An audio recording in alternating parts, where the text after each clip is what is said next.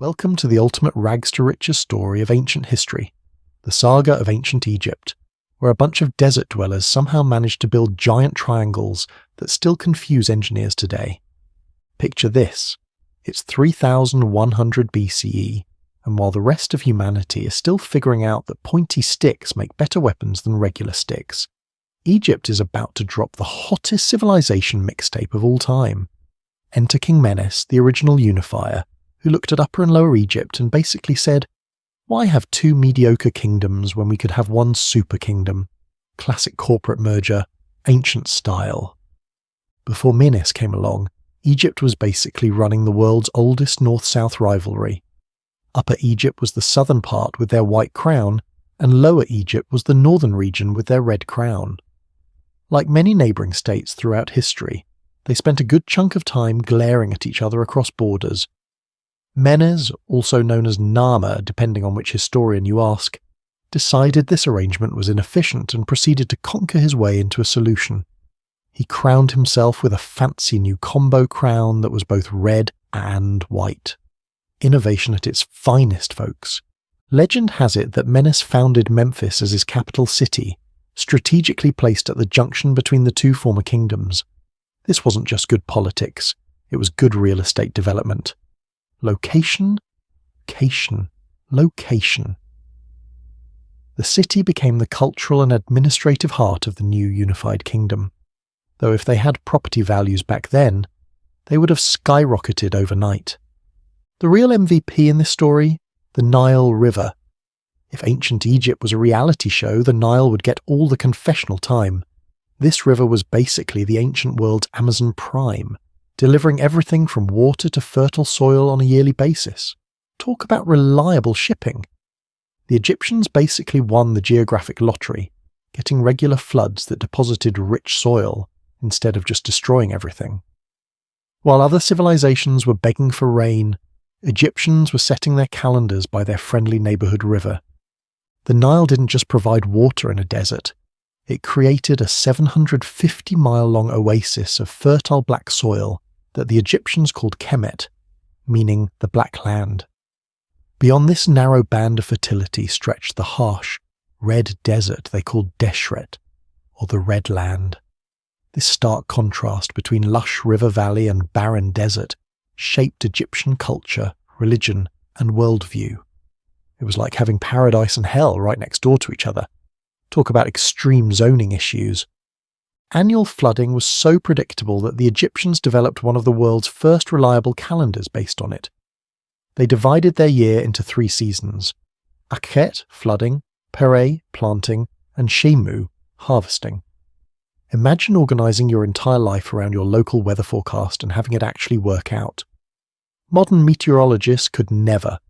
This magical combo of leadership and location let the Egyptians create the world's first true centralised state. They developed bureaucracy before it was cool, and yes, there was paperwork, except their paper was made from plants and called papyrus. Even in 3000 BCE, you couldn't escape filling out forms in triplicate. The early dynastic period saw Egypt working out its growing pains. Kings, now calling themselves pharaohs, established traditions that would last for literally thousands of years.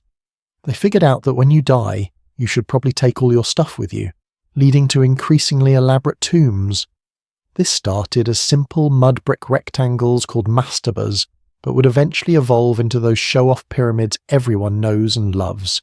Speaking of evolution, let's talk about the Old Kingdom, when pyramid building became the national pastime. Around 2700 BCE, a vizier turned pharaoh named Imhotep decided that his boss Djoser deserved more than a flat tomb. He stacked several mastabas on top of each other, creating the Step Pyramid at Saqqara, the world's first large stone building. This was essentially the ancient equivalent of that guy who always has to one-up everyone else's stories. Following pharaohs were not about to be outdone in the posthumous housing market. Pyramid design reached its peak, literally, with Khufu's Great Pyramid at Giza around 2560 BCE, standing 481 feet tall with more than 2.3 million stone blocks, each weighing about as much as a modern car.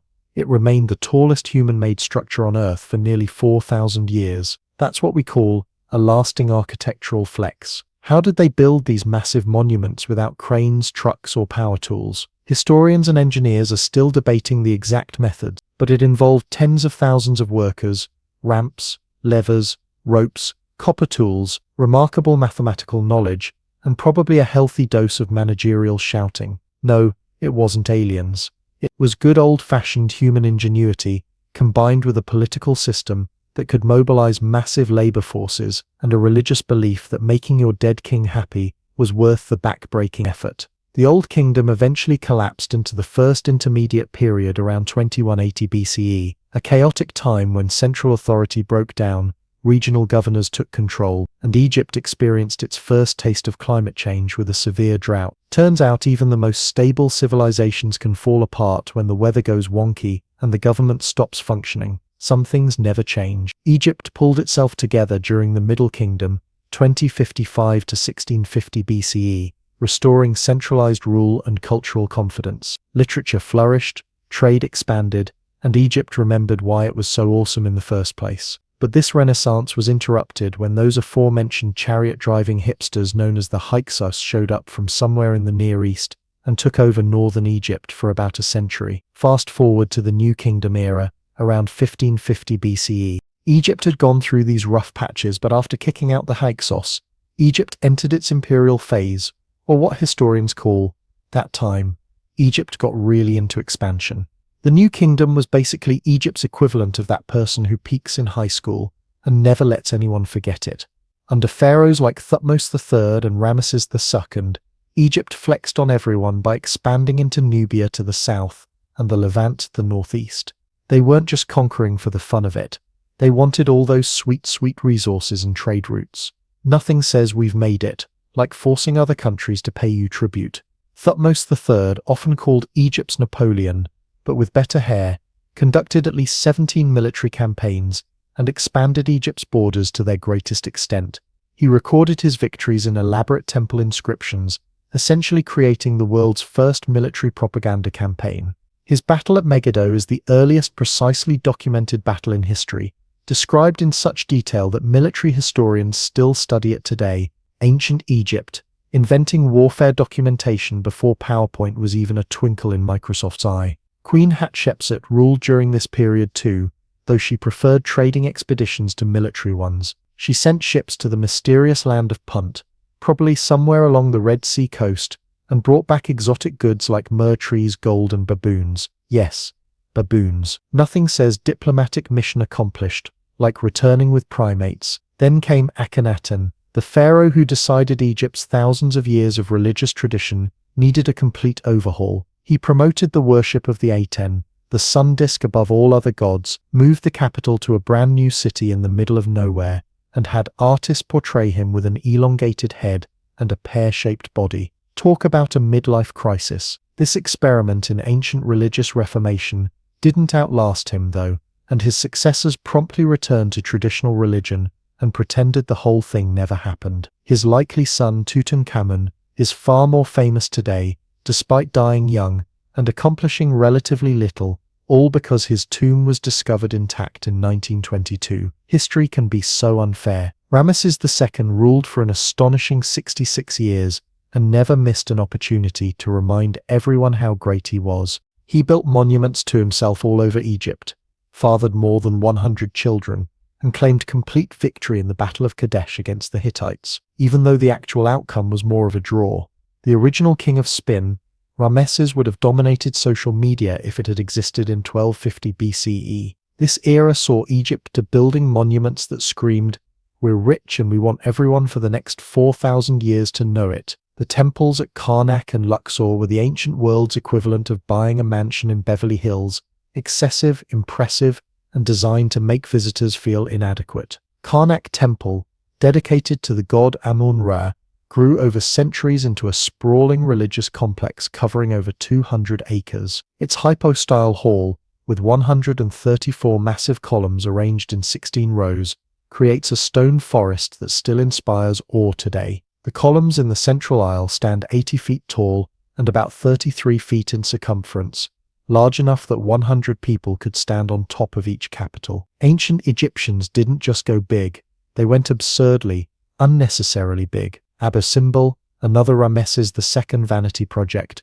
features 4 colossal statues of the pharaoh carved into a mountainside, each standing 67 feet tall. When engineers moved the entire temple to higher ground in the 1960s to save it from the rising waters of Lake Nasser, they precisely aligned it so the sun would still illuminate the inner sanctuary on the same 2 days of the year as in Ramesses' time. That's dedication to historical accuracy that would make movie period piece costume designers jealous. Religion was huge, and by huge I mean it affected literally everything. The pharaoh wasn't just a king, he was a living god with the world's most intense job description: maintain cosmic order and keep the universe from collapsing into chaos. No pressure. Imagine having prevent the apocalypse as your daily to-do list. Egyptian religion was a complex polytheistic system with countless gods and goddesses who could appear in human, animal, or hybrid forms. Amun, the king of gods, could merge with Ra, the sun god, to become Amun-Ra,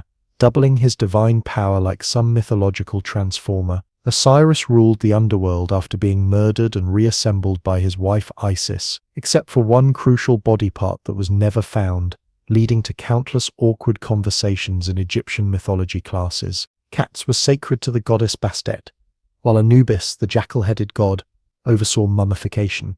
Sobek, the crocodile god, accepted live crocodiles as pets in his temples. Egyptians were basically running divine zoos millennia before modern wildlife conservation was a thing. The art during this time was peak Egypt: figures with weird sideways poses, hieroglyphs everywhere, and everything painted in colors that would make a kindergarten classroom look subdued. Egyptian art followed strict rules: heads in profile but eyes facing forward, shoulders frontal but lower body in profile. It's like they invented Cubism 4,500 years before Picasso, and then never changed the style. Why mess with perfection? And contrary to what you see in museums today, those temples and statues weren't dignified beige stone. They were painted in colors so vibrant they'd give you a headache. Modern scientific techniques have revealed traces of these original pigments, showing that ancient Egypt looked less like a sepia-toned documentary and more like a color-saturated music video. Behind all this success was an economy that hummed along like a well-oiled machine,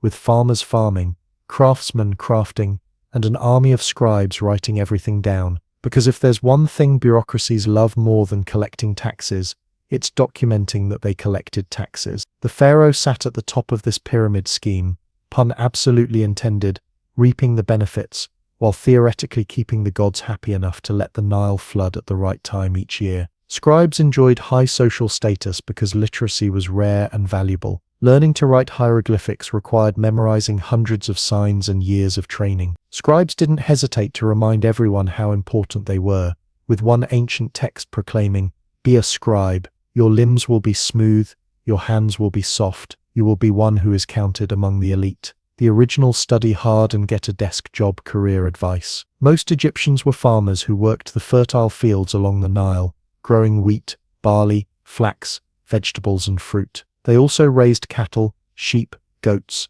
and poultry. Farmers paid taxes in the form of crops, which were stored in massive government warehouses to feed officials, priests, artisans, and construction workers. It was basically a giant, nationwide company cafeteria system. Skilled craftsmen created exquisite jewelry, furniture, pottery, and stonework. The quality of Egyptian craftsmanship was so high that wealthy people in neighboring countries clamored for Egyptian luxury goods. Egyptian exports were the ancient equivalent of that imported label that still makes products seem fancier today. International trade brought cedar from Lebanon, gold and incense from Nubia, lapis lazuli from Afghanistan, and silver from Anatolia. Egypt's trade network stretched surprisingly far for a time when the fastest mode of transportation was a wooden boat with sails or a camel with an attitude problem. So there you have it. Ancient Egypt in its glory days, when the living was easy, the monuments were enormous, and everyone was obsessed with what would happen after they died.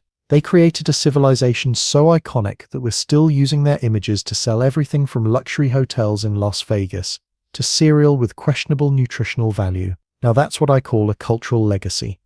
While other ancient civilizations have faded into obscurity, Egypt maintains its grip on our collective imagination. We remain fascinated by their monumental architecture, intricate mythology, and elaborate death practices. Perhaps it's because they were so intentionally memorable, a culture that deliberately built for eternity and somehow succeeded. They wanted us to remember them, and thousands of years later, we're still talking about them. If there's an afterlife, countless ancient Egyptians are nodding in satisfaction at a job well done.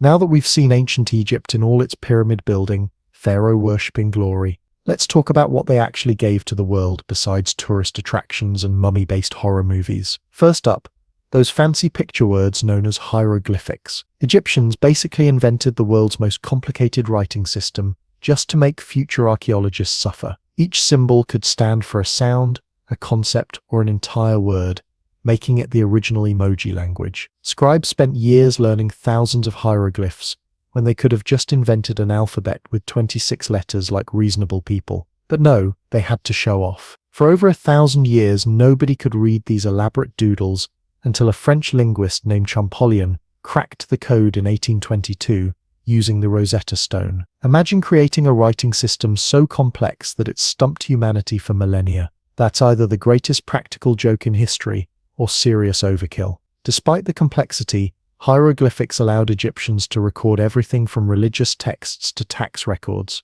The Edwin Smith Papyrus, dating to around 1600 BCE, contains detailed medical procedures and case studies that read like ancient WebMD entries, except more accurate. Egyptian doctors were surprisingly advanced, treating wounds, setting broken bones, and performing basic surgeries. They even had specialized doctors, the world's first medical specialists, who could charge premium rates for knowing one body part really well. Speaking of medicine, Egyptians were obsessed with the heart, correctly identifying it as the center of the circulatory system. They were wrong about pretty much everything else though, believing that vessels carried air, feces, urine, blood, and various spiritual essences throughout the body. Their version of anatomy was basically a bizarre subway system, where everything went everywhere all at once. Egyptians also excelled at mathematics. They developed practical systems for measurement, taxation, and architectural calculations. Without their mathematical knowledge, those perfectly aligned pyramids would have looked more like lumpy hills. They used a decimal system based on powers of 10 and had symbols for fractions, allowing them to divide things with remarkable precision. They could calculate the areas of rectangles, triangles, and circles, and even had a pretty good approximation of pi at 3.16, which isn't bad for people who counted with hieroglyphs. Their engineering achievements went far beyond pyramids. The ancient Egyptians constructed temples, obelisks, irrigation systems, and entire cities with remarkable precision. They quarried, transported, and erected massive stone blocks weighing many tons each. The Great Pyramid of Giza is aligned to true north with an accuracy of less than half a degree, which is impressive considering they lacked GPS, compasses, or even steel tools. Egyptians also pioneered early surveying techniques to re-establish property boundaries after the annual Nile floods washed away markers. They invented the shaduf, a counterweighted lever system for lifting water from the Nile into irrigation canals. They even created the first known peace treaty in history between Ramesses II and the Hittite king Hattusili III around 1259 BCE, copies of which were carved on temple walls and clay tablets. Diplomacy. They invented that too. The Egyptian solar calendar was revolutionary for its time, dividing the year into 365 days with 12 months of 30 days each, plus 5 extra days of partying at the end of the year. This calendar was so accurate that when Julius Caesar decided to fix the Roman calendar, he brought in an Egyptian astronomer to help. The result was the Julian calendar, the precursor to our modern Gregorian system. So next time you check your phone for the date, you can thank the ancient Egyptians for figuring out how many days should be in a year. In the beauty department, Egyptians were millennia ahead of the curve. Those dramatic eyeliner looks that keep coming back into fashion, pure Egypt. Both men and women wore heavy black kohl eyeliner, not just for style points, but also to reduce sun glare and supposedly ward off evil spirits. 2 for 1, looking fabulous while fighting demons. They also invented makeup palettes, perfumes, wigs, hair extensions, and breath mints. Ancient Egyptian women used red ochre as blush and lipstick, henna to dye their hair and nails, and various concoctions for skincare. They even had specialized cosmetic spoons shaped like swimming girls or ducks. The original beauty influencers would have had killer Instagram accounts if social media existed in 1500 BCE. Their fashion sense included linen clothing, so finely woven it was almost transparent, elaborate jewelry made from gold and precious stones, and headdresses that would make today's fashion designers slow clap in appreciation. The whole dress to impress concept. Pure Egyptian innovation. Perhaps their most famous contribution was their incredibly elaborate approach to death. Mummification might seem excessive today, but Egyptians believed preserving the body was essential for the afterlife. The process took 70 days and involved removing internal organs, drying the body with natron salt, wrapping it in hundreds of yards of linen, and encasing it in multiple coffins. They invented the concept of a deluxe funeral package, with prices varying based on the quality of service. Budget mummification involved basically injecting cedar oil into the deceased via an uncomfortable location and letting nature do the rest. Premium packages included brain removal through the nostrils using special hooks, a custom mask painted with gold, a personalized copy of the Book of the Dead, and a tomb full of treasures. The original, "you can't take it with you but we'll sure try" mentality. This obsession with the afterlife led to one of their most enduring contributions, complex religious concepts that influenced later faiths. Their ideas about judgment after death, a divine trinity, resurrection, and eternal life found echoes in later religious traditions. The Egyptian concept of matter, a cosmic order encompassing truth, justice, and harmony, foreshadowed similar philosophical concepts around the world. Egyptian religion was also remarkably adaptable. Over thousands of years, it evolved and absorbed new ideas rather than shattering during times of change. Gods merged, rose in prominence, or faded into obscurity depending on political and social shifts. This theological flexibility helped Egyptian civilization maintain cultural continuity through thousands of years of history. While we tend to think of ancient religions as rigid, Egyptian faith was more like a divine reality show where gods could be voted up or down in popularity. Egyptian artistic conventions influenced Greece, Rome, and countless later civilizations. Their architectural innovations, particularly columns and obelisks, appear in buildings worldwide even today. Next time you see a government building with massive columns, pour one out for the ancient Egyptians who started that whole aesthetic.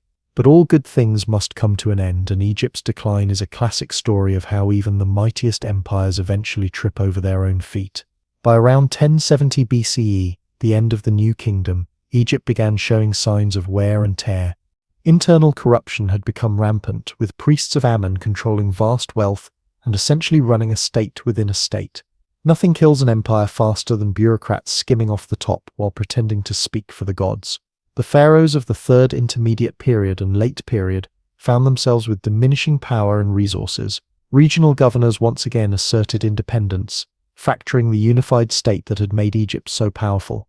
It was like watching a corporate giant break up into competing subsidiaries, each one weaker than the original company. Climate change didn't help either. Periods of Lower Nile flooding led to reduced agricultural output, famine, and economic instability. Nothing tests a government's competence like environmental challenges, and Egypt's increasingly divided leadership proved unable to adapt effectively. When your entire civilization is built around a river behaving predictably, even small changes can cascade into major problems. Foreign invasions accelerated the decline. The mysterious sea peoples raided the Mediterranean coast around a broader Bronze Age collapse that affected multiple civilizations. Libyans moved into the Western Delta region, while Nubians from the south established their own dynasty ruling Egypt for nearly a century. Imagine working so hard to build an empire just to have your neighbors decide it looks nice enough to take over. But the real death knell came from the emerging superpowers to the northeast. The Assyrian Empire, with its terrifyingly efficient military machine,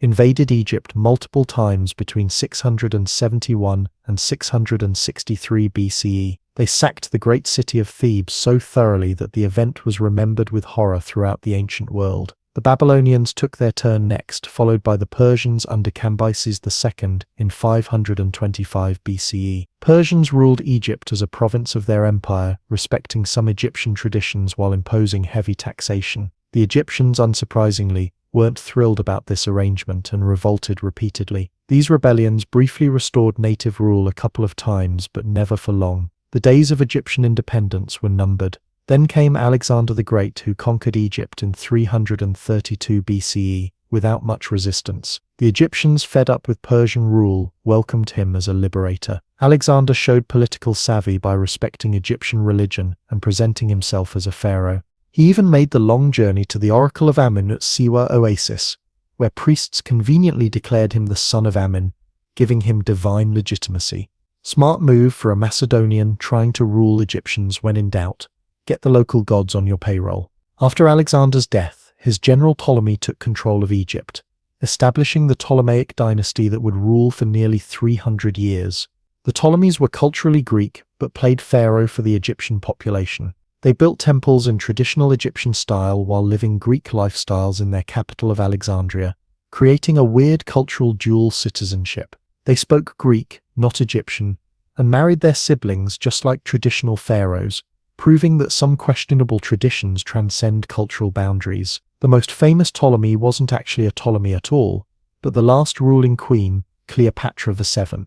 Despite being Greek, she actually bothered to learn Egyptian, which made her unique among her dynasty. She navigated the dangerous waters of Roman politics, forming strategic relationships with Julius Caesar and Mark Antony, but ultimately couldn't prevent Egypt from falling into Roman hands. With Cleopatra's defeat and suicide in 30 BCE, Egypt became a Roman province. The Romans, practical as ever, recognized Egypt's value as the empire's breadbasket and a source of immense wealth. They maintained some Egyptian religious practices while gradually introducing Roman and later Christian elements. Talk about a cultural identity crisis, from pharaohs to Caesars to Christian saints in the span of a few centuries. Roman rule marked the end of ancient Egyptian civilization as a distinctive and independent entity. The Egyptian language persisted in the form of Coptic, used primarily for Christian religious purposes, but hieroglyphics eventually fell out of use. The last known hieroglyphic inscription dates to 394 CE at the Temple of Philae.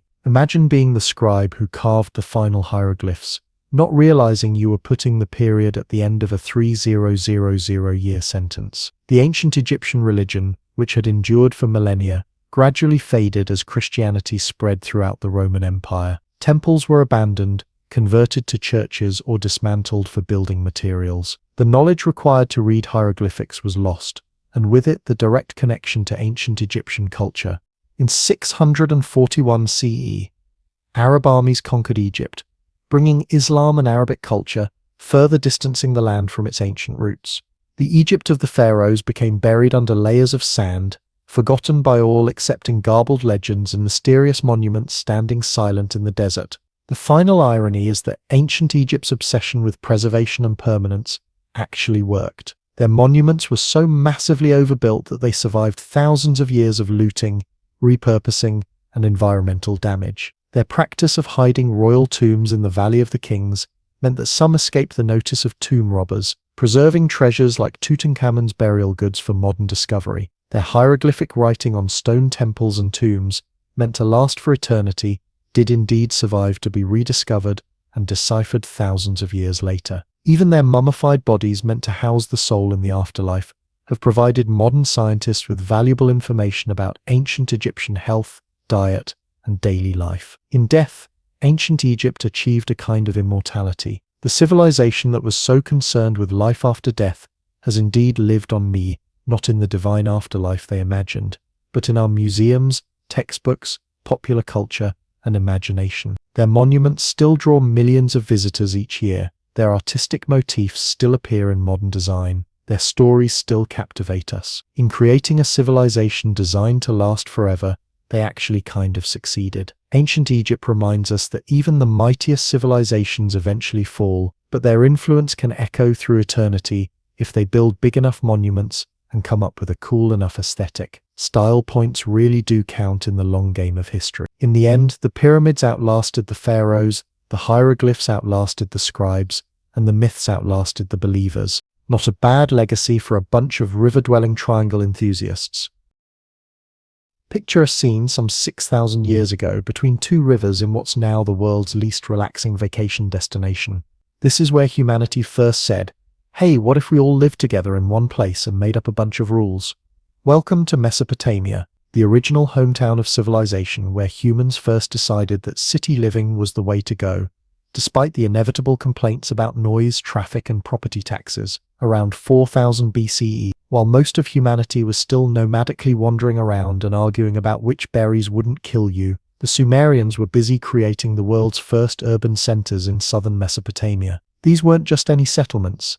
They were legitimate cities with walls, temples, specialized workers, and probably that one neighbor who practiced the drums at midnight. The secret to their success? Location, location, location. Mesopotamia means the land between rivers in Greek, specifically the Tigris and Euphrates rivers, which created a fertile floodplain perfect for agriculture. Unlike Egypt's convenient once-a-year floods that deposited nice orderly layers of soil, Mesopotamian floods were unpredictable drama queens that could either nourish your fields or completely destroy them, along with your house, livestock, and all your worldly possessions. Nothing like the constant threat of catastrophic flooding to inspire engineering innovation. To tame these temperamental waterways, Mesopotamians became the world's first hydraulic engineers, digging complex irrigation canals and drainage systems that turned the challenging floodplain into a food-producing powerhouse. Suddenly, farmers could grow way more food than they needed, which meant not everybody had to farm anymore.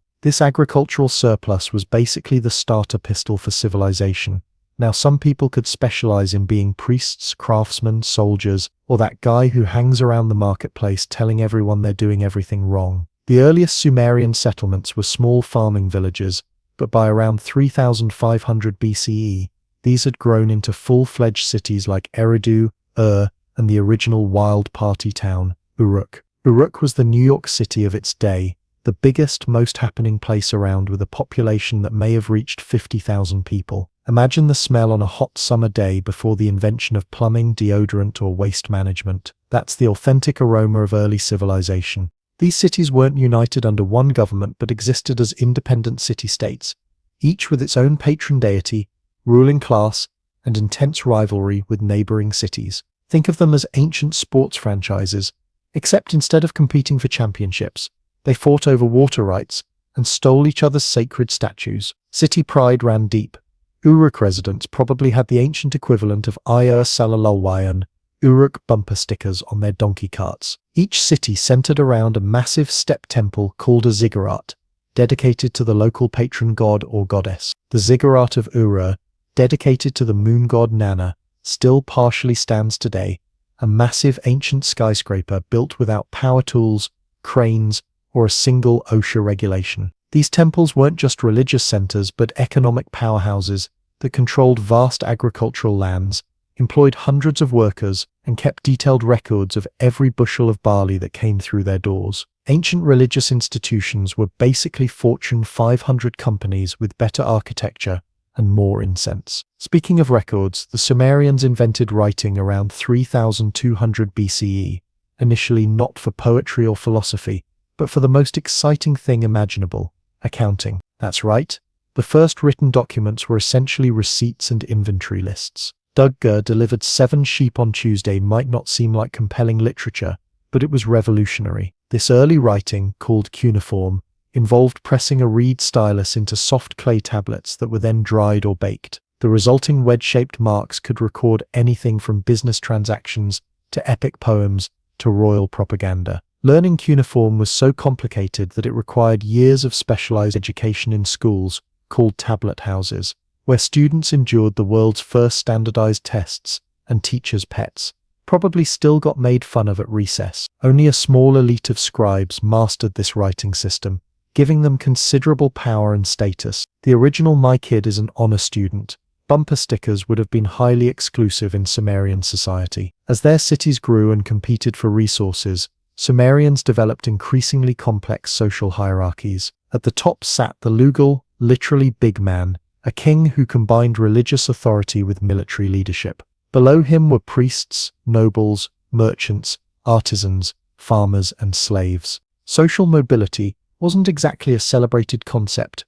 Your father was a copper worker. Guess what you're going to be doing for the rest of your life? Women in early Mesopotamian society could own property, run businesses, and even serve as priestesses, though their rights gradually diminished over time. The original girl bosses of Mesopotamia included high priestesses like Enheduanna, the world's first known author, who wrote hymns and poems that still exist today. Imagine having your work survive for over 4,000 years, most modern writers would settle for their tweets being remembered for more than 24 hours. As these city-states squabbled over land, water, and who had the bigger ziggurat, a new model of governance was brewing. Enter Sargon the Great, a man who looked at the patchwork of competing city-states and thought, what if all of this was just mine instead? Around 2334 BCE, Sargon established the world's first documented empire by conquering the Sumerian city-states and uniting them under his rule. Based in his capital city of Akkad, which archaeologists still haven't located, talk about social distancing, Sargon controlled territory from the Persian Gulf to the Mediterranean Sea. The Akkadian Empire was basically the original, started from the bottom, now we're here success story. Legend has it that Sargon began as a humble gardener or cupbearer before seizing power. Whether that's true or ancient PR spin to make him seem more relatable is anybody's guess. Sargon's empire introduced revolutionary concepts like having a standing army and making everyone speak the same language for administrative purposes. Akkadian became the region's lingua franca. The bureaucracy expanded faster than a modern tech company, and trade networks stretched across the known world. For the first time, a single ruler controlled a vast multi-ethnic territory, the original one ring to rule them all situation, minus the magical jewelry and evil volcano. The Akkadian Empire lasted about a century before collapsing under the combined pressure of internal revolts, attacks from mountain peoples called Gutians, and possibly climate change, proving that even the ancient world couldn't escape environmental problems. After a chaotic period, the city of reasserted control under its third dynasty, particularly King Ur-Nammu, who produced the world's first known law code. This was a significant upgrade from the previous legal system of whatever the king feels like today is the law. Ur-Nammu's code established fixed penalties for specific crimes, though the punishment still ranged from harsh to absolutely brutal. The principle of an eye for an eye originated here, which was actually an improvement since it limited revenge to being proportional to the original offense.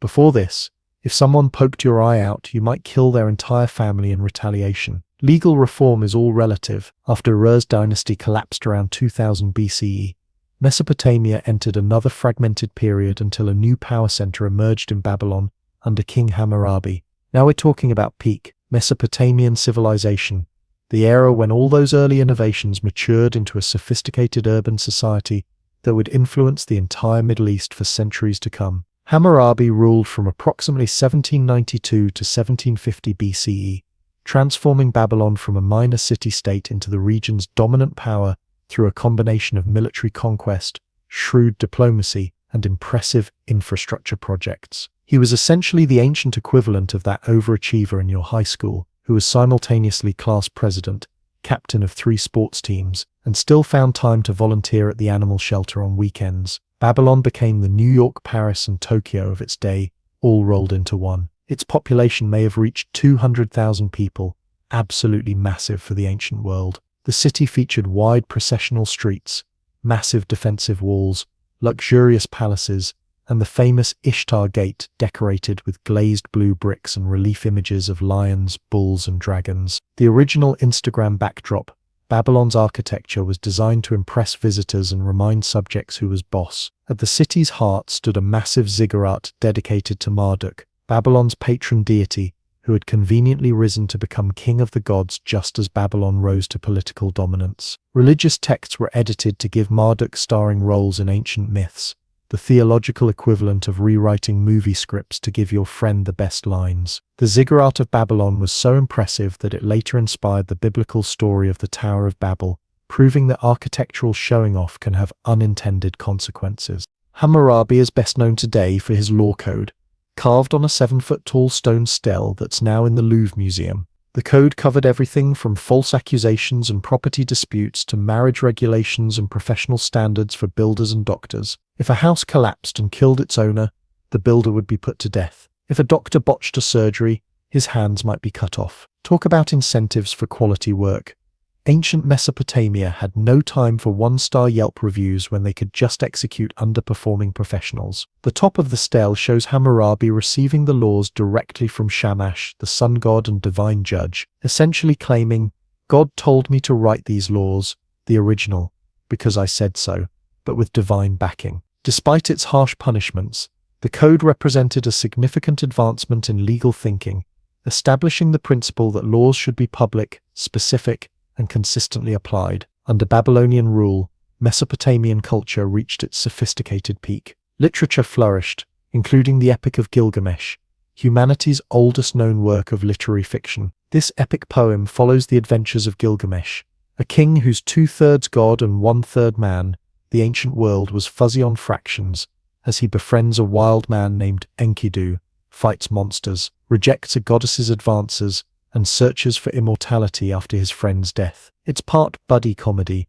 part action-adventure, part existential crisis, proving that even 4,000 years ago, humans worried about friendship, death, and finding meaning in life. Mesopotamian mathematics advanced significantly during this period. Babylonians used a base 60 number system, which is why we still have 60 seconds in a minute and 360 degrees in a circle. They could calculate square roots, solve quadratic equations, and even understood a rudimentary version of the Pythagorean theorem 1,000 years before Pythagoras was born. Their astronomical observations were so precise that they could predict eclipses and planetary movements, though they interpreted these as divine omens rather than natural phenomena. Mars is in retrograde, so don't sign any contracts isn't just modern astrology nonsense, it's ancient Mesopotamian nonsense too. Medicine combined practical treatments with magical rituals.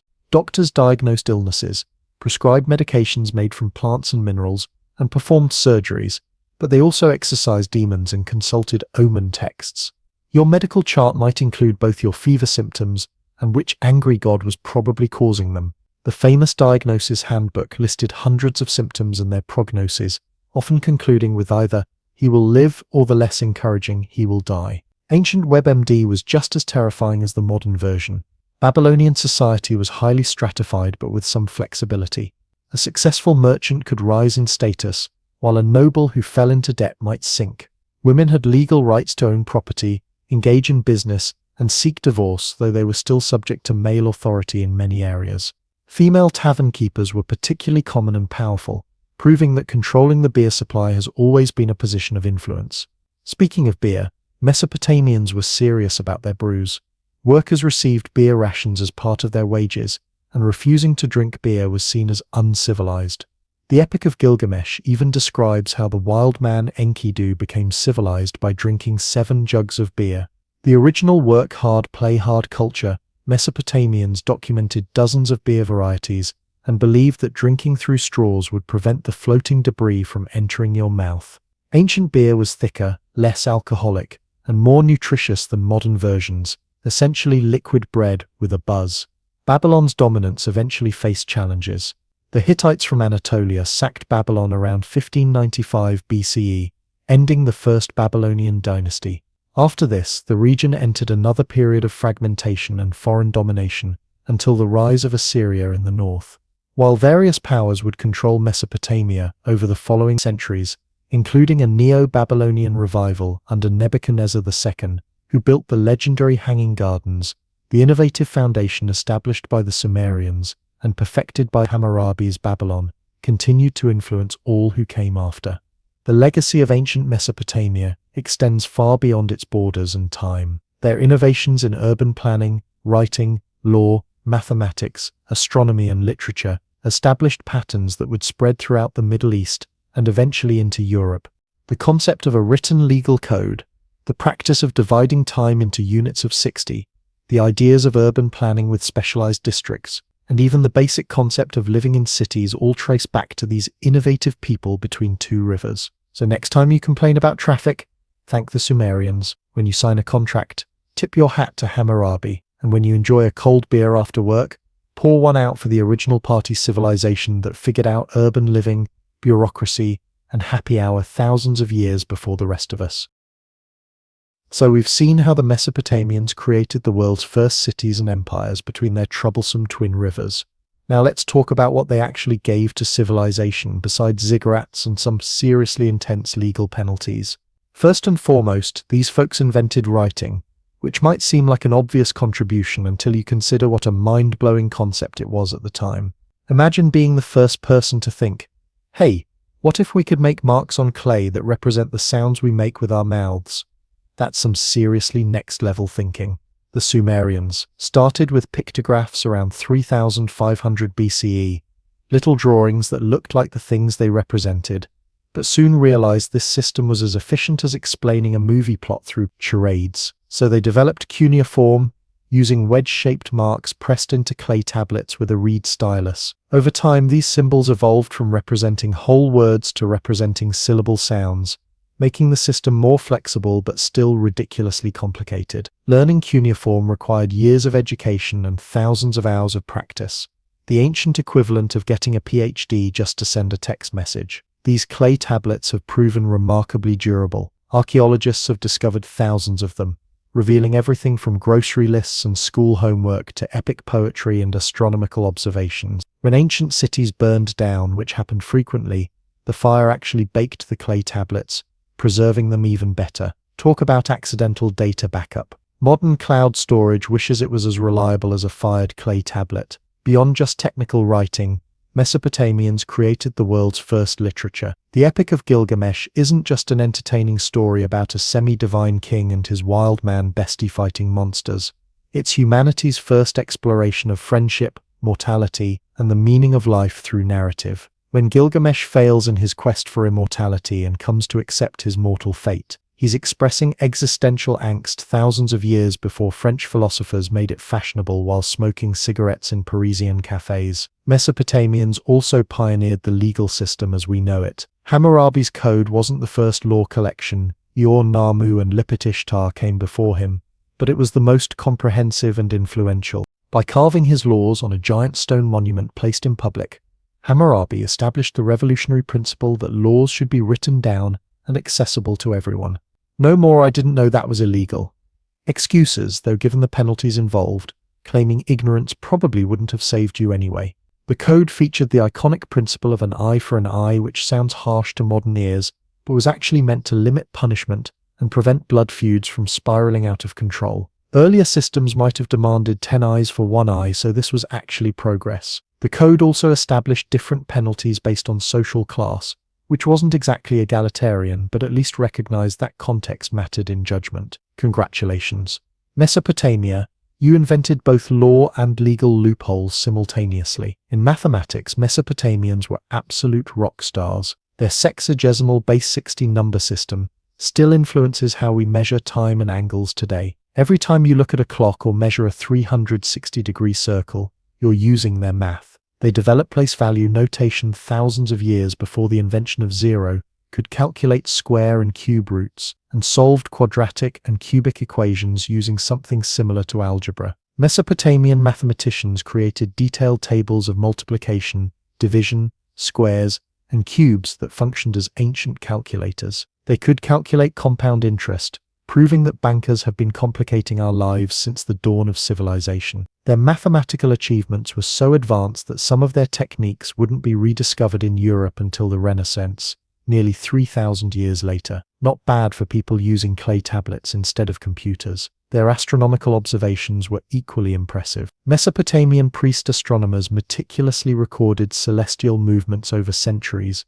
creating the world's first astronomical databases. They identified 5 planets, tracked lunar phases, and could predict eclipses with remarkable accuracy. Of course, they interpreted all this as divine communication rather than physics. Ancient astronomers were basically astrologers with really good record-keeping habits. This astrological focus led them to divide the sky into 12 sections that became our zodiac signs. So next time someone asks if you're a Taurus or a Gemini, you can blame the Mesopotamians for starting that whole conversation. They also grouped stars into constellations, many of which we still recognize today. Looking up at Orion or the Big Dipper connects us directly to those ancient sky watchers. The Mesopotamian calendar tried to reconcile lunar months with the solar year, resulting in a 12-month calendar, with occasional leap months thrown in when things got too out of sync. This was the prototype for later lunar solar calendars like the Hebrew and Chinese calendars. Their 7-day week, with the 7th day designated as a rest day, would influence later religious traditions. So when you're enjoying your weekend, pour one out for ancient Mesopotamia. In architecture and engineering, they pioneered techniques that would spread throughout the ancient world. The arch, the dome, and the vault all have Mesopotamian origins, though the Romans would later perfect these forms. Without these innovations, basically every impressive building in history would be impossible.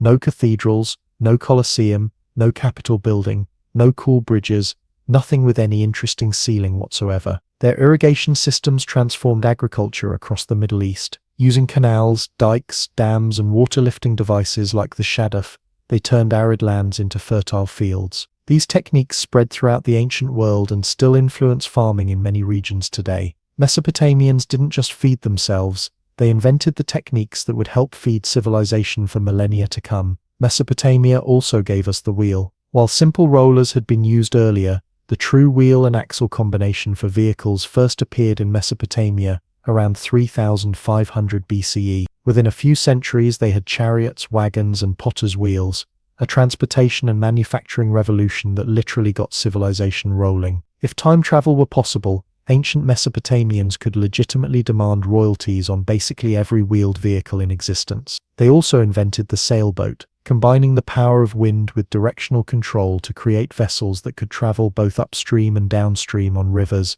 and eventually venture into the Persian Gulf for maritime trade. These weren't exactly luxury cruise liners, more like glorified rafts with sticks and fabric attached, but they revolutionized transportation and trade nonetheless. In the culinary arts, Mesopotamians created the world's first recipes, written on clay tablets around 1750 BCE.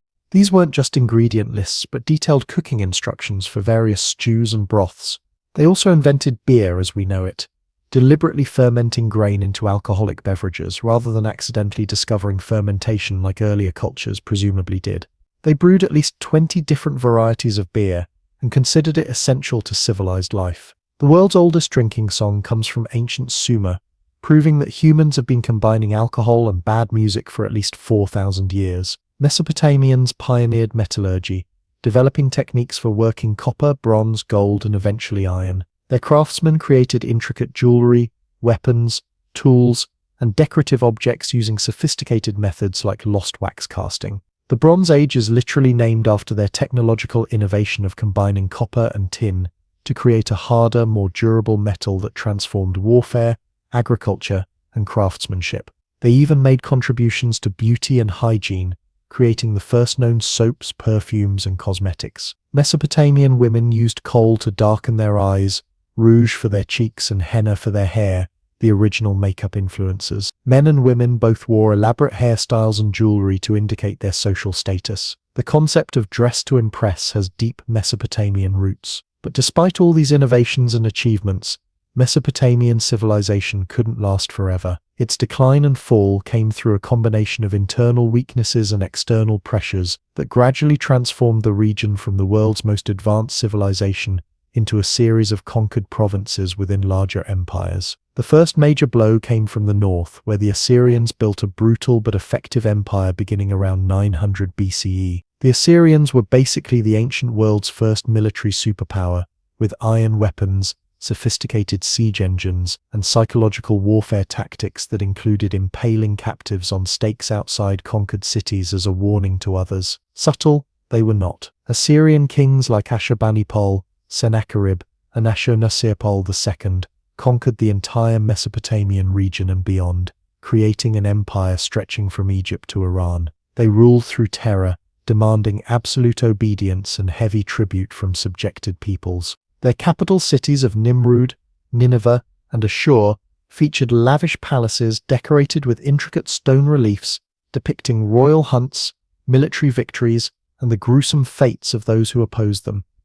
The original Mess Around and Find Out illustrated guides. While fearsome in conquest, the Assyrian Empire struggled with the challenges of governing such a vast territory. Constant rebellions required continuous military campaigns, stretching resources thin. The empire reached its greatest extent under Ashurbanipal in the 7th century BCE, but began to crack soon after his death. A coalition of Babylonians and Medes finally destroyed Nineveh in 612 BCE, ending Assyrian dominance with a satisfying dose of poetic justice for all the peoples they had terrorized. From the ashes of the Assyrian Empire rose the Neo-Babylonian Empire, led by kings like Nabopolassar and his son Nebuchadnezzar II. This was Babylon's big comeback tour, a last hurrah for independent Mesopotamian civilization. Nebuchadnezzar II rebuilt Babylon into the ancient world's largest and most impressive city, with massive walls, grand processional ways, and the legendary Hanging Gardens, one of the 7 wonders of the ancient world, though archaeologists still debate whether these gardens actually existed or were ancient fake news. The Neo-Babylonian Empire expanded through conquest, famously capturing Jerusalem in 587 BCE and taking the Jewish population into the Babylonian exile, an event extensively documented in the Hebrew Bible. This period of forced cultural exchange would have profound effects on Judaism, and by extension on later religions like Christianity and Islam. Sometimes the most significant cultural influences come from traumatic historical events, the original its complicated relationship status. But Babylon's renaissance proved short-lived. In 539 BCE, the Persian king Cyrus the Great captured Babylon, adding Mesopotamia to his rapidly expanding Persian empire. According to both Persian records and the Hebrew Bible, Cyrus entered the city with minimal resistance after diverting the Euphrates River and marching his army along the riverbed under the walls, an ancient version of thinking outside the box. The Babylonian king Nabonidus and his corregent Belshazzar, of writing on the wall biblical fame, found themselves suddenly unemployed. Persian rule marked a significant turning point. For the first time in its history, Mesopotamia became just one province within a much larger empire centered elsewhere. The Persians were relatively benevolent rulers who respected local customs and religions, but political power had definitively shifted eastward to Persepolis and Susa. Babylon remained an important administrative center, but it was no longer the seat of independent power. The Persian Empire itself fell to Alexander the Great in the 338 BCE, bringing Mesopotamia under Greek influence. Alexander had grand plans for Babylon, intending to make it his eastern capital, but his premature death in the city in 323 BCE, after a night of excessive drinking, some historical traditions never change, left his empire to be divided among his generals. Mesopotamia became part of the Seleucid Empire, ruled by Greeks but still maintaining much of its cultural identity. Greek and Mesopotamian traditions began to blend in interesting ways, creating new cultural hybrids. However, cuneiform writing and traditional religious practices gradually declined as Aramaic language and Hellenistic culture became more dominant. The Parthians, an Iranian dynasty, conquered the region next, followed by the Sassanid Persians, and eventually the Islamic caliphates after the 7th century CE. With each conquest, links to the ancient Mesopotamian tradition grew more tenuous. The last known cuneiform inscription dates from the 1st century CE, the final whisper of a writing system that had endured for over 3,000 years. By the time of the Islamic conquest, ancient Mesopotamian culture had been thoroughly transformed. The ziggurats crumbled, the cuneiform tablets were buried under layers of debris, and even the memory of Gilgamesh faded into vague legends. The great irrigation systems that had made the region so fertile deteriorated through centuries of warfare and neglect. The Fertile Crescent became significantly less fertile as environmental degradation, combined with political instability, reduced agricultural productivity. The final blow to Mesopotamia's ancient glory came with the Mongol invasion in 1258 CE, when Hulagu Khan destroyed Baghdad, ending the Abbasid Caliphate and demolishing the irrigation systems that had sustained the region since Sumerian times. Contemporary accounts claim the Tigris ran black with the ink of books and red with the blood of scholars, a dramatic description of cultural devastation. In a cruel historical irony, the region that had invented irrigation, writing, cities, and empire had become a backwater, its ancient achievements forgotten by the world, and even by its own inhabitants. The ziggurats were mistaken for natural hills, the cuneiform tablets for curious stones with strange markings. Mesopotamia, once the center of world civilization, had fallen so completely that when European archaeologists began to rediscover its remains in the 19th century, they were astonished by what they found. Yet in another sense, Mesopotamia never truly fell. Its cultural and technological innovations spread throughout the ancient world, influencing Egypt, Greece, Rome, Persia, India, and beyond. The concept of a written legal code passed from Hammurabi through the Hebrews, Greeks, and Romans into modern legal systems worldwide. Their mathematical and astronomical knowledge was preserved and expanded by Greek, Indian, and Islamic scholars. Even after the physical cities crumbled and the original languages died out, the fundamental ideas birthed between the Tigris and Euphrates continued to shape human civilization. Our 60-minute hours, our 360-degree circles, our written contracts, our interest-bearing loans, our astrological signs, and countless other aspects of modern life trace directly back to those innovative ancient Mesopotamians. In the deepest sense, Mesopotamia never really fell because we're still living in the world it created. The first civilization established patterns that all later ones would follow, creating a template for urban life, organized religion, centralized government, and written culture that continues to define what we mean by civilization itself. So next time you sign a contract, check the time, drink a beer, or complain about city traffic. Remember, you're participating in cultural practices pioneered by those innovative people between two rivers more than 5,000 years ago. Mesopotamia didn't just build the first civilization, it built the blueprint for every civilization that followed. Not bad for a bunch of folks who thought the liver was the seat of human emotions and that demons caused toothaches. Picture this. The Mediterranean coast circa 1000 BCE. The Bronze Age has collapsed faster than a tech startup with bad venture capital. The once mighty Mycenaean palaces lie in ruins, writing has been forgotten, and everyone is basically living in their parents' basement, trying to figure out what happened to the good old days. Welcome to Greece's very own Dark Age, the embarrassing adolescent phase before they became the civilization we can't stop talking about. But from these humble, somewhat awkward beginnings, a civilization would rise that gave us democracy, philosophy, tragic theatre, Olympic sports, and perfectly proportioned nude statues that still make art students uncomfortable in drawing classes today. Ancient Greece, the civilization that couldn't decide if it was one country or a collection of city-states that just happened to speak the same language and worship the same dysfunctional divine family. Around 800 BCE, things started looking up. Greeks rediscovered writing, borrowing the Phoenician alphabet but making the revolutionary improvement of adding vowels. Suddenly they could write down more than just boring inventory lists. Poetry, history, philosophy, all the greatest hits became possible once you could actually spell things properly with vowels. The Phoenicians gave them the technology, but the Greeks turned it into literature. It's like giving someone a smartphone and watching them invent social media, an improvement, but with mixed results for humanity. As Greece emerged from its dark age, it wasn't a unified country, but rather a collection of fiercely independent city-states called polis, singular polis. Each polis centered around an urban core with an acropolis, high city for defense and religious buildings, and an agora, marketplace where citizens gathered to trade goods and hot gossip about which god was sleeping with whom. These city-states shared language, religion, and culture, but competed with each other with the intensity of rival high school sports teams, if those teams occasionally went to war and enslaved the losing side. The two most famous city-states, Athens and Sparta, developed radically different approaches to society, proving that Greeks could never agree on anything, not even how to run a city. Athens gradually evolved toward democracy, while Sparta created a militaristic society so intense it makes modern boot camps look like luxury spa retreats. Athens was built around the concepts of citizenship, debate, and thinking so much about everything that you become annoying at dinner parties. Male citizens, sorry ladies, no democracy for you, gathered regularly to vote directly on laws and policies. This wasn't representative democracy with elected officials. This was hundreds or thousands of men standing around in the hot Mediterranean sun, listening to speeches and voting by raised hands.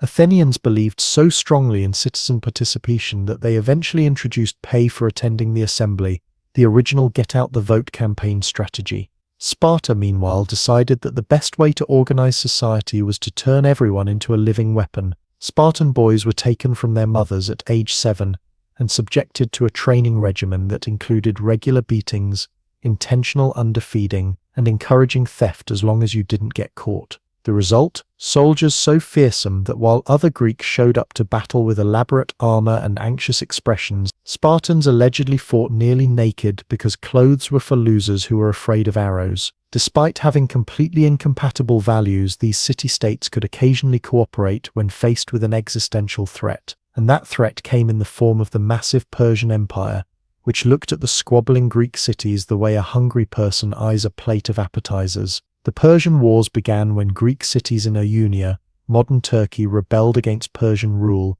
and Athens made the questionable decision to help them. This was like poking a sleeping bear with a stick, and then acting surprised when it wakes up angry. The Persian king Darius was not amused and launched an invasion of mainland Greece that resulted in the famous Battle of Marathon in 490 BCE. Against all odds, the Athenians won at Marathon, sending a runner the entire 26.2 miles back to Athens with news of victory. The runner delivered his message, promptly died from exhaustion, and inadvertently created a form of exercise that people now voluntarily subject themselves to while wearing expensive shoes and collecting participation medals. Darius's son Xerxes wasn't ready to let it go, though. He returned a decade later with an even larger force, leading to the legendary last stand of 300 Spartans at Thermopylae, along with about 7,000 other Greeks that the movie conveniently forgot, and eventually the decisive Greek naval victory at Salamis. Against overwhelming odds, the Greeks had preserved their independence and saved their experiment in self-governance from being absorbed into the Persian imperial system. They celebrated in the most Greek way possible by immediately resuming their internal squabbles. These Persian war victories marked a turning point, ushering in what historians call the classical period, the golden age when ancient Greece peaked harder than a philosophy major at a toga party. For about 150 years, from roughly 480 to 323 BCE, Greek culture, art, literature, philosophy and power reached their zenith, producing works so influential that we're still assigning them to reluctant college students today. Athens, flush with victory and allied tribute money, entered its most glorious phase under the leadership of Pericles. Unlike modern politicians who spend taxes on boring things like infrastructure and public services, Pericles decided the best use of public funds was to build the most magnificent buildings imaginable on the Acropolis. The crown jewel was the Parthenon,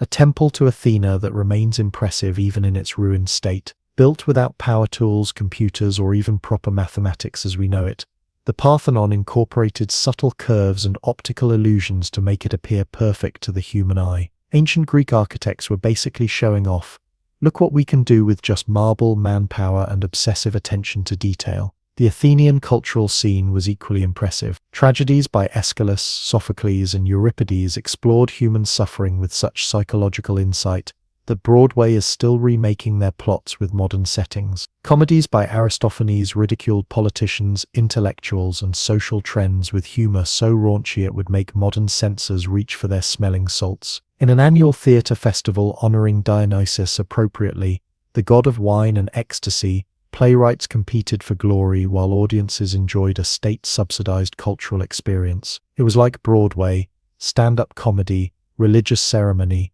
and political commentary all rolled into one event.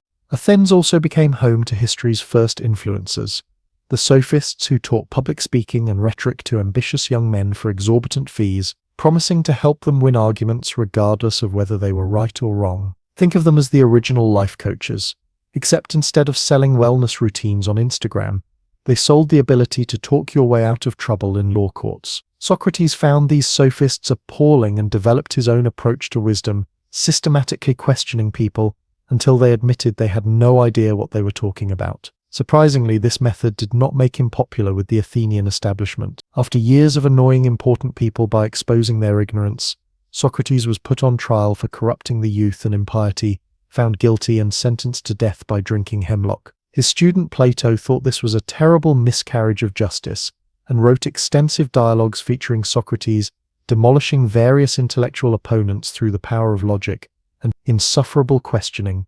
Plato went on to found the Academy, history's first institution of higher learning, where students could pay good money to sit around discussing abstract concepts like justice, truth, and beauty, instead of learning practical skills. Some things in education never change. Plato's student Aristotle eventually established his own rival school called the Lyceum, where he attempted to categorize and explain literally everything in the universe, from politics and ethics to animals and physics. Aristotle was wrong about a lot of his scientific conclusions, but his systematic approach was so impressive that people believed him anyway for the next 2,000 years. Beyond philosophy, Greeks excelled in mathematics and science. Pythagoras discovered the mathematical relationship in musical tones and the theorem about triangles that still torments geometry students. Euclid systematized geometry into a logical progression of proofs. Archimedes supposedly ran naked through the streets shouting, "Eureka," after solving a problem in his bath, establishing the tradition of eccentric scientific behavior. Hippocrates established medicine as a discipline based on observation rather than superstition, though his famous oath has been modified significantly since doctors no longer swear by Apollo the healer and all the gods and goddesses. Greek art evolved from stiff, Egyptian-influenced Kouros figures to stunningly realistic sculptures, capturing the human form in motion.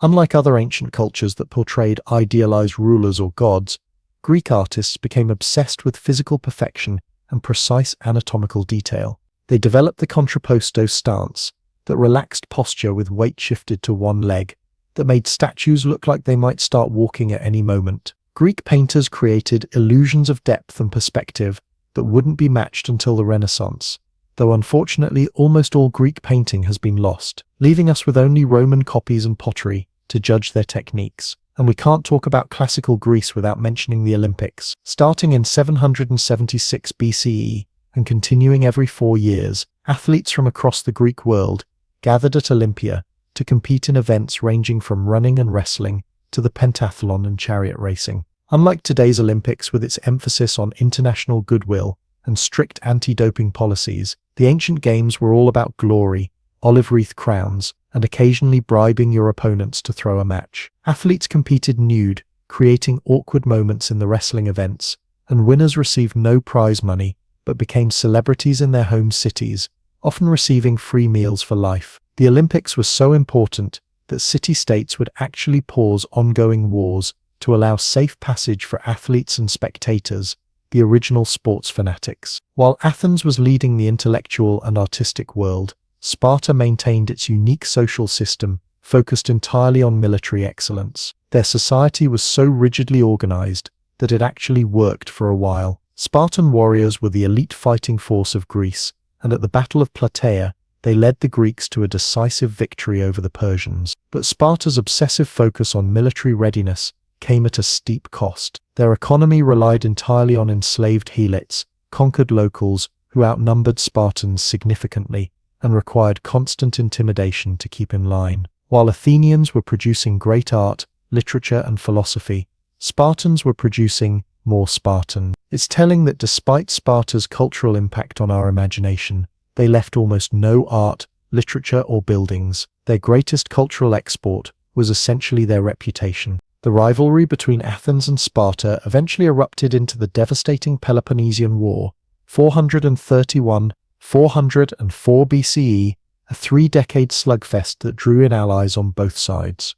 It was effectively the Greek world's own world war, pitting democratic Athens and its naval empire against oligarchic Sparta and its land-based allies. Athens had the money, the navy, and the walls connecting it to its port, and Sparta had the superior land army and a willingness to stand outside Athens indefinitely, destroying crops and generally making a nuisance of themselves. The war dragged on for 27 years, with advantages shifting back and forth. Athens initially followed a defensive strategy designed by Pericles, but after his death from plague, which killed nearly a third of Athenians, they embarked on increasingly risky military ventures. The disastrous Sicilian expedition, where Athens lost 200 ships and thousands of men trying to conquer Syracuse, marked the beginning of the end for Athenian power. Sparta, with Persian financial support, oh the irony, eventually built a navy, defeated the Athenian fleet, and starved Athens into submission in 404 BCE. The Peloponnesian War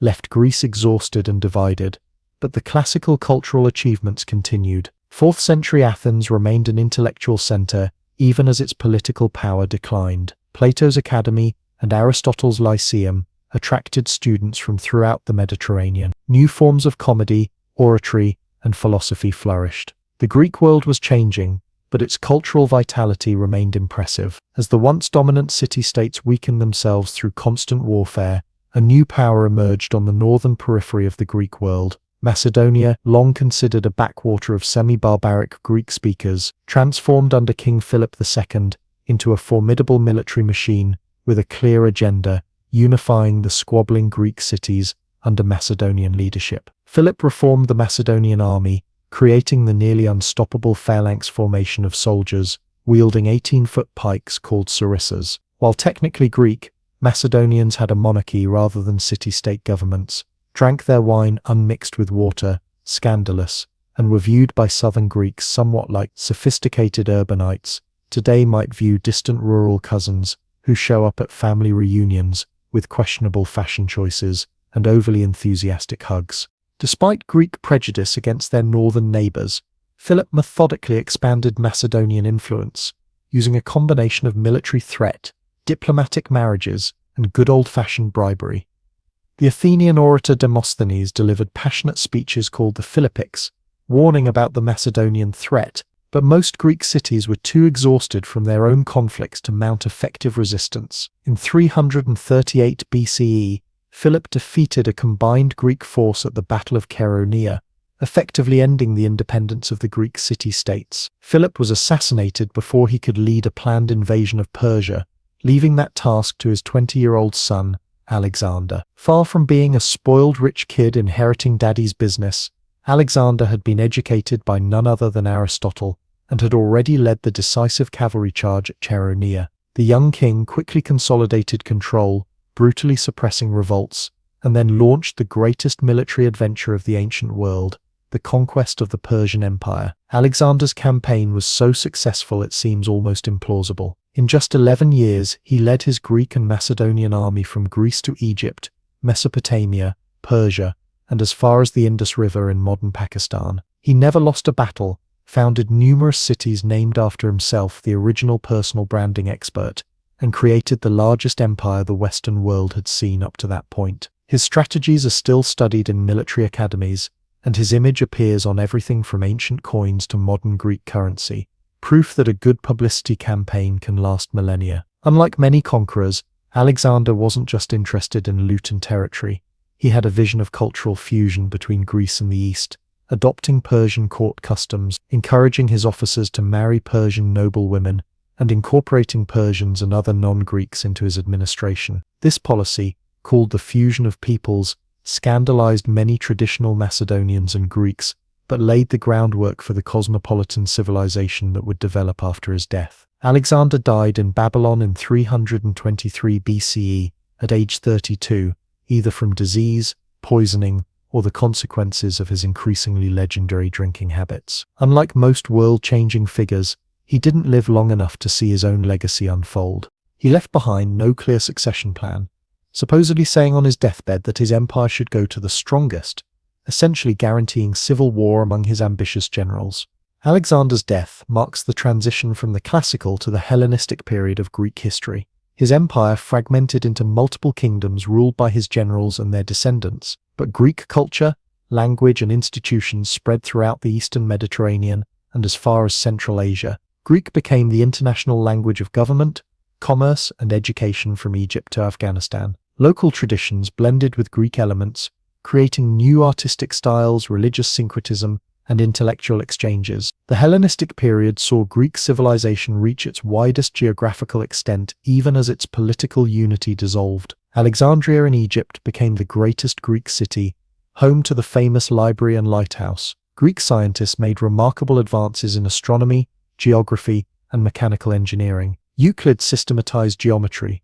Eratosthenes calculated the Earth's circumference with surprising accuracy, and Archimedes developed revolutionary principles in physics and engineering. This vibrant multicultural Greek world would eventually be absorbed by an emerging power from the West, Rome. But even as Rome conquered the Hellenistic kingdoms militarily, educated Romans acknowledged Greece as their cultural and intellectual superior. As the Roman poet Horace put it, captive Greece captured her savage conqueror. Greek art, literature, philosophy, and science became fundamental parts of Roman civilization and, through Rome, of the Western tradition as a whole. So ended the independent political journey of ancient Greece, not with a dramatic last stand, but with a gradual cultural victory that ensured their ideas would shape the world long after their cities lost political independence. From city-states squabbling over local territory, they had created ideas and institutions that would span continents and millennia.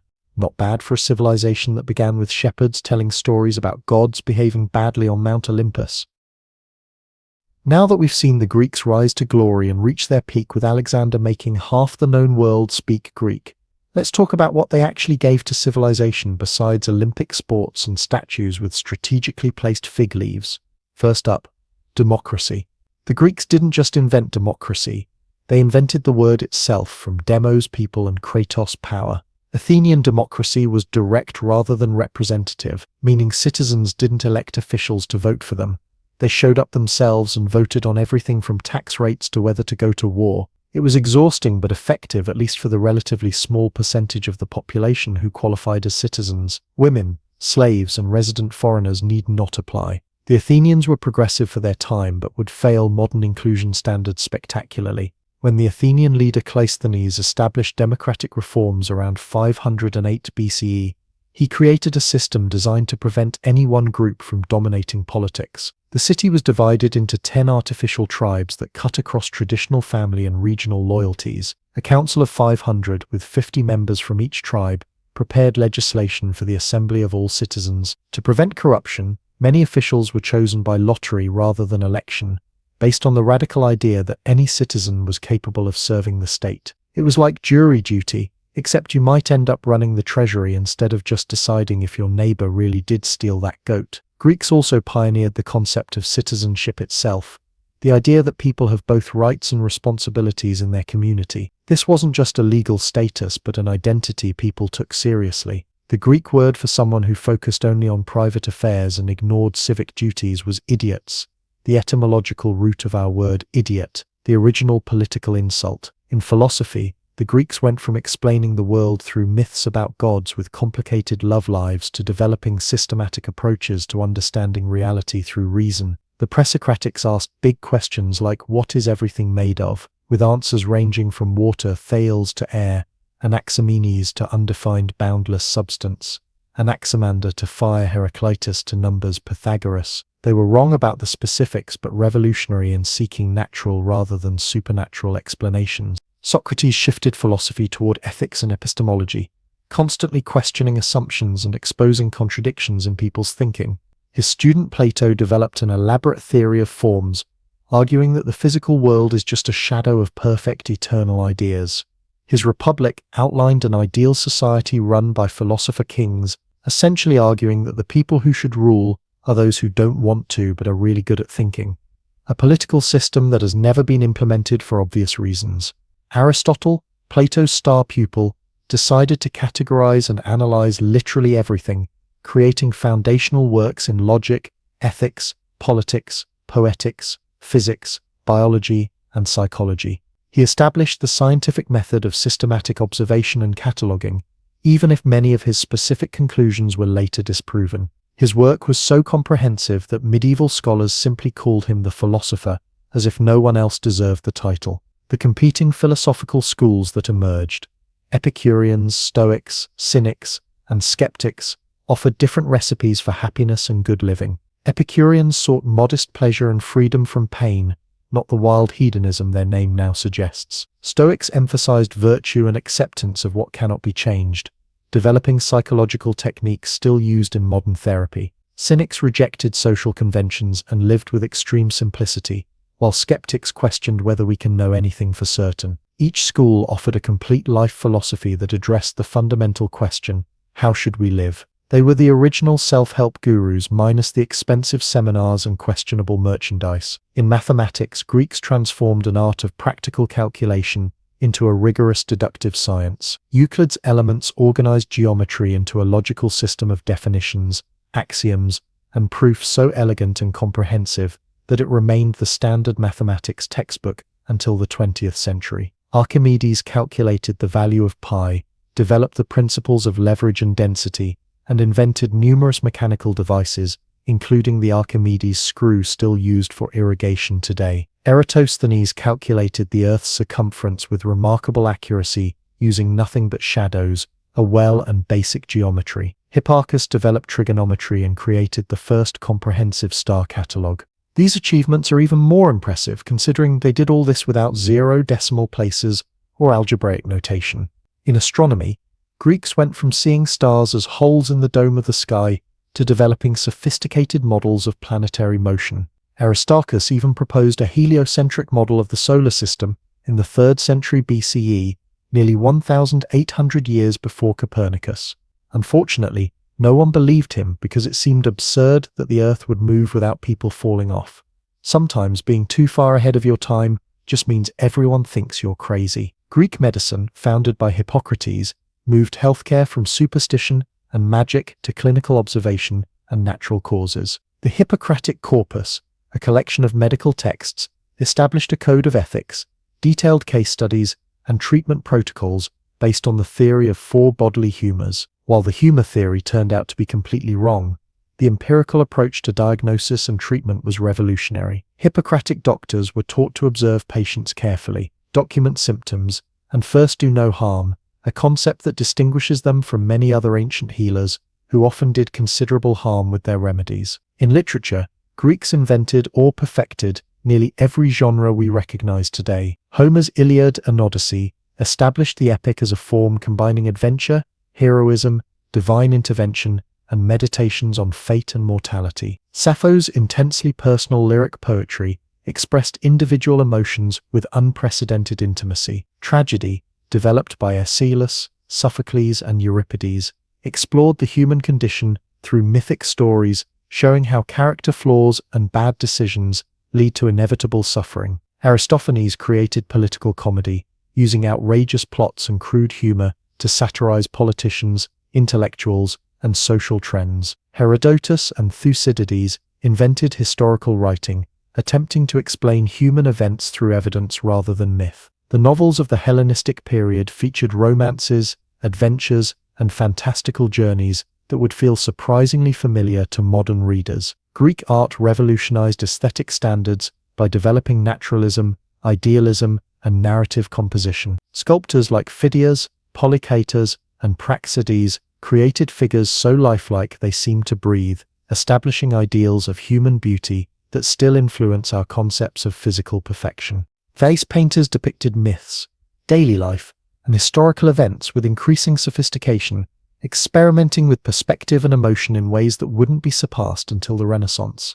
Greek architects created the classical orders, Doric, Ionic, and Corinthian, that still define important building aesthetics on everything from banks to government buildings worldwide. Greeks also gave us theatre as performance art, complete with actors, costumes, and stage productions. What began as religious ceremonies honoring Dionysus evolved into complex dramatic presentations exploring the human condition. Theatre festivals were major civic events, where playwrights competed for prizes and prestige. The Greeks built stone theatres with incredible acoustics, like the theatre at Epidaurus, where audiences of 14,000 could hear a whisper from the stage, ancient sound engineering that modern architects still struggle to replicate. In the realm of sport, the ancient Olympic Games established the concept of regular international athletic competition, complete with opening ceremonies, specialized training, and victory celebrations. Athletes competed in running, wrestling, boxing, pentathlon, chariot racing,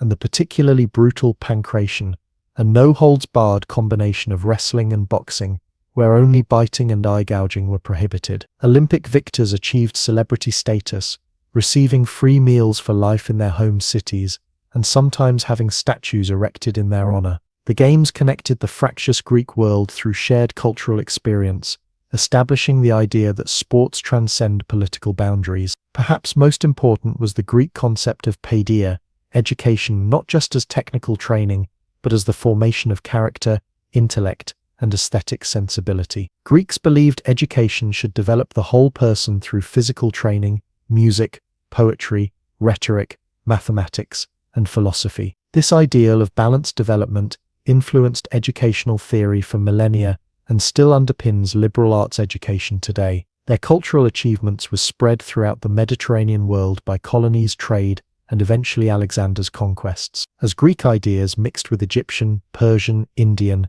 and other traditions during the Hellenistic period, new hybrid forms emerged.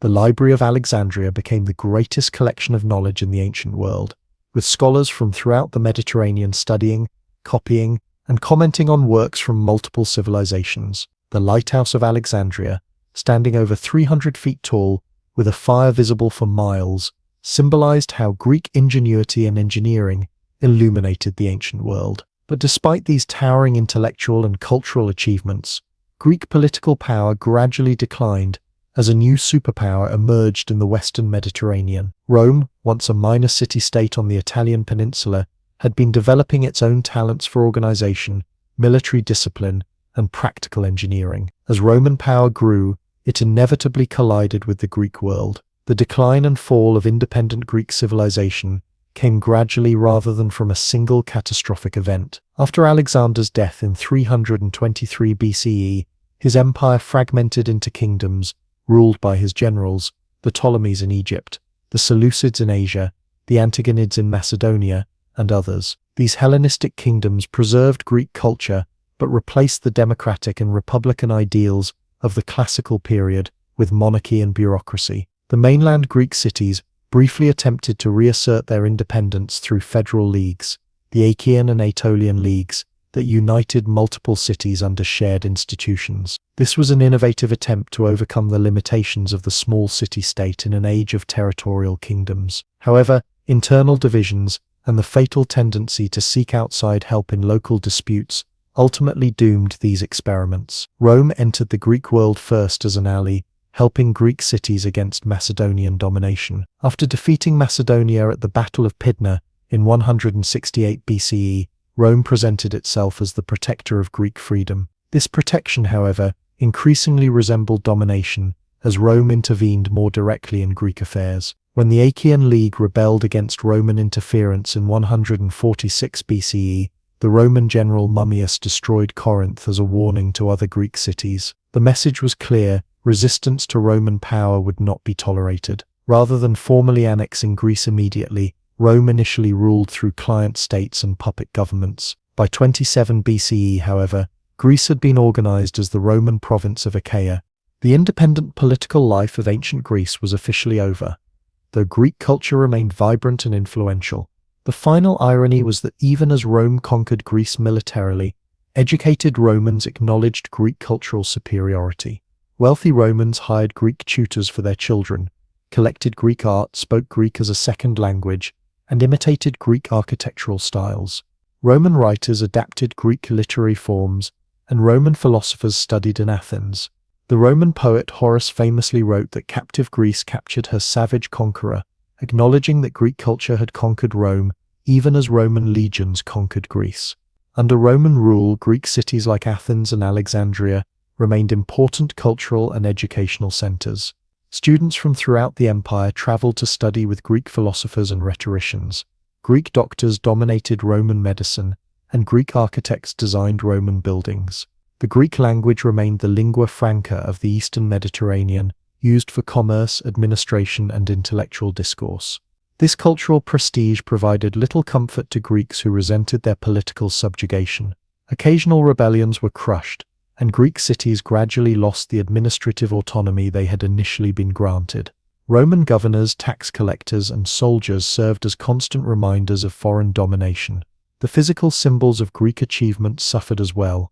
Roman generals and emperors looted Greek temples and public spaces for statues and artwork to display in Rome. The general Sulla sacked Athens in 86 BCE, destroying buildings and walls that had stood since the classical period. Later emperors took columns and building materials from older Greek structures to use in new Roman projects. Yet Greece experienced periods of revival under Roman rule. Emperor Hadrian, a noted Hellenophile, completed the massive Temple of Olympian Zeus in Athens, built a comprehensive library and improved infrastructure throughout Greece. The wealthy sophist Herodes Atticus funded new buildings, including the Odeon Theatre on the slopes of the Acropolis. Greek intellectual life continued at the philosophical schools in Athens, the scientific research in Alexandria, and the medical school on Kos. The division of the Roman Empire in the 4th century CE placed Greece within the Eastern or Byzantine Empire, with its capital at Constantinople.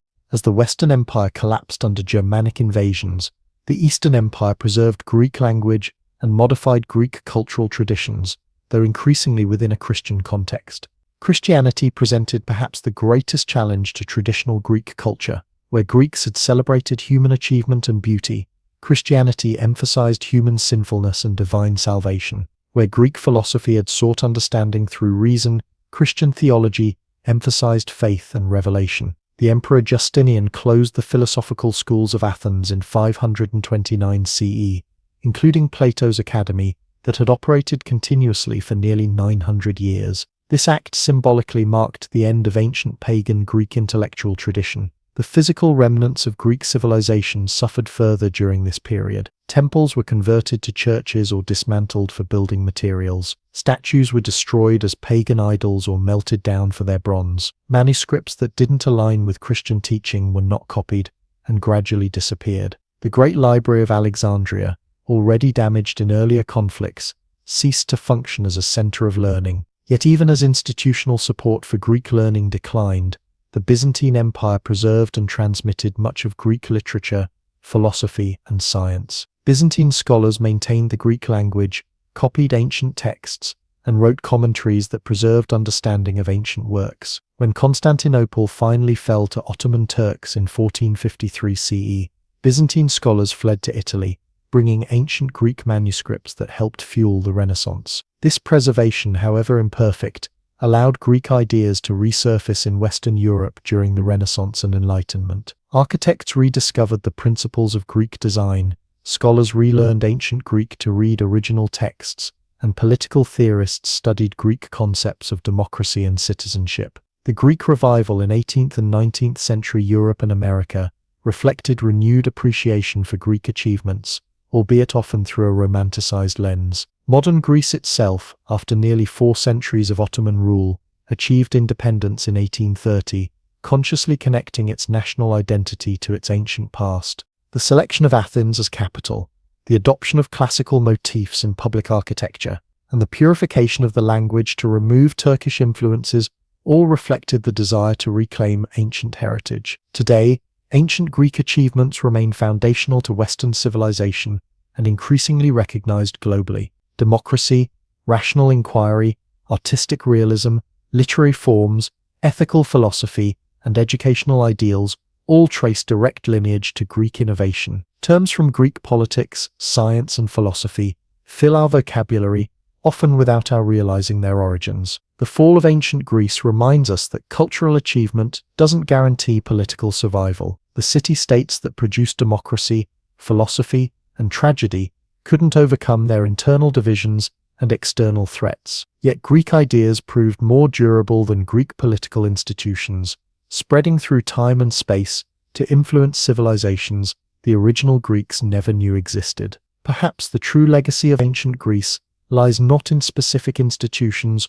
or artworks, but in a particular way of seeing the world, a belief that humans can understand their universe through reason, that beauty has enduring value, that citizenship carries both privileges and responsibilities, and that the examined life is worth living. These ideas have survived conquest, religious transformation, and technological revolution, proving as resilient as the marble of the Parthenon. From a collection of villages emerging from a dark age to the creators of ideas that would transform human understanding, the Greeks carved out a unique place in history. Their physical empire was limited and short-lived, but their empire of the mind continues to shape how we think, create, and organize our societies. Not bad for a civilization that began with sheep herders, telling stories about gods who couldn't keep their togas on. Picture this. It's 753 BCE in central Italy, and a group of shepherds and farmers have decided they need a better origin story than we're just some random Italian villagers. So they invent a founder named Romulus who was supposedly raised by a wolf, killed his brother, and then created Rome. Talk about family issues. This questionable beginning would eventually grow into the greatest empire the Western world had ever seen. A civilization so influential that 2000 years later, we still use their language for pretentious mottos, name our sports arenas, colosseums, and think anyone wearing a toga at a party is hilarious. Rome's actual origin story is less dramatic, but still impressive. Around the 8th century BCE, several settlements on 7 hills near the Tiber River merged into a single community. The location was strategic genius, far enough inland to avoid pirates but close enough to the sea for trade, with hills for defense and a river for transportation. and drinking water that mostly wouldn't kill you. It's like they Googled, best place to start an empire before Google existed. According to Roman tradition, the city was initially ruled by kings, with Romulus as the first and a succession of 6 others following him. These early kings were likely a mix of native Latins and Etruscans, the more sophisticated civilization to the north that heavily influenced early Roman culture. The Etruscans taught Romans essentials like urban planning, sewage systems, and the really important stuff like gladiatorial combat. Basically, they were the cool older kids Rome wanted to imitate. The last king, Tarquinius Superbus, apparently didn't understand that Superbus Proud isn't a great nickname for a ruler. His son's assault on a noble woman named Lucretia triggered a revolution in 509 BCE, when angry aristocrats overthrew the monarchy and established a republic. This new government featured 2 annually elected officials called consuls, a senate composed of wealthy patricians, and various assemblies where citizens could vote but rarely change anything. The elites had already decided. It was democracy-ish, better than absolute monarchy, but not exactly government by the people. Now a republic, Rome began the slow process of expanding from a city-state into a regional power. The first few centuries involved nearly constant warfare with neighbors like the Volsci, Aequi, and Veii. Romans basically fought their way through central Italy one enemy at a time, occasionally getting their helmets handed to them, but eventually prevailing through sheer stubborn determination. A major crisis came in 390 BCE, when Gallic tribes swept down from the north and actually captured and sacked Rome, an embarrassment Romans would never forget and would use to justify extreme military measures for centuries. Remember that time the Gauls burned the city?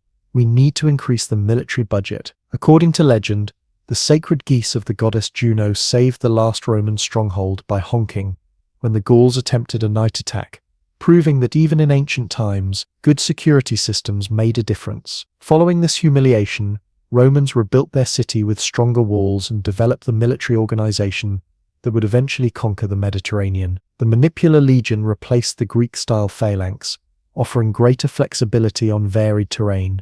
Soldiers were organized into centuries, cohorts, and legions with a clear chain of command. Discipline was brutally enforced. Roman commanders sometimes executed 1 in 10 soldiers for serious failures, giving us the word decimation, which meant something far worse than today's watered-down usage. By 338 BCE, Rome had subdued the Latin League, a confederation of neighboring cities. Rather than simply destroying or enslaving these conquered peoples, Romans pioneered a more sophisticated approach: selective citizenship. Some conquered communities received full Roman citizenship, others partial rights, creating layers of investment in Roman success. This grow the club strategy meant that many conquered peoples eventually saw themselves as Romans, providing an ever-expanding population from which to draw soldiers and tax revenue. It was ancient political genius. Why stay a small exclusive club when you can franchise? The next major challenge came from the south, where wealthy Greek cities had established colonies throughout southern Italy. The most powerful, Tarentum, foolishly picked a fight with Rome and then called in help from Pyrrhus of Epirus, one of the most capable generals of the Hellenistic world. Pyrrhus won several battles against the Romans at such high cost that he reportedly said, "One more such victory and we are lost," giving us the phrase Pyrrhic victory for triumphs not worth their price. Despite facing a genuine military genius, Rome eventually wore Pyrrhus down through superior resources and a refusal to accept defeat. By 275 BCE, the Romans controlled most of the Italian peninsula, demonstrating a knack for turning temporary setbacks into long-term victories. This pattern would repeat throughout Roman history.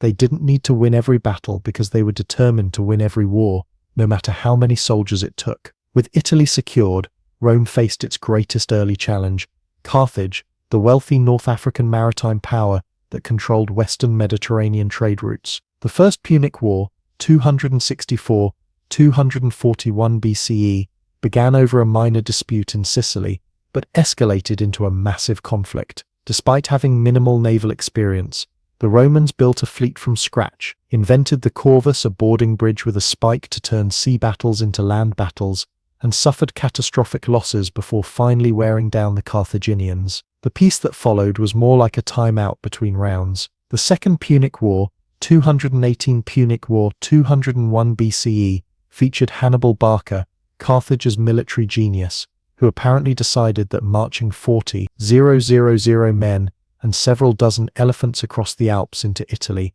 was a reasonable winter activity. This outrageous gamble initially paid off as Hannibal crushed Roman armies at Trebia, Lake Trasimene, and most devastatingly at Cannae, where he nearly wiped out the entire Roman military in a single battle. Any normal nation would have surrendered after such disasters, but Romans viewed normal as something that happened to other people. Instead, they raised new armies, avoided direct confrontation with Hannibal, and attacked Carthaginian interests elsewhere. The young general Scipio, later Africanus, struck at Spain and eventually brought the war to Carthage itself, forcing Hannibal to return home for a final battle at Zama in 202 BCE. Rome's victory made it the undisputed Western Mediterranean superpower and relegated Carthage to a subordinate state awaiting its final destruction. With its greatest rival humbled, Rome turned east toward the Hellenistic kingdoms, formed from Alexander's fragmented empire. In a series of wars from 200 to 146 BCE,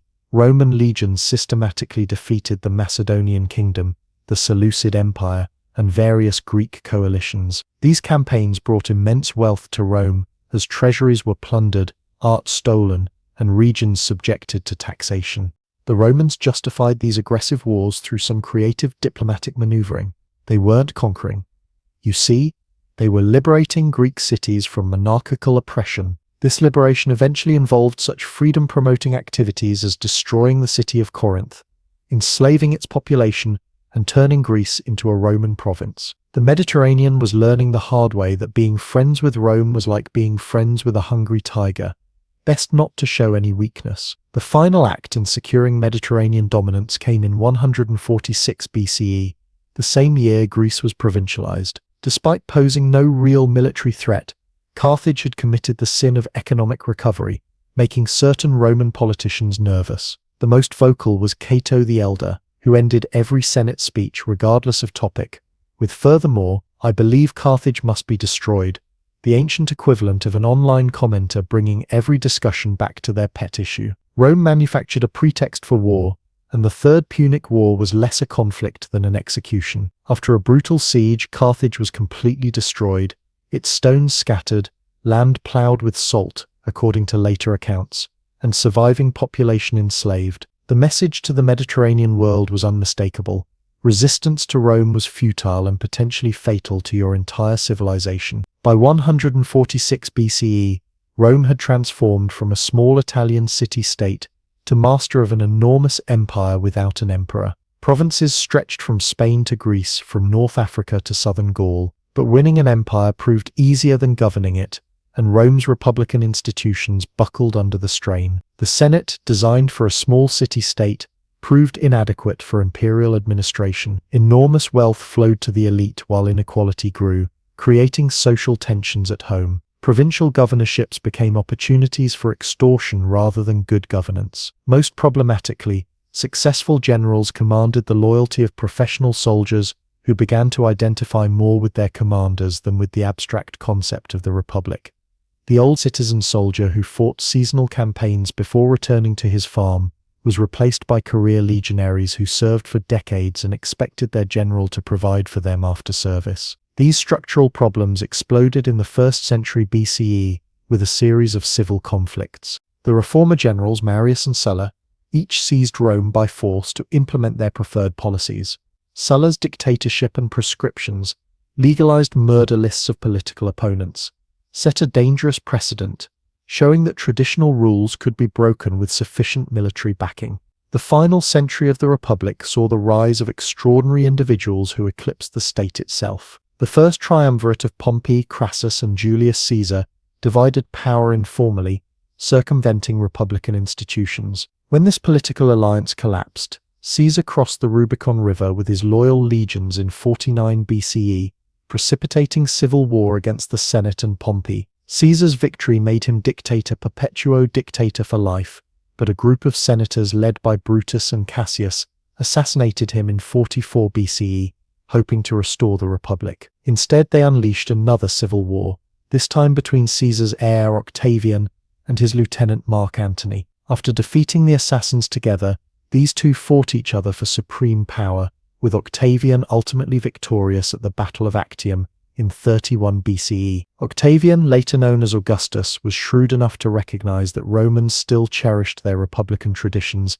even if those traditions no longer functioned effectively. Rather than declaring himself king or dictator, he created a constitutional fiction of restoring the republic while actually establishing a monarchy in all but name. He took the title Princeps First Citizen and carefully accumulated various republican offices and powers while maintaining traditional institutions as ceremonial facades. This marked the transition from republic to empire and the beginning of the Pax Romana, the Roman peace, a period of relative stability and prosperity that would last approximately 2 centuries. Augustus reigned from 27 BCE to 14 CE, longer than most modern nations have existed, reforming everything from the military to family law to provincial administration. Augustus established a standing professional army with standardized terms of service and retirement benefits, eliminating the dependence of soldiers on individual generals. He created the Praetorian Guard as his personal security force,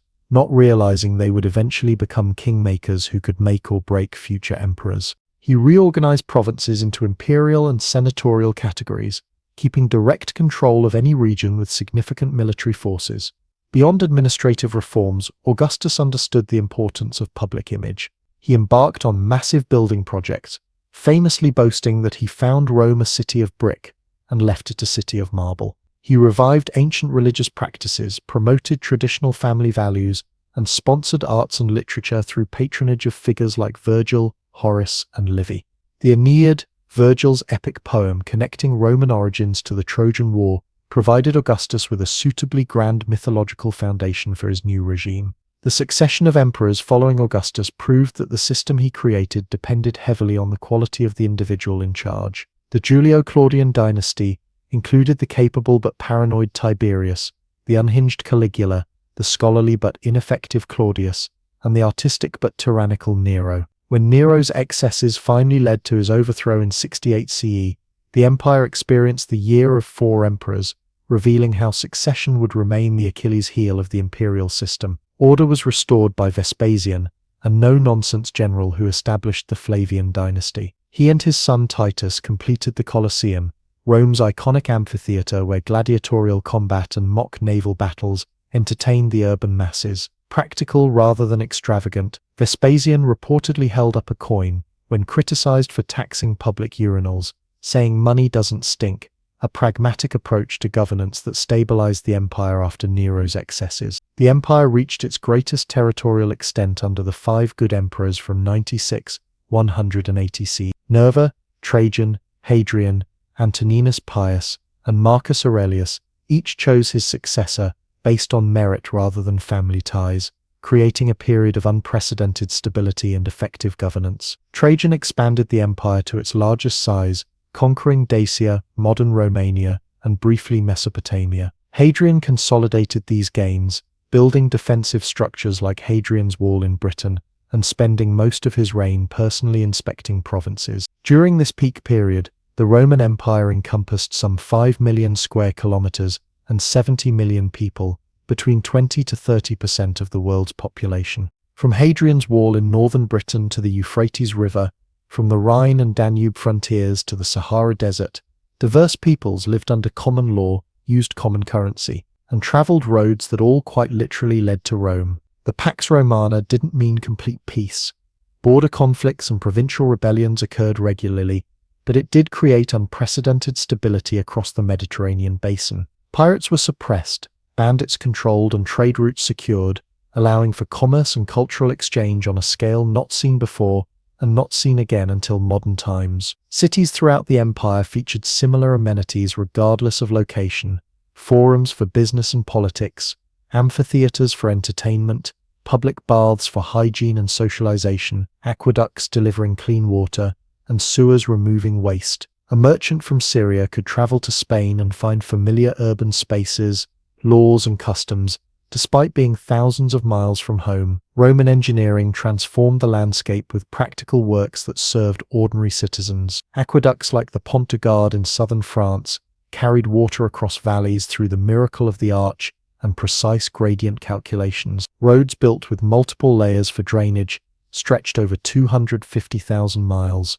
famously straight where possible, but engineered for durability above all. Many are still visible today, and some routes remain in use 2 millennia later, perhaps the most enduring physical legacy of Roman civilization. Roman concrete, made with volcanic ash that actually strengthened in seawater rather than eroding, enabled construction techniques that wouldn't be equaled for 1,000 years after Rome's fall. The Pantheon in Rome, with its perfect hemispherical dome and oculus opening, remains the world's largest unreinforced concrete dome, a testament to Roman engineering precision. Modern engineers are still studying the formula for this remarkable material that has outlasted modern constructions. Law represented Rome's greatest intellectual achievement during this period. Building on their earlier legal traditions, Roman jurists systematized regulations governing everything from property rights to family relations to contracts. The concept of legal precedent, the distinction between different types of law, and procedural protections were all elaborated in this period. Emperor Hadrian commissioned the Perpetual Edict, a codification of legal principles that would form the foundation of much later European law. Unlike the Greeks, Romans were practical rather than theoretical in their approach to knowledge. They excelled at applying and improving ideas rather than originating them. Roman medicine adopted Greek theories but developed practical surgical techniques and military field hospitals. Roman architecture took the Greek column and combined it with the Etruscan arch to create structures of unprecedented scale. Roman literature borrowed Greek forms but applied them to distinctively Roman concerns with order, duty, and practical governance. This pragmatic approach extended to managing a diverse empire. Romans generally allowed conquered peoples to maintain local customs, worship traditional gods, and handle local affairs as long as they recognized Roman authority, paid taxes, and didn't cause trouble. This policy minimized the resources needed for control while gradually spreading Roman culture through example rather than force. The imperial city of Rome itself reached its peak during this period, growing to perhaps 1 million residents. As the largest city in the Western world, it required constant imports of grain from Egypt and North Africa to feed its population. The Emperor Claudius built a massive new harbor at Ostia to handle this vital supply chain. A sophisticated system of food subsidies and distributions kept the urban masses fed, while public entertainment at theaters, races, and gladiatorial games provided distraction from difficult living conditions. Social structure remained highly stratified but offered some mobility. At the top stood senators and equestrians, knights, the administrative and economic elite. Below them, free citizens of varying wealth included merchants, artisans, shopkeepers, and laborers. Freedmen, former slaves, often achieved considerable business success despite social stigma. At the bottom were slaves who represented perhaps 10 to 15% of the total population, but a much higher percentage in urban areas and on large agricultural estates. A slave could be a chained laborer in a mine, a skilled teacher tutoring elite children, or anything in between, showing the complexity of Roman social classification. Women in Rome had more legal rights than their Greek counterparts but remained subordinate to male authority. They could own property, run businesses, and appear in public, but couldn't vote or hold office. Elite women exercised influence through family connections, while average women worked alongside husbands in family businesses, or performing vital domestic labor. Marriage practices evolved from early arranged unions where brides became almost the property of their husband's family to later forms, allowing women greater independence and divorce by mutual consent. Religion during this peak period was remarkably diverse and tolerant by ancient standards. Traditional Roman worship focused on proper ritual to maintain divine favor rather than personal belief or salvation. State religion honored Jupiter, Juno, Mars, and other Olympian deities, alongside uniquely Roman concepts like the genius divine spirit of the emperor. Mystery cults like those of Isis, Mithras, and Cybele offered more personal religious experiences involving initiation and promises of afterlife benefits. Judaism maintained its ancient monotheistic tradition with special exemptions from certain imperial requirements. Into this religious marketplace appeared Christianity, initially a minor Jewish sect that gradually gained converts throughout urban centers. Romans initially paid little attention to this new faith, considering it just another Eastern cult. Periodic persecutions occurred when Christians refused to participate in imperial cult rituals, but these were usually localized and sporadic rather than systematic empire-wide policies. So at the height of the Pax Romana, the Mediterranean world experienced unprecedented unity, stability, and material development. From Britain to Syria, from the Rhine to the Nile, diverse peoples participated in a common civilization while maintaining local identities. Latin and Greek provided linguistic bridges across ethnic divides. Roman law created predictable rules for commerce and personal status. Imperial administration, however imperfect, prevented the warfare between states that had characterized the pre-Roman Mediterranean. This remarkable achievement, creating political unity across such vast geographical and cultural distances using ancient technology, represents one of history's most impressive political accomplishments. Rome had succeeded where Alexander had only begun, creating not just an empire but a civilization that would leave permanent marks on 3 continents. At the empire's peak under Marcus Aurelius around 170 CE, few could have imagined that serious troubles lay ahead. The borders seemed secure, the succession stable, the economy prosperous, yet Marcus spent much of his reign fighting Germanic tribes along the Danube frontier, an ominous foreshadowing of pressures building beyond the imperial boundaries. Despite being remembered as the philosopher-emperor who wrote the Stoic masterpiece Meditations, Marcus spent more time in military camps than in philosophical contemplation. His death in 180 CE and succession by his biological son Commodus, rather than an adopted capable heir like previous good emperors, traditionally marks the end of the Pax Romana and the beginning of the empire's long, complicated decline. But that's a story for another time, the story of how the mightiest empire in Western history gradually transformed, adapted, and eventually fragmented under pressures both external and internal. For now, let's appreciate Rome at its zenith, a world where a traveler could journey from Scotland to the Sahara using a single currency, protected by common law, traveling on expertly engineered roads, and sleeping in cities with similar amenities regardless of local language or customs. Never before, and not for many centuries after, would such unity exist across the Mediterranean world. So we've seen how Rome grew from a collection of shepherds' huts to history's greatest Mediterranean power package. Now let's talk about what the Romans actually contributed to civilization besides roads, public baths, and that weird obsession with building things out of concrete. First and foremost, the Romans gave us law. Not just any law, but a comprehensive legal system so effective that much of it still forms the backbone of modern legal codes worldwide. Roman law evolved from the rather basic 12 tables in the early Republic. Essentially, don't steal or we'll cut off your hand level of sophistication, to the intricate Justinian Code of the 6th century CE, which filled multiple volumes with detailed regulations on everything from property rights to family relations. What made Roman law special wasn't just its comprehensiveness but its flexibility. Romans distinguished between different types of law: ius civil law for citizens, ius gentium law of peoples applicable to non-citizens, and ius natural law based on universal principles. This allowed them to maintain core legal principles while adapting to diverse provincial situations across their vast empire. Roman jurists, the legal experts who interpreted and applied law, approached cases with remarkable sophistication, considering intent, circumstance, and precedent rather than rigidly applying rules. Key Roman legal concepts still fundamental today include the presumption of innocence, e incumbit probatio qui deceit, non qui negate, proof lies with the one who asserts, not the one who denies, the principle that one is innocent until proven guilty, and the idea that laws should be publicly accessible rather than secret knowledge of elites. They developed contract law, property rights, and inheritance procedures that became models for later European systems. When you sign a contract,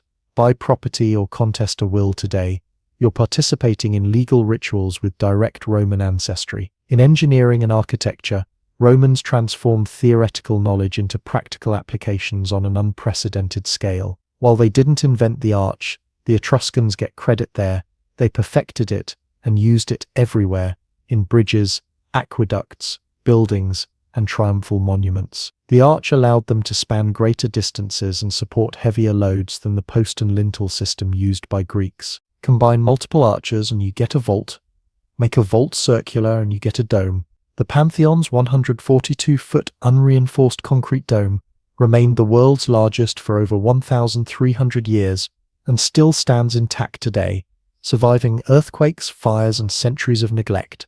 Roman aqueducts delivered millions of gallons of fresh water daily to cities throughout the empire, supporting populations and public health standards that wouldn't be matched again until the 19th century. The city of Rome alone had 11 major aqueducts by the imperial period, some bringing water from over 50 miles away and delivering it through careful gradient calculations that required drops of just a few inches per mile. Engineers built these massive projects using nothing more sophisticated than water-filled troughs to establish levels and the eyeball test for alignment. No computers, no lasers, just meticulous Romans being obsessively precise. The famous Roman roads, over 250,000 miles of them at the empire's peak, weren't just flat paths but sophisticated engineering projects with multiple layers for drainage and durability. The deepest layer consisted of rubble and stones for stability, followed by gravel, sand, and finally large, tightly fitted paving stones on top. Roads were crowned in the middle to allow water runoff and featured drainage ditches on both sides. Some Roman roads have survived in usable condition for 2,000 years,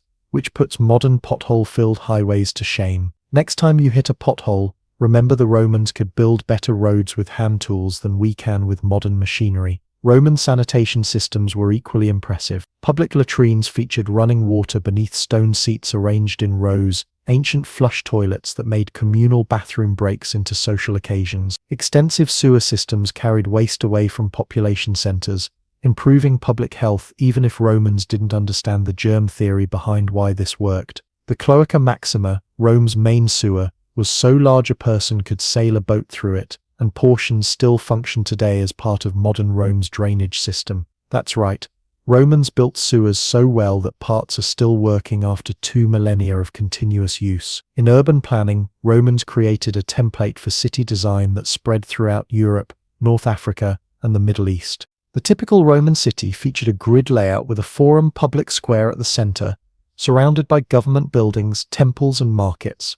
Standard amenities included theaters, amphitheaters, public baths, and fountains accessible to all citizens. This wasn't just aesthetically pleasing but highly functional, allowing efficient movement of people and goods while providing necessary services. The Roman emphasis on public space for civic engagement influenced urban design for centuries to come. The concept of public health itself was a Roman innovation. While they lacked modern medical knowledge, Romans understood the connection between cleanliness and health at a practical level. Public baths weren't just for socializing but for hygiene, with separate pools of hot, warm, and cold water, plus exercise areas and massage services. Imagine a combination YMCA, spa, and social club available to citizens of all classes for minimal fees. The baths were so integral to Roman life that when barbarian invasions disrupted aqueducts in later centuries, the loss of bathing facilities symbolized the decline of civilization itself. Roman medicine, while primitive by modern standards, established important practices that would influence later development. Military medicine was particularly advanced, with dedicated field hospitals, specialized surgical instruments, and physicians trained in treating battlefield wounds. Roman doctors performed successful cataract surgeries,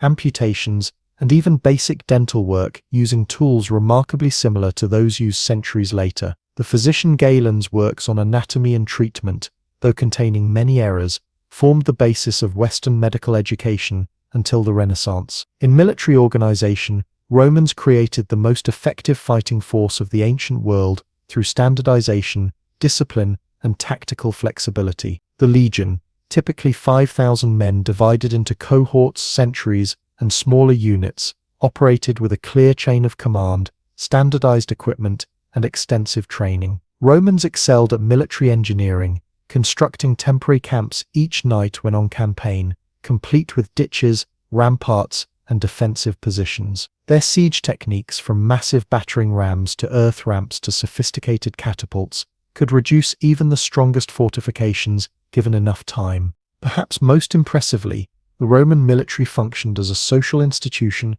as well as a fighting force. The service offered social mobility to poor citizens and eventually to provincial recruits. Veterans received land grants, citizenship rights, and social status, integrating them into Roman society and spreading Roman culture throughout the empire. When they settled in provincial towns after service, these veterans brought Roman customs, language, and loyalty with them, effectively Romanizing the empire from the ground up. In commerce and finance, Romans created sophisticated systems for trade, banking, and investment. They standardized weights, measures, and coinage throughout the Mediterranean, enabling reliable transactions across vast distances. Banking families accepted deposits, made loans, and provided letters of credit that functioned like modern checks, allowing merchants to travel without carrying large amounts of cash. Investment partnerships shared risk in commercial ventures, particularly shipping, which was profitable but hazardous given ancient navigation technology. Insurance contracts protected against losses, while futures contracts allowed speculation on upcoming harvests or commodity prices. Roman agriculture transformed the landscape through large-scale farming techniques, crop rotation, and specialized production. The latifundia, vast agricultural estates often worked by slaves, produced grain, olive oil, and wine in quantities that supported urban populations throughout the empire. Romans improved irrigation methods, developed better plows, and wrote agricultural manuals detailing best practices for everything from vineyard management to beekeeping. Many European agricultural regions still follow patterns established during Roman times, with the same areas specializing in the same crops 2 millennia later. In language and literature, Latin evolved from a local Italian dialect to an international language of government, law, and eventually religion that would dominate Western intellectual life for over 1,000 years. Classical Latin literature, the works of Cicero, Virgil, Horace, Ovid, and others, established models of eloquence and style that would be imitated by scholars throughout the Middle Ages and Renaissance. When you use words like exit, agenda, alibi, or etc., you're directly quoting Latin phrases that became so useful they never left our vocabulary. The Roman education system, adopted from Greek models but adapted for practical Roman needs, established a curriculum of grammar, rhetoric, and logic that would form the basis of Western education until modern times. Young men and occasionally women of the elite studied great literary works, practiced public speaking, and learned the art of persuasion, skills considered essential for participation in civic life. While limited to a privileged minority, this educational model established the concept of a standard body of knowledge that educated people were expected to master. Even in art and architecture, where Romans are often dismissed as mere imitators of the Greeks, they made significant innovations. Roman portraiture captured individual likenesses with remarkable realism, moving beyond Greek idealization to show wrinkles, warts, and character. Roman historical reliefs on monuments like Trajan's Column told visual narratives that function almost like ancient comic strips, recording military campaigns and daily life with documentary precision. And while Romans adopted Greek column styles, they combined them with arches and concrete to create architectural forms, like the basilica that would become templates for later churches and public buildings throughout Europe.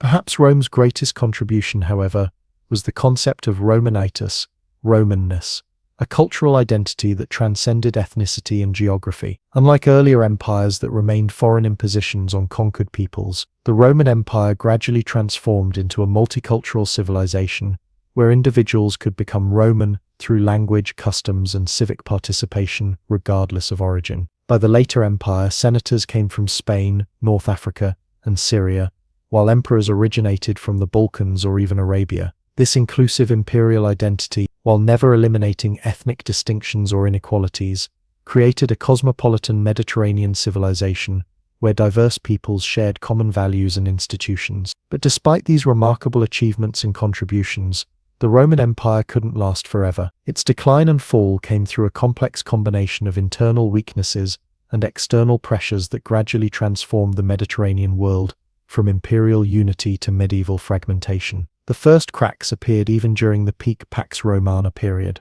The reign of Marcus Aurelius 161–180 CE faced constant warfare on the northern frontiers against Germanic tribes and devastating outbreaks of what was likely smallpox, called the Antonine Plague, which killed millions throughout the empire.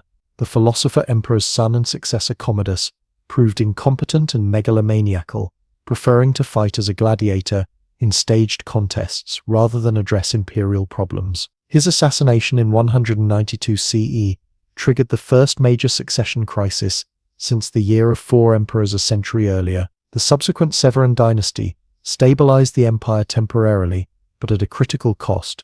They significantly increased military salaries to secure army loyalty, setting a precedent that strained imperial finances. Emperor Caracalla granted citizenship to all free men throughout the empire in 212 CE, a momentous development in making provincial subjects into Romans, but one motivated primarily by expanding the tax base to pay those military expenses. The real crisis came with the 3rd century anarchy from 235–284 CE, when the empire nearly collapsed under simultaneous pressures. During this chaotic half-century, at least 26 men claimed the title of emperor, most ruling briefly before being murdered by troops or rivals. The military effectively became the only path to power, with soldier emperors rising and falling with alarming frequency. Without stable leadership, frontiers weakened, economic problems multiplied, and civic institutions decayed. External threats intensified during this period. A revitalized Persian Empire under the Sassanid dynasty replaced the Parthians, creating a more aggressive eastern rival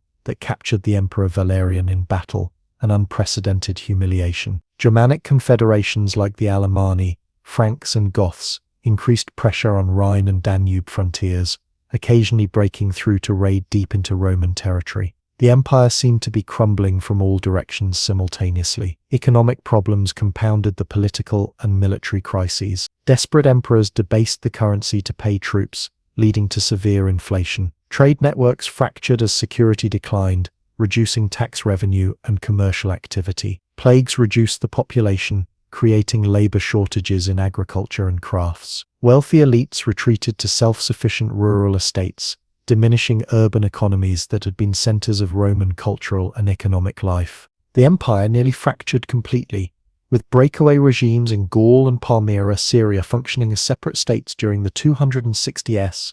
Only through the military efforts of emperors like Aurelian, known as Restorer of the World, was imperial unity temporarily restored. But the Roman world that emerged from the 3rd century crisis was fundamentally transformed, more militarized, more regimented, and more autocratic than before. Emperor Diocletian, 284–305 CE, implemented sweeping reforms to stabilize the wounded empire.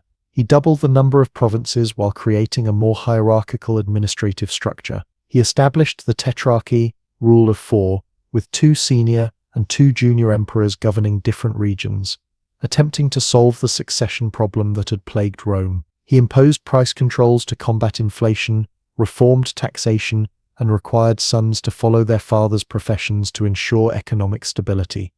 Most significantly, he transformed the emperor from princeps first citizen to dominus lord and god, surrounding the imperial office with elaborate court ceremonial borrowed from Eastern monarchies. These emergency measures worked temporarily but accelerated centralization and regimentation that changed Rome's character. The distinction between citizen and subject became meaningless, as all inhabitants became subject to increasingly bureaucratic state control. Free peasants found themselves increasingly bound to the land in arrangements that prefigured medieval serfdom. Diocletian's reforms didn't cure Rome's problems but managed them enough to prevent immediate collapse. Constantine the Great, 306–337 CE, continued transformation by establishing a new capital at Constantinople, modern Istanbul, strategically positioned between European and Asian provinces where it could better respond to frontier threats. Most famously, Constantine legalized Christianity after centuries of intermittent persecution, eventually making it his personal faith.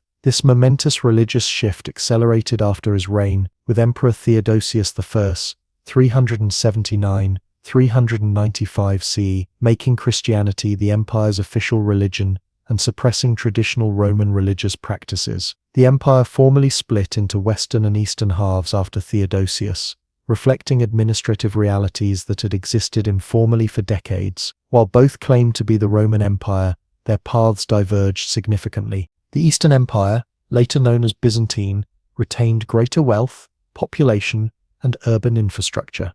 The Western Empire faced more immediate barbarian threats with fewer resources to respond effectively. The traditional fall of Rome date of 476 CE marks when Germanic military commander Odoacer deposed the last Western emperor, Romulus Augustulus, and declared himself king of Italy, rather than elevating another puppet emperor. This relatively anticlimactic event formalized a reality that had existed for decades. Real power in the West had long been held by Germanic generals commanding increasingly Germanic armies, with emperors serving as figureheads. But the fall wasn't a sudden collapse so much as a gradual transformation. Germanic tribes like the Visigoths, Ostrogoths, Vandals, and Franks established kingdoms within former Roman territories, but generally maintained Roman administrative structures, used Roman law, and sought legitimacy through connections to Roman traditions. These kingdoms weren't destroying Roman civilization, so much as adapting it to new political realities, while competing for status and territory among themselves. The Eastern Roman Empire, meanwhile, continued for nearly 1,000 years after the Western collapse, preserving Roman law, administration, and cultural traditions in modified form. The Emperor Justinian, 527–565 CE, temporarily reconquered Italy, North Africa, and parts of Spain, and commissioned a definitive codification of Roman law.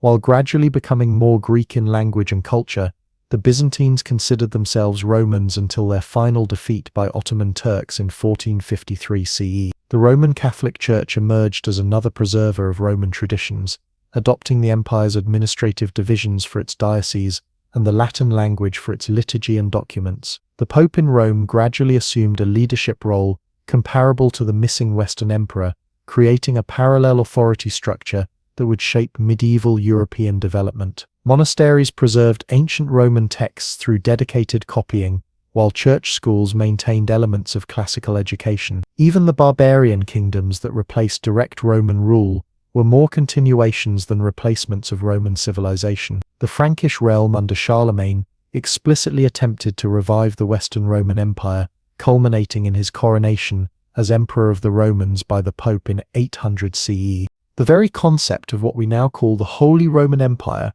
represented ongoing efforts to recapture lost Roman unity and authority, however imperfectly realized. So what caused this lengthy, complex imperial transformation that we simplistically call the fall of Rome? Historians have proposed dozens of explanations, from lead poisoning to Christianity to moral decay to climate change. The reality involves multiple interconnected factors that undermined Roman resilience over time. Military overextension stretched defensive capabilities too thin across enormous frontiers, requiring ever larger armies and expenditures. The empire stopped expanding significantly after Trajan, meaning no new conquests brought in treasure and slaves, while maintenance costs for existing territories continued. Germanic and Persian threats intensified simultaneously, forcing costly two-front defense. Economic problems compounded over generations, with currency debasement leading to inflation, tax burdens falling increasingly on the shrinking middle class, and agricultural productivity suffering from soil exhaustion and possibly climate shifts. The plague reduced the taxpayer and labor base while military needs increased, creating an impossible fiscal equation. Political instability, particularly during the 3rd century crisis, meant long-term problems went unaddressed while short-term emperors focused on immediate survival. The lack of clear succession mechanisms made each transition a potential civil war. Military priorities dominated civilian needs as soldier emperors focused on army loyalty above all else. Social transformation saw urban decline as elites retreated to self-sufficient rural estates. The middle class that had filled municipal leadership roles shrank under tax burdens. Social mobility decreased as Diocletian's reforms required sons to follow fathers' professions. Religious shifts from traditional Roman practices to mystery cults and eventually Christianity reoriented values away from civic participation toward personal salvation. External pressures increased as Germanic tribes faced their own population pressures and Hunnic invasions from the east, forcing them toward Roman frontiers. The Sassanid Persian Empire provided a more formidable eastern rival than the earlier Parthians. Climate changes may have driven population movements that increased frontier pressure beyond sustainable levels. Administrative division between East and West meant the wealthier eastern provinces no longer subsidized Western defense needs.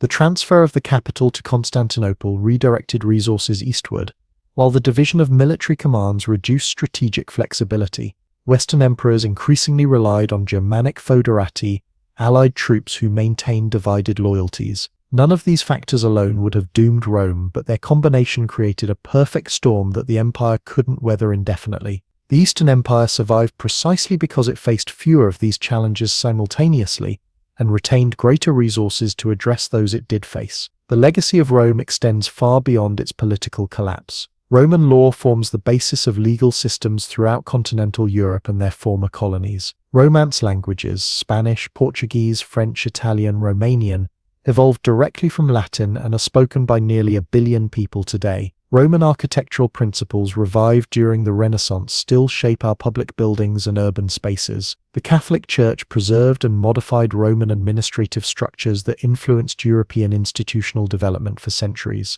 Perhaps most significantly, the very idea of Rome, of a unified civilization bringing law, stability, and common culture to diverse peoples, remained a powerful ideal long after the reality disappeared. From Charlemagne to Napoleon to the European Union, attempts to recreate some version of Roman unity have shaped European history repeatedly. The United States deliberately incorporated Roman republican symbols and structures, from the Senate to the fasces on the Lincoln Memorial to the Latin mottos on our currency. Rome fell as a political entity, but in many ways it never stopped influencing how we organize our societies, build our cities, practice our laws, and even how we imagine what civilization itself should be. The empire that spanned 3 continents and 5 centuries created patterns of thought and governance so fundamental we often don't even recognize their Roman origins. So next time you drive on a straight road, sign a contract, read a calendar, use concrete, attend a stadium event, or participate in a republican form of government, remember you're engaging with the legacy of those ambitious shepherds who built their city on 7 hills beside the Tiber River. They created not just an empire of territory, but an empire of the mind that outlasted their political control by millennia. Not bad for a civilization that started with a questionable story about twin brothers and a wolf. In the grand theatre of awful leadership, few performers deserve a standing ovation quite like Emperor Nero. This Roman disaster in a toga took the imperial stage in 54 CE and proceeded to put on what can only be described as history's most catastrophic one-man show. Picture this: Rome, the ancient world's greatest superpower, handed over to a teenager with the emotional regulation of a toddler and the artistic aspirations of a rejected theatre kid. What could possibly go wrong? As it turns out, absolutely everything. Nero started his reign promisingly enough. At just 16 years old, he became emperor with the help of his mother Agrippina, who basically ran a masterclass in helicopter parenting. For the first 5 years, under the guidance of his tutor Seneca and the Praetorian prefect Burrus, Nero actually seemed decent. He reduced taxes, gave slaves the right to complain against unjust masters, and banned capital punishment.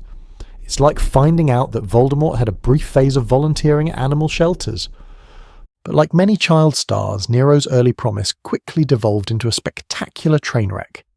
His first order of business: murder his own mother. Agrippina had become too controlling for his taste, and rather than attend family therapy like a normal person, Nero decided matricide was the answer. First, he tried an elaborate collapsing boat scheme, which failed when Mum turned out to be an excellent swimmer. Eventually, he just sent assassins. Mother-son relationships in ancient Rome were complicated, to say the least. With Mommy Dearest out of the picture, Nero's terrible decision-making accelerated faster than a chariot with no brakes. He kicked his first wife Octavia to the curb, then literally kicked her to death. He married his mistress Poppaea, who later died when Nero, in a fit of rage, kicked her while she was pregnant. Detecting a pattern here, the man had serious anger management issues and a disturbing fondness for kicking. But Nero's true passion wasn't violence, it was the arts. And not in a wholesome painting as a hobby kind of way. Nero considered himself the greatest artist of his age, a regular ancient Roman Kanye West minus the talent. He competed in the Olympic Games, and mysteriously won every event he entered, imagine that. Wrote poetry that made everyone cringe, and performed marathon concerts where audience members allegedly faked death to escape.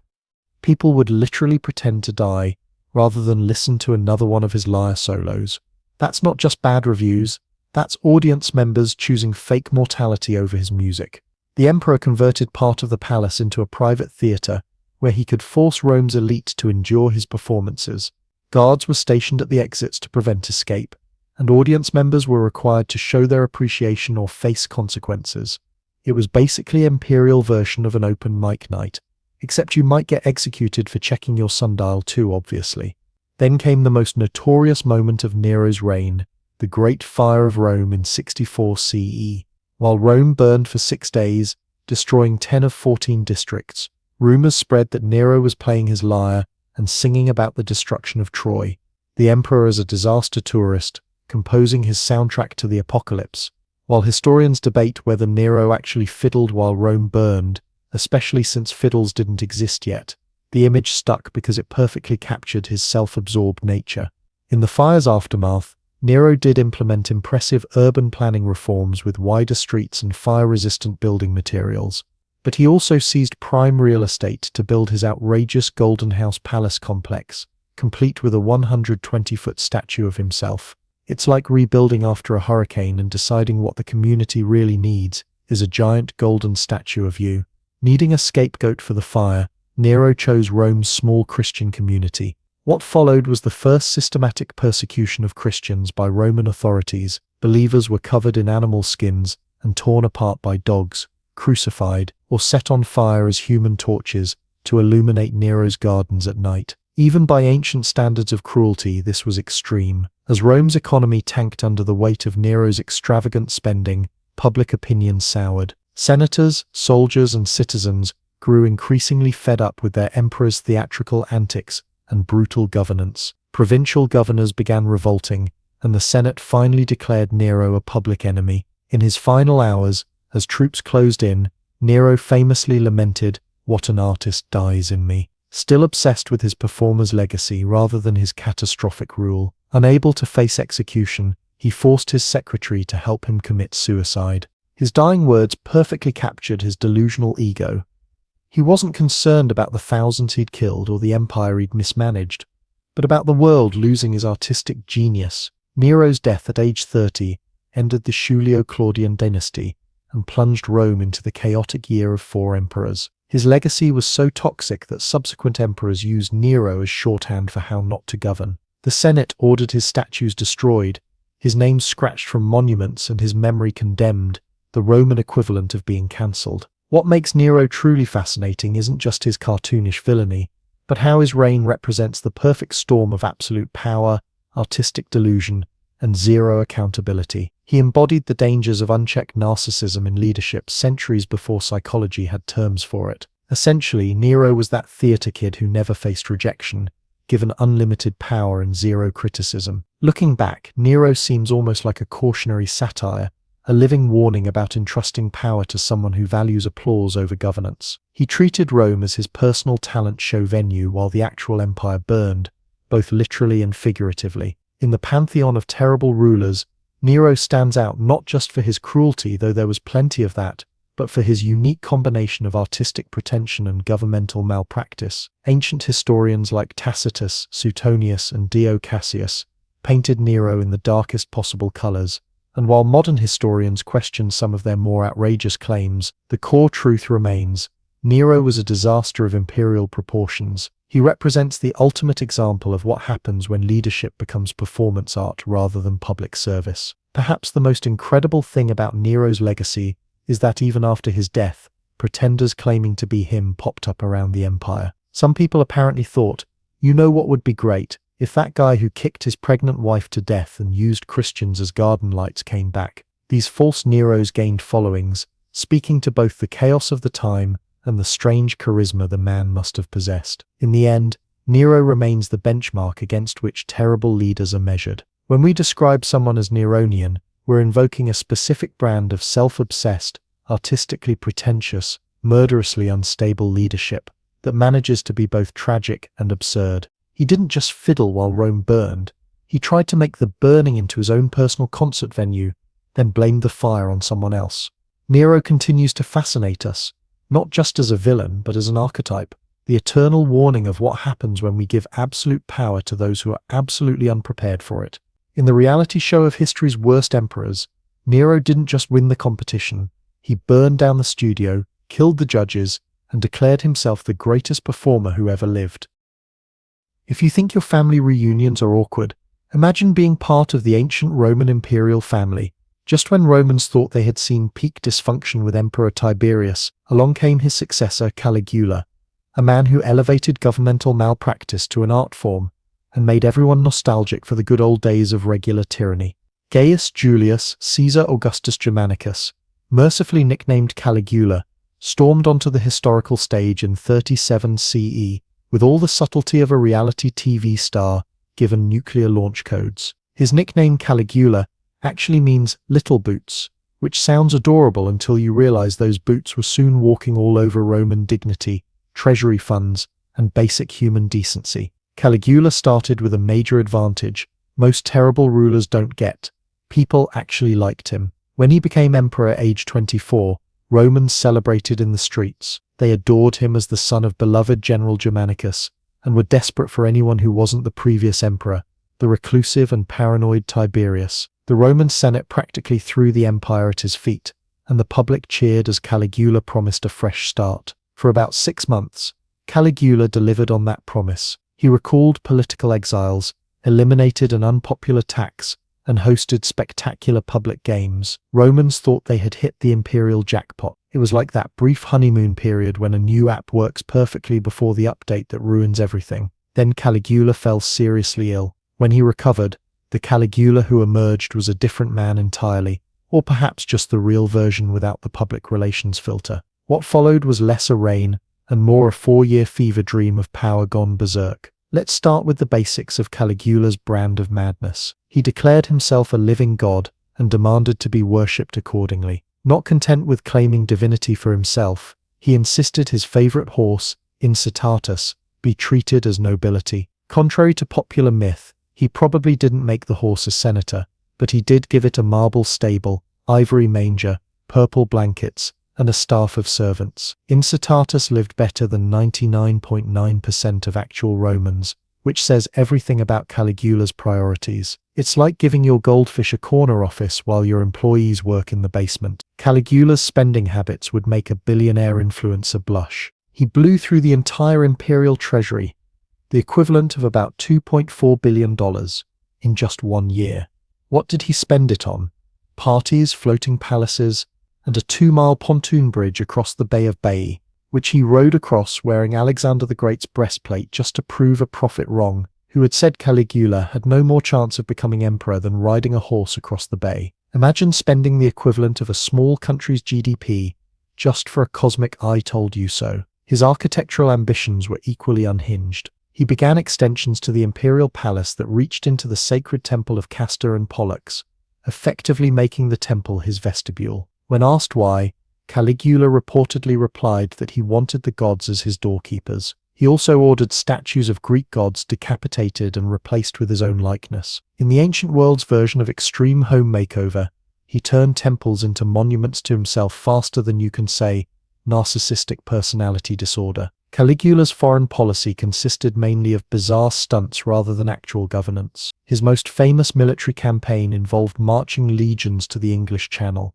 declaring war on Neptune, and ordering soldiers to stab the sea and collect seashells as war trophies. It's hard to determine if this was madness, mockery of the military, or history's most expensive beach day. His personal life was a tornado of scandal. Caligula cycled through wives like seasonal wardrobes, and allegedly had inappropriate relationships with his own sisters, whom he treated as royal consorts in public. He would frequently insult senators by making them run alongside his chariot or serve him at banquets to reinforce their subservience. Speaking of banquets, Caligula turned dinner parties into theaters of cruelty. He laughed while torturing people during meals, and made parents watch the executions of their children right after forcing them to appear cheerful at his table. Imagine the world's worst dinner host who follows up a bad appetizer by murdering your family. His sadism extended to his wit. When a senator complimented him on a song, Caligula had the man dragged away and tortured, explaining that the man clearly had a throat problem if he could hear divinity in Caligula's voice,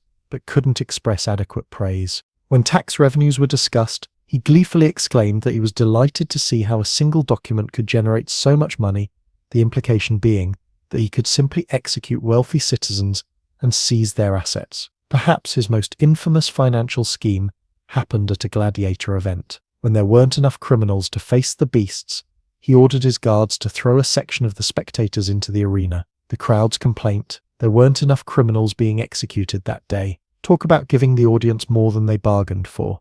Caligula's administrative style can best be described as chaotic evil. He published tax laws in tiny writing on columns so high that citizens couldn't read them, then punished people for breaking these deliberately obscure rules. He appointed his horse to a priestly position, possibly to mock the religious establishment. He once called an emergency Senate meeting in the middle of the night, made everyone rush in fearing a crisis, and then performed a dance for them before dismissing them without explanation. For the Roman elite, Caligula was a walking nightmare who could switch from jovial to homicidal in seconds. He regularly humiliated senators, forced nobility to fight as gladiators, and executed people on the slightest whim. His favorite saying was reportedly, "Remember that I have the right to do anything to anybody." It's the ancient equivalent of typing in all caps that you'd like to speak to the manager, except the manager is also you, and you have execution power. What makes Caligula especially terrifying is that he seems to have been fully aware of how much he was hated. Unlike rulers who delude themselves into thinking they're beloved, Caligula embraced his villainous status. When crowds cheered for a team competing against his favorite at the races, he allegedly muttered, "I wish the Roman people had but a single neck," essentially expressing his desire to decapitate the entire population in one stroke. After less than 4 years of this madness, Rome had enough. In January 41 CE, Caligula was assassinated by his own Praetorian Guard, senators, and court officials in a palace corridor. He received at least 30 stab wounds, and his Germanic guards killed several conspirators in retaliation. The assassins also murdered his wife and infant daughter, determined to erase his bloodline. His uncle Claudius, who had been hiding behind a curtain during the chaos, was found by the Praetorian Guard and promptly declared emperor, which turned out to be a surprisingly competent choice, given the circumstances. After Caligula's death, the Senate attempted to pass Damnatio Memoriae, officially erasing him from history by destroying his statues and removing his name from public records. They were only partially successful, which is why we can still marvel at his spectacular awfulness today. Historians have long debated whether Caligula was clinically insane or just extremely cruel and corrupt. Some suggest he suffered from epilepsy or another neurological condition. Others propose that his illness early in his reign caused brain damage that altered his personality. Modern historians have even suggested he might have been playing an elaborate sadistic joke on the Roman elite, deliberately acting as outrageously as possible to mock their pretensions and hypocrisy. Whatever the truth behind Caligula's behavior, his reign serves as a perfect case study in how quickly absolute power can corrupt absolutely. In just 4 years and 10 months, he managed to nearly bankrupt an empire, terrorize the populace, declare himself a god, possibly appoint a horse to religious office, attempt to wage war on the sea itself, and transform Roman politics into a deadly reality show where everyone was an unwilling contestant.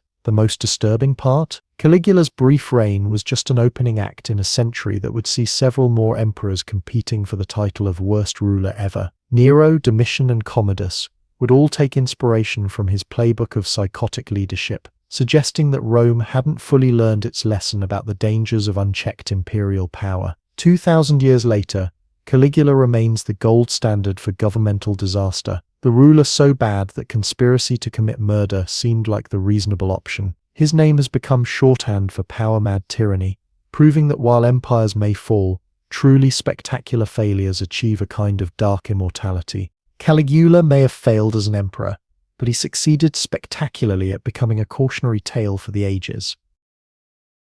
If ancient Rome had yearbooks, Commodus would definitely have been voted most likely to ruin an empire while looking fabulous. After the relatively stable reign of his father Marcus Aurelius, the philosopher-emperor who spent his free time writing deep thoughts instead of murdering people, Commodus burst onto the imperial scene like a frat boy who just inherited a casino. Marcus Aurelius was that rare thing in Roman history, a genuinely decent emperor who ruled with wisdom and restraint. His son Commodus, meanwhile, took one look at imperial responsibility and decided what Rome really needed was more gladiator matches starring himself. Imagine if your country was run by a combination of a WWE wrestler, a narcissistic influencer, and a murderous toddler. That's Emperor Commodus in a gold-plated nutshell. Born in 161 CE to Emperor Marcus Aurelius and Faustina the Younger, Commodus had a privileged upbringing as Roman royalty. While his father spent years defending Rome's borders and writing philosophical meditations, young Commodus was being groomed for leadership. Unfortunately, all that grooming resulted in a leader with fantastic hair but terrible judgment. When Marcus Aurelius died in 180 CE,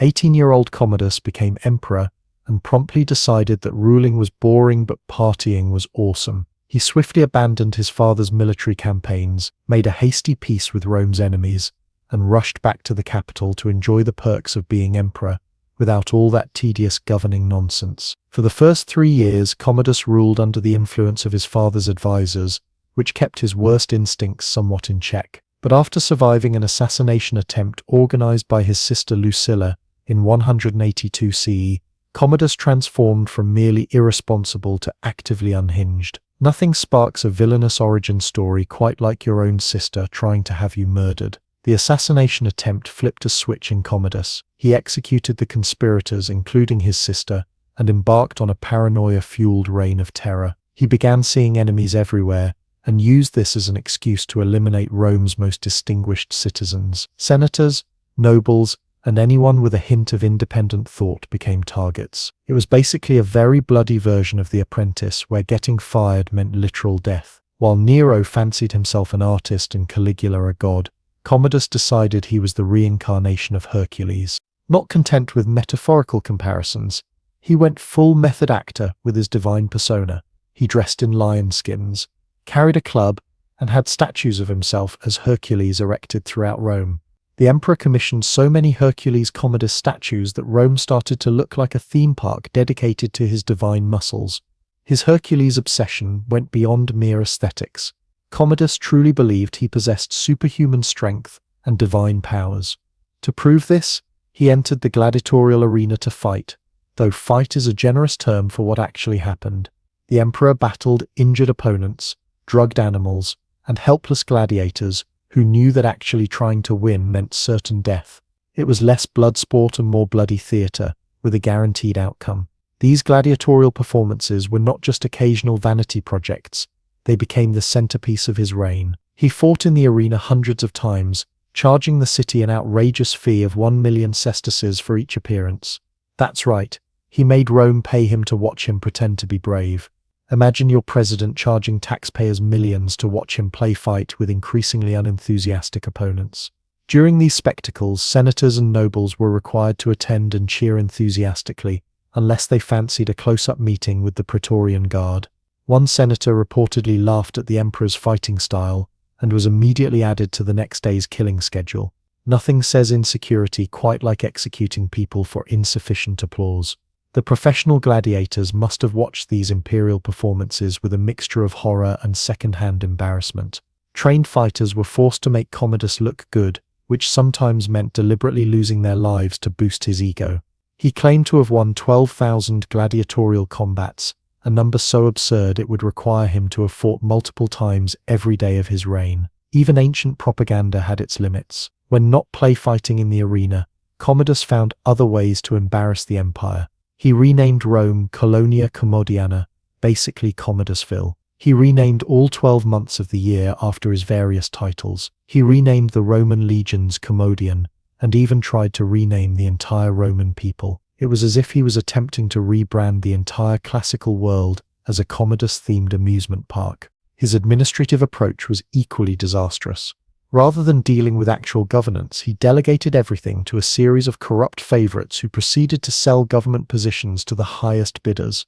This created an unprecedented level of corruption that destabilized the entire empire.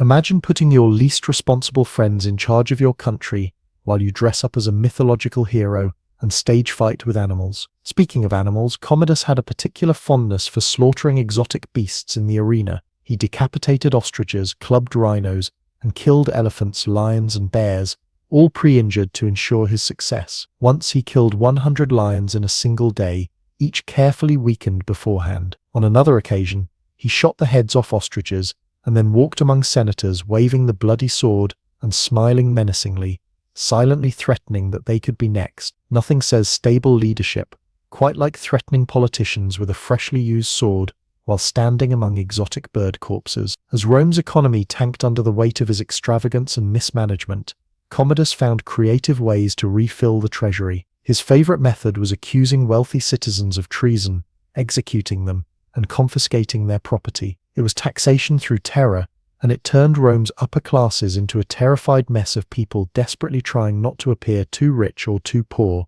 too loyal or too independent. The public spectacles grew increasingly bizarre. In one legendary display of poor taste, Commodus gathered all of Rome's disabled and deformed citizens, gave them mock weapons, and battled them in the arena, clubbing them to death while dressed as Hercules slaying monsters. He charged the city another 1,000,000 sesterces for this grotesque performance. Even by ancient standards, this crossed every line of human decency. By 192 CE, Rome had suffered 12 years of Commodus, and pretty much everyone had had enough. His megalomania had reached new heights.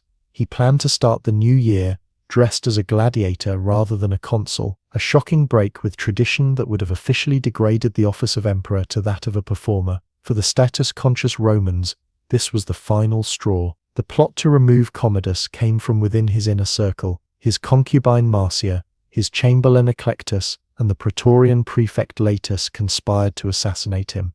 First they tried poison, but Commodus vomited it up. Unable to wait for a second attempt with stronger poison, the conspirators sent in Commodus's wrestling partner Narcissus to strangle him in his bath. After 12 years of showboating, the self-proclaimed Hercules was taken out by his personal trainer. After his death, the Senate immediately passed Damnatio Memoria, officially condemning his memory and removing his name from public monuments. They were so eager to erase him from history that they toppled his statues within hours of his death. In their formal denouncement, they called him more cruel than Domitian, more foul than Nero, and suggested his corpse be dragged through the streets and thrown in the Tiber River. Even by Roman standards of political turnover, this was harsh criticism. Commodus's death ended the Antonine dynasty and plunged Rome into the year of the 5 emperors, a bloody civil war that further destabilized the empire. His reign is considered by historians to be the beginning of Rome's decline, the point where the empire started its long, slow collapse. Not bad for a man whose primary concern was looking cool while stabbing drugged lions. What makes Commodus fascinating isn't just his over-the-top antics or his delusional self-image. It's how quickly he managed to undo generations of stability. His father had presided over what later historians would call the Pax Romana, a golden age of Roman peace and prosperity. Within 12 years, Commodus transformed that stability into chaos through a combination of neglect, corruption, and theatrical self-indulgence. The tragedy of Commodus is that he could have been something other than a catastrophe. Unlike many terrible emperors, he wasn't born into a completely dysfunctional family. He had the benefit of a philosopher father, a proper education, and a stable empire to inherit. He could have continued his father's legacy. Instead, he chose to be a mythological cosplayer with unlimited power and non-existent self-control. 2,000 years later, Commodus serves as a warning about the dangers of ego, inherited power, and what happens when performance replaces governance. He stands as a cautionary tale for all leaders who might be tempted to prioritize their personal brand over actual leadership. While most modern politicians might not claim to be the reincarnation of Hercules or fight in arenas, the basic lesson remains: when you treat ruling as a performance rather than a responsibility, everyone loses, eventually including you. Commodus may have failed as an emperor, but he succeeded spectacularly as a cautionary tale. In the end, perhaps that's his most lasting achievement, showing the world exactly how not to rule an empire. For that dubious contribution to political science, history remembers him, despite the Senate's best efforts to erase him from memory. If you've ever wondered what happens when you give absolute power to someone with trust issues, Emperor Domitian of Rome provides a textbook answer. The last ruler of the Flavian dynasty took paranoia to an art form, transforming the Roman Empire into a place where a wrong glance at the emperor could earn you a death sentence. And even the walls had ears, sometimes literally, thanks to his network of informants. Domitian might not have the name recognition of Nero or Caligula in the terrible Emperor Hall of Fame, but what he lacked in flamboyant madness, he made up for with methodical, calculating cruelty that left Rome's elite living in constant fear. Imagine an emperor who combined the micromanagement skills of an overbearing boss with the suspicion levels of a conspiracy theorist and the vindictiveness of someone who keeps a spreadsheet of everyone who ever wronged them. That's Domitian in a nutshell. Born in 51 CE as Titus Flavius Domitianus, he grew up in the shadow of his more successful father and brother. His father Vespasian rose from humble origins to become emperor after the chaotic year of 4 emperors in 69 CE. His older brother Titus was the golden child, handsome, charming, and a successful military commander who helped suppress the Jewish revolt and conquer Jerusalem. Meanwhile, young Domitian was largely sidelined during his father's rise to power, given minor ceremonial roles while the real authority went to his brother. When Vespasian died in 79 CE, Titus became emperor and continued to keep his younger brother at arm's length from real power. Titus's reign was brief but popular, marked by his handling of multiple disasters including the eruption of Mount Vesuvius that destroyed Pompeii. When Titus died suddenly in 81 CE, after just 2 years as emperor, rumors immediately spread that Domitian had hastened his brother's demise, perhaps by having him denied proper treatment during his final illness, or even directly poisoning him. Whether or not he murdered his way to the throne, Domitian finally had the power he'd been denied for so long, and he wasn't about to use it subtly. The new emperor quickly set about reorganizing the government to centralize authority in his own hands. Unlike his father and brother, who maintained the pretense that the emperor was just the first citizen working with the Senate, Domitian dropped the charade and embraced autocracy. He demanded to be addressed as Dominus et Deus, Lord and God, had gold and silver statues of himself placed throughout the imperial palace, and insisted on elaborate court ceremonies that emphasized his divine status. Imagine being so insecure about your authority that you need people to literally call you a god to your face. It's the ancient equivalent of constantly telling everyone you have a very high IQ. In fairness to Domitian, his administration wasn't entirely a disaster. He was an efficient, hands-on ruler who took his administrative duties seriously. He strengthened the currency, enforced public morality laws, built impressive new structures in Rome, including a massive palace on the Palatine Hill, and generally kept the empire running smoothly. He was also a micromanager who insisted on personally overseeing even minor details of government, the kind of boss who would email you at 2 a.m.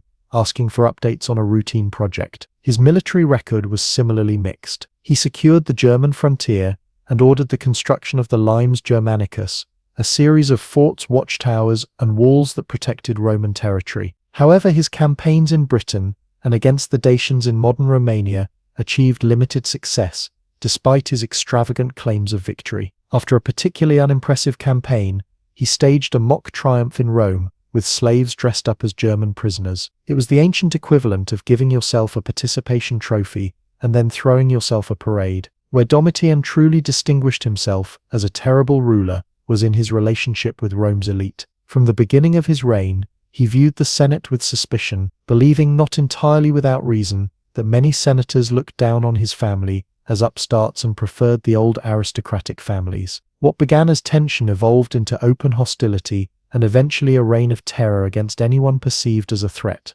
Domitian's paranoia created an atmosphere of fear and suspicion that permeated Roman high society. He regularly attended trials for treason himself, watching with an unnerving intensity that left the accused and judges alike wondering what he wanted to hear. He had informers everywhere, rewarding those who brought accusations against potential enemies. Casual comments, jokes about the emperor, or even reading the wrong kind of literature could be reported and used as evidence of sedition. As his reign progressed, Domitian's suspicion turned into outright purges. He executed or exiled senators, philosophers, and anyone else he perceived as a threat.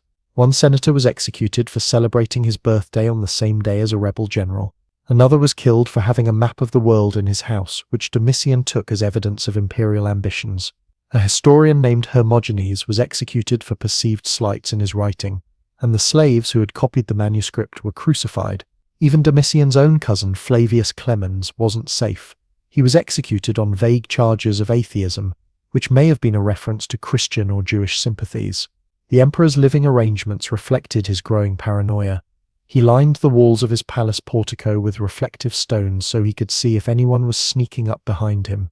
He reportedly spent hours alone each day catching and stabbing flies with a stylus, leading one courtier to quip that at least there were no flies around when someone asked if the emperor was alone. It's never a good sign when your hobbies include stabbing insects while imagining they're your enemies. Domitian's personal life was as troubled as his public one. His marriage to Domitia Longina was tumultuous, including a period where he exiled her for an alleged affair, only to recall her shortly after. He had no surviving children with Domitia, but after the death of his niece Julia Flavia, with whom he reportedly had an affair, he deified her, elevating her to divine status. Nothing says healthy family dynamics quite like turning your deceased niece Lolta into a goddess. By 96 CE, after 15 years of Domitian's increasingly erratic and dangerous rule, fear of the emperor had transformed into a fear for Rome itself. The constant purges had eliminated many capable officials and created a climate where ability and integrity were liabilities rather than assets. Even the emperor's closest circle no longer felt safe, a feeling that proved justified when Domitian began executing even his most loyal officials based on the slightest suspicions. The end came from within his own household. On September 18, 96 CE, a group of conspirators, including court officials, senators, and even Domitian's wife Domitia, carried out an assassination plot. According to historical accounts, a freedman named Stephanus, who had been accused of embezzlement, pretended to have an injured arm and kept a dagger hidden in his bandages. After gaining a private audience with the emperor to discuss supposed conspirators, Stephanus struck, stabbing Domitian. Other conspirators rushed in to finish the job. The emperor, who had spent his reign seeing threats everywhere, finally encountered a real one. The Senate wasted no time celebrating his death, immediately passing damnation over memory, ordering his statues torn down and his name erased from public monuments. They selected the elderly Senator Nerva as the new emperor, beginning the period of the 5 good emperors that would give Rome a century of relatively stable and competent rule, quite a change from Domitian's paranoid micromanagement. What makes Domitian particularly interesting among Rome's bad emperors is that he wasn't obviously insane like Caligula or theatrical in his cruelty like Nero. His tyranny was cold, calculating, and methodical. He didn't burn Rome or make his horse a consul or commit obviously deranged acts. Instead, he created a system of surveillance, intimidation, and selective punishment that allowed him to control through fear rather than outright terror. In this sense, Domitian represents a more modern kind of authoritarian, the ruler who maintains the functions of the state and even improves its efficiency while simultaneously undermining its institutions and creating a climate of fear. His administration worked well on paper.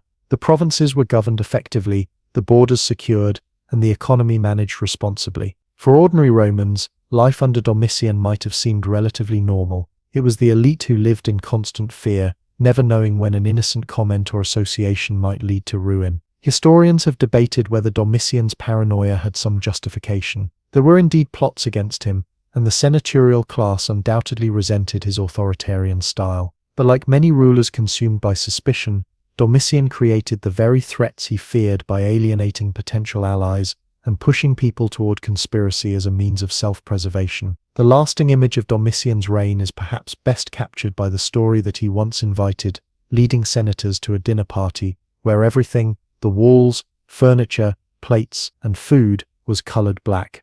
The guests were seated next to gravestones bearing their names, served by naked, black-painted children who danced around them like spirits of the dead. After terrifying his guests into believing their execution was imminent, Domitian sent them home with the gifts that had been displayed on their gravestones. Whether this macabre dinner party actually happened or was invented by his enemies, it perfectly captures the psychological torture that characterized his reign, the deliberate cultivation of fear as a tool of control. 2,000 years after his assassination, Domitian serves as a reminder that tyranny doesn't always announce itself with spectacular displays of madness. Sometimes it arrives in the form of an administrator with a clipboard and a list of enemies, methodically crossing off names, while assuring everyone that it's all for the greater good. In the end, Domitian's legacy is not the buildings he constructed or the borders he secured, but the climate of fear he created, and the lesson that even the most vigilant paranoid can't watch his back forever. Just when Rome thought it had seen every possible variety of imperial disaster, along came Elagabalus, a teenage emperor who makes modern rebellious phases look like seminary school. If the Roman Empire had a reality show called So You Think You Can Emperor, Elagabalus would have been voted off in the first episode, then somehow returned as a wildcard contestant only to crash the entire production. Picture this. It's 218 CE, and Rome is about to be ruled by a 14-year-old Syrian priest with a penchant for makeup, silk robes, and religious practices so foreign they made traditional Romans collectively spit out their wine. Elagabalus didn't just push boundaries, he catapulted over them while wearing golden slippers and waving incense. Born Varius Avitus Bassianus in 203 CE, the future emperor grew up in Syria as a hereditary priest of the sun god Elagabalus in Emesa, modern-day Homs. His path to power came through his grandmother Julia Maesa, sister of a former empress who orchestrated one of history's most ambitious family promotions. After Emperor Caracalla was assassinated, Julia Maesa spread rumors that her grandson was actually Caracalla's illegitimate son, making him the rightful heir to the throne. It was basically the ancient Roman version of a paternity test scandal, except with armies and imperial destinies at stake. With his grandmother's political maneuvering and financial backing, the teenage priest found himself leading a successful rebellion against Emperor Macrinus. In 218 CE, at just 14 he became Emperor of Rome, proving once again that the Roman succession system had roughly the same level of quality control as a dollar store toaster. The young emperor arrived in Rome with all the subtlety of a glitter bomb in a library. He brought with him the sacred black stone that represented his god Elagabalus and immediately set about making this obscure Syrian deity the chief god of the Roman Empire. Imagine if a new president tried to replace all national symbols with the logo of their hometown high school mascot. That's essentially what Elagabalus attempted on a religious scale. The religious reforms alone would have been enough to alienate Rome's traditional power centers, but Elagabalus was just getting started. He built a massive temple on the Palatine Hill for his god, and performed daily public rituals that involved dancing around an altar to the sound of cymbals and drums, wearing makeup and the flamboyant robes of a Syrian priest, rather than the dignified toga of a Roman emperor. The city's elite watched in horror as their teenage emperor twirled and gyrated his way through religious ceremonies that looked nothing like proper Roman worship. These weren't private eccentricities. Elagabalus forced senators and other high officials to watch these ceremonies while he danced around the altar, moving backward so as not to disrespect his god by turning his back. The poor senators, trained in stoicism and dignity, had to witness their emperor performing what they saw as bizarre foreign rituals while dressed in extravagant Eastern clothing. It was like being forced to watch your boss's 4-hour interpretive dance recital, except your boss controlled the armies and could have you executed. Elagabalus took his religious devotion to extremes that even the religiously tolerant Romans found shocking. He married a Vestal virgin named Aquilia Severa, an act considered horrific sacrilege since Vestal virgins were sworn to 30 years of chastity on penalty of being buried alive. When criticized, he simply replied that it was appropriate for a priest god to marry a priestess. It was the ancient equivalent of responding to a scandal with "you do you," while an entire empire collectively facepalmed. His personal life generated even more controversy. Elagabalus cycled through wives with dizzying speed,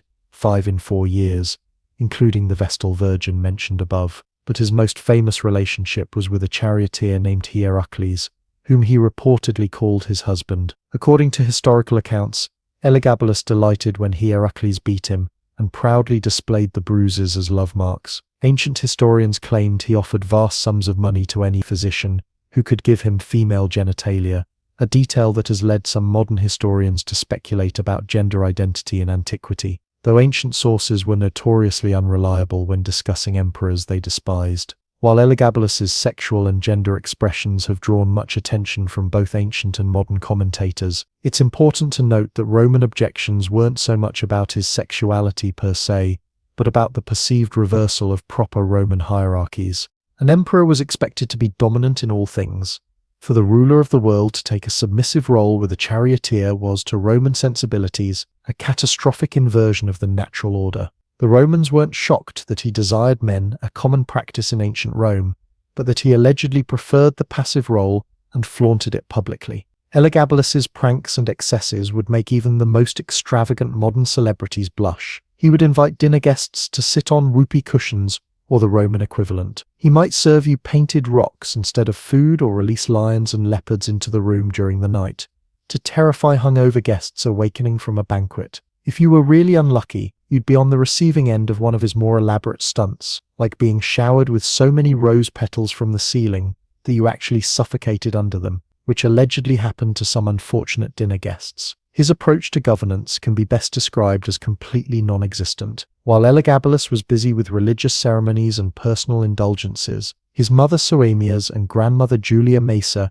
were the ones actually running the empire. For the first time in Roman history, Women were permitted to attend Senate meetings, not because Elagabalus was progressive, but because he couldn't be bothered to go himself and sent his mother as a proxy. It's like skipping class and having your mom take notes for you, except the class is running one of history's largest empires. If his religious practices and personal scandals weren't enough, Elagabalus also had a flair for the kind of extravagance that made even wealthy Romans raise their eyebrows. He would wear shoes covered in diamonds, never wear the same clothes twice, and fill his swimming pools with rose water. He served meals of flamingo brains, parrot heads, and peacock tongues. He drove chariots pulled by naked women and scattered gold coins to the public, not out of generosity but to watch people scramble for them, sometimes getting trampled in the process. Perhaps his most infamous dinner stunt was serving his guests food made of wax, wood, and ivory, perfect replicas of actual dishes that left them still hungry after a visually sumptuous meal. When they went home famished, he would be rolling with laughter. It was basically an ancient version of those social media food videos where nothing is what it seems, except with added cruelty and imperial power. Even his grandmother Julia Macer, who had orchestrated his rise to power, eventually realized her teenage emperor project had gone horribly wrong. Seeing the growing military and public discontent, she decided to cut her losses. She convinced Elagabalus to adopt his cousin Alexander Severus as his heir, presenting him as a more balanced alternative, someone who respected traditional Roman values and didn't dance half-naked in public ceremonies. Soon after, Elagabalus realized this arrangement was essentially a countdown to his own replacement. He attempted to have Alexander killed, but the Praetorian Guard, who had grown fond of the sensible young heir, protected him. Realizing that their emperor was now targeting the popular Alexander, the Praetorians decided they'd had enough of the Elagabalus circus. In March 222 CE, the Praetorian Guard murdered Elagabalus and his mother in a military camp. The 18-year-old emperor's brief but spectacular reign had lasted less than 4 years. The soldiers dragged his body through the streets of Rome before throwing it into the Tiber River, a final indignity for an emperor who had specialized in making Rome feel undignified. After his death, Elagabalus received one of history's most thorough character assassinations. The Senate immediately ordered damnatio memoriae, erasing his name from public inscriptions. His religious innovations were dismantled, the sacred black stone sent back to Syria, and Rome tried its best to pretend the whole embarrassing episode had never happened. Whether Elagabalus was truly as outrageous as ancient historians portrayed him remains debated. Roman historians like Cassius Dio and the author of the Historia Augusta were notoriously biased against emperors who challenged traditional values, and they may have exaggerated or invented some of his more outlandish behaviors. Some modern scholars suggest his religious devotion, while foreign to Roman sensibilities, may have been genuine rather than merely provocative. What's certain is that Elagabalus fundamentally misunderstood the job of being Roman emperor. While the position granted enormous power, it came with equally enormous expectations about behavior, religion, and respect for Roman traditions. By flagrantly disregarding these expectations, Elagabalus undermined his own authority more effectively than any external enemy could have. The irony of Elagabalus's reign is that despite his religious fervor, he failed to understand that the emperor was already a religious figure in the Roman system, the Pontifex Maximus, chief priest of the state religion. By trying to elevate his foreign god above Roman traditions, he wasn't just changing religious policy, he was attacking a fundamental pillar of Roman identity and imperial authority. Elagabalus serves as a fascinating study in the limits of absolute power. Even an emperor could go too far when he violated Rome's core cultural and religious sensibilities.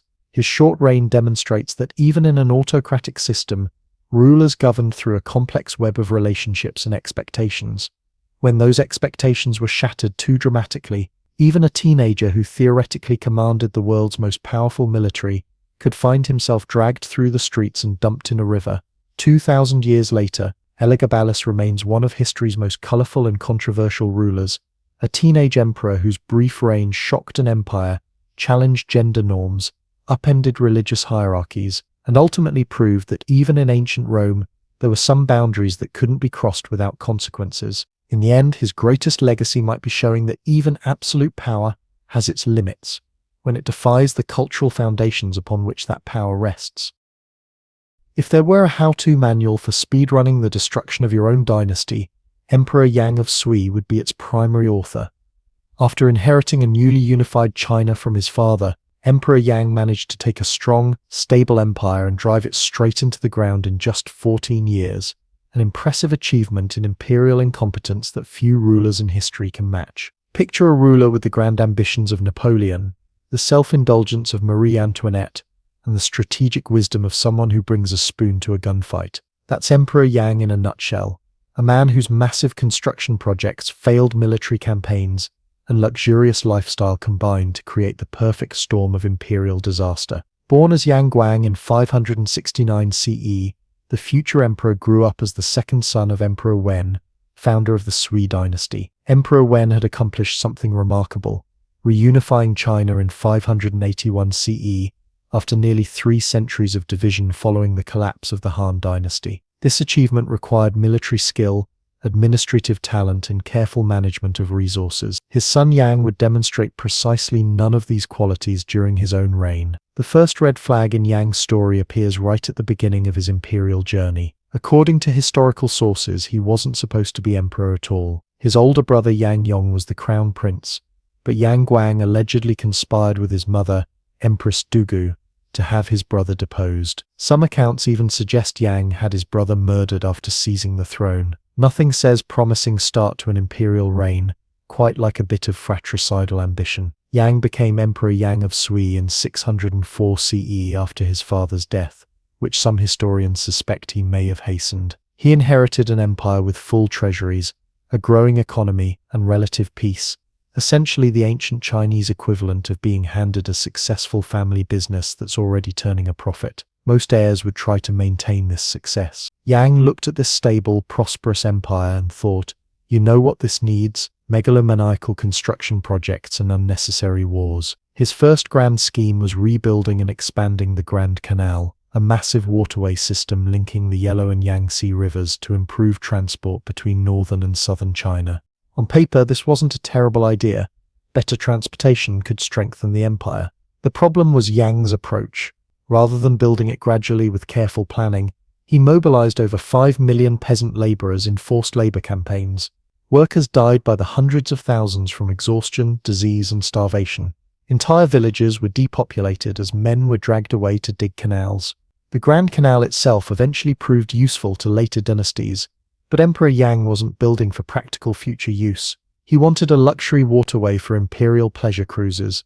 He commissioned a fleet of massive dragon boats described as floating palaces, complete with multiple decks, luxurious quarters, and thousands of servants. His personal barge was reportedly over 200 feet long, decked out with golden dragons and jade ornaments, requiring 80 men just to pull it along the canal. It was essentially a super yacht in an age when most people lived in simple wooden huts. These pleasure barges weren't just for transportation. Yang used them for extravagant parties and to visit the many palaces he ordered constructed along the canal routes.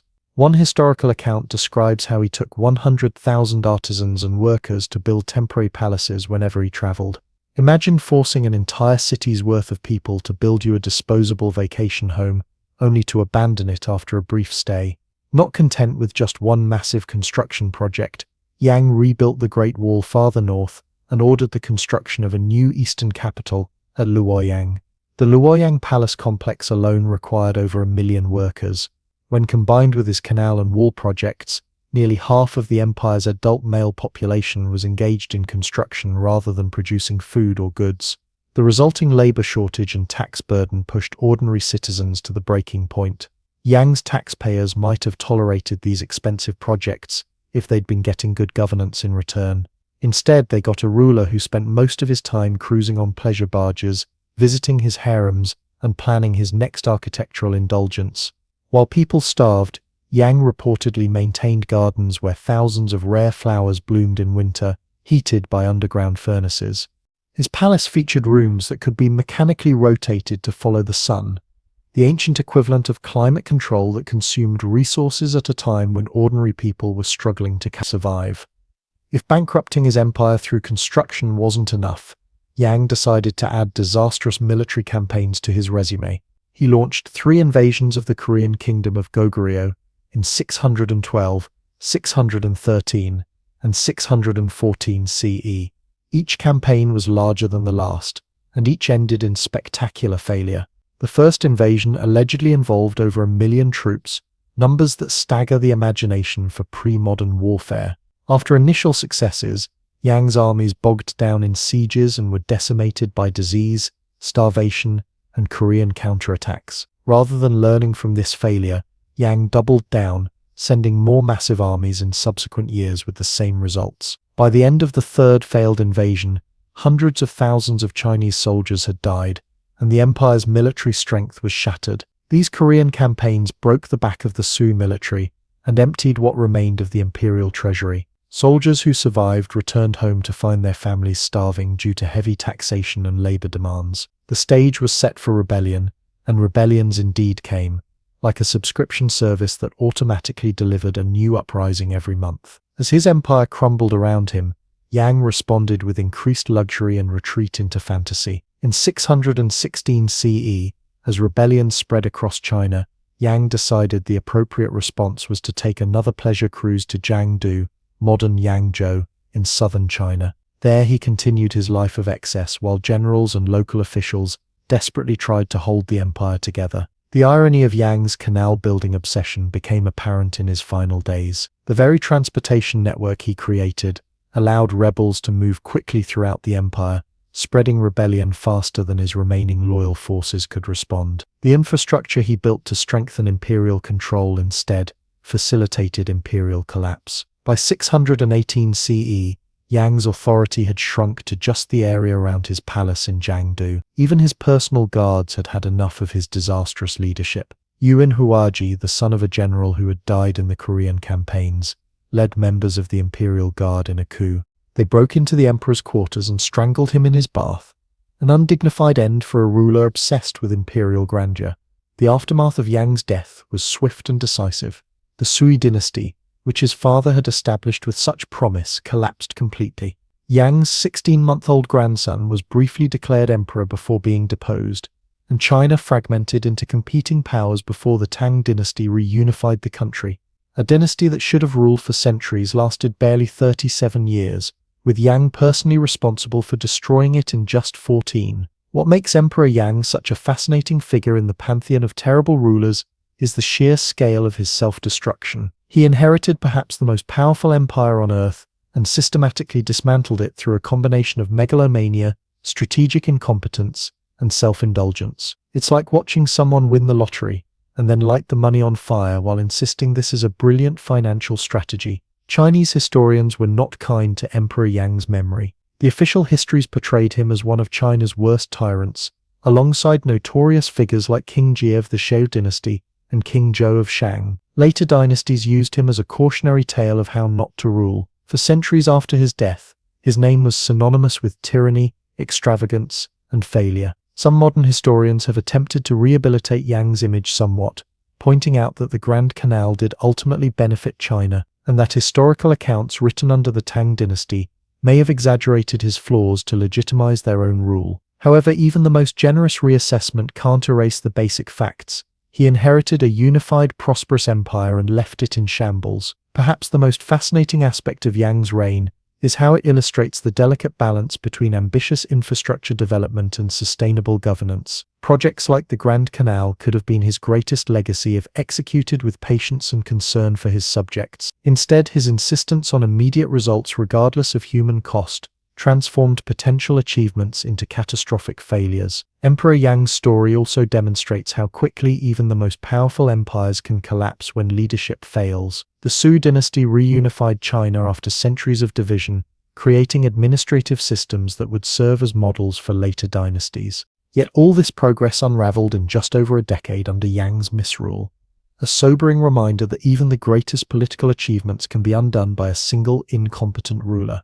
In the end, Emperor Yang of Sui stands as one of history's most efficient dynasty destroyers, a ruler who took the stable empire his father built and ran it into the ground with record-breaking speed. His legacy serves as a warning about the dangers of prioritizing monumental projects and personal luxury over the basic needs of the people. 2,000 years later, the lesson remains clear.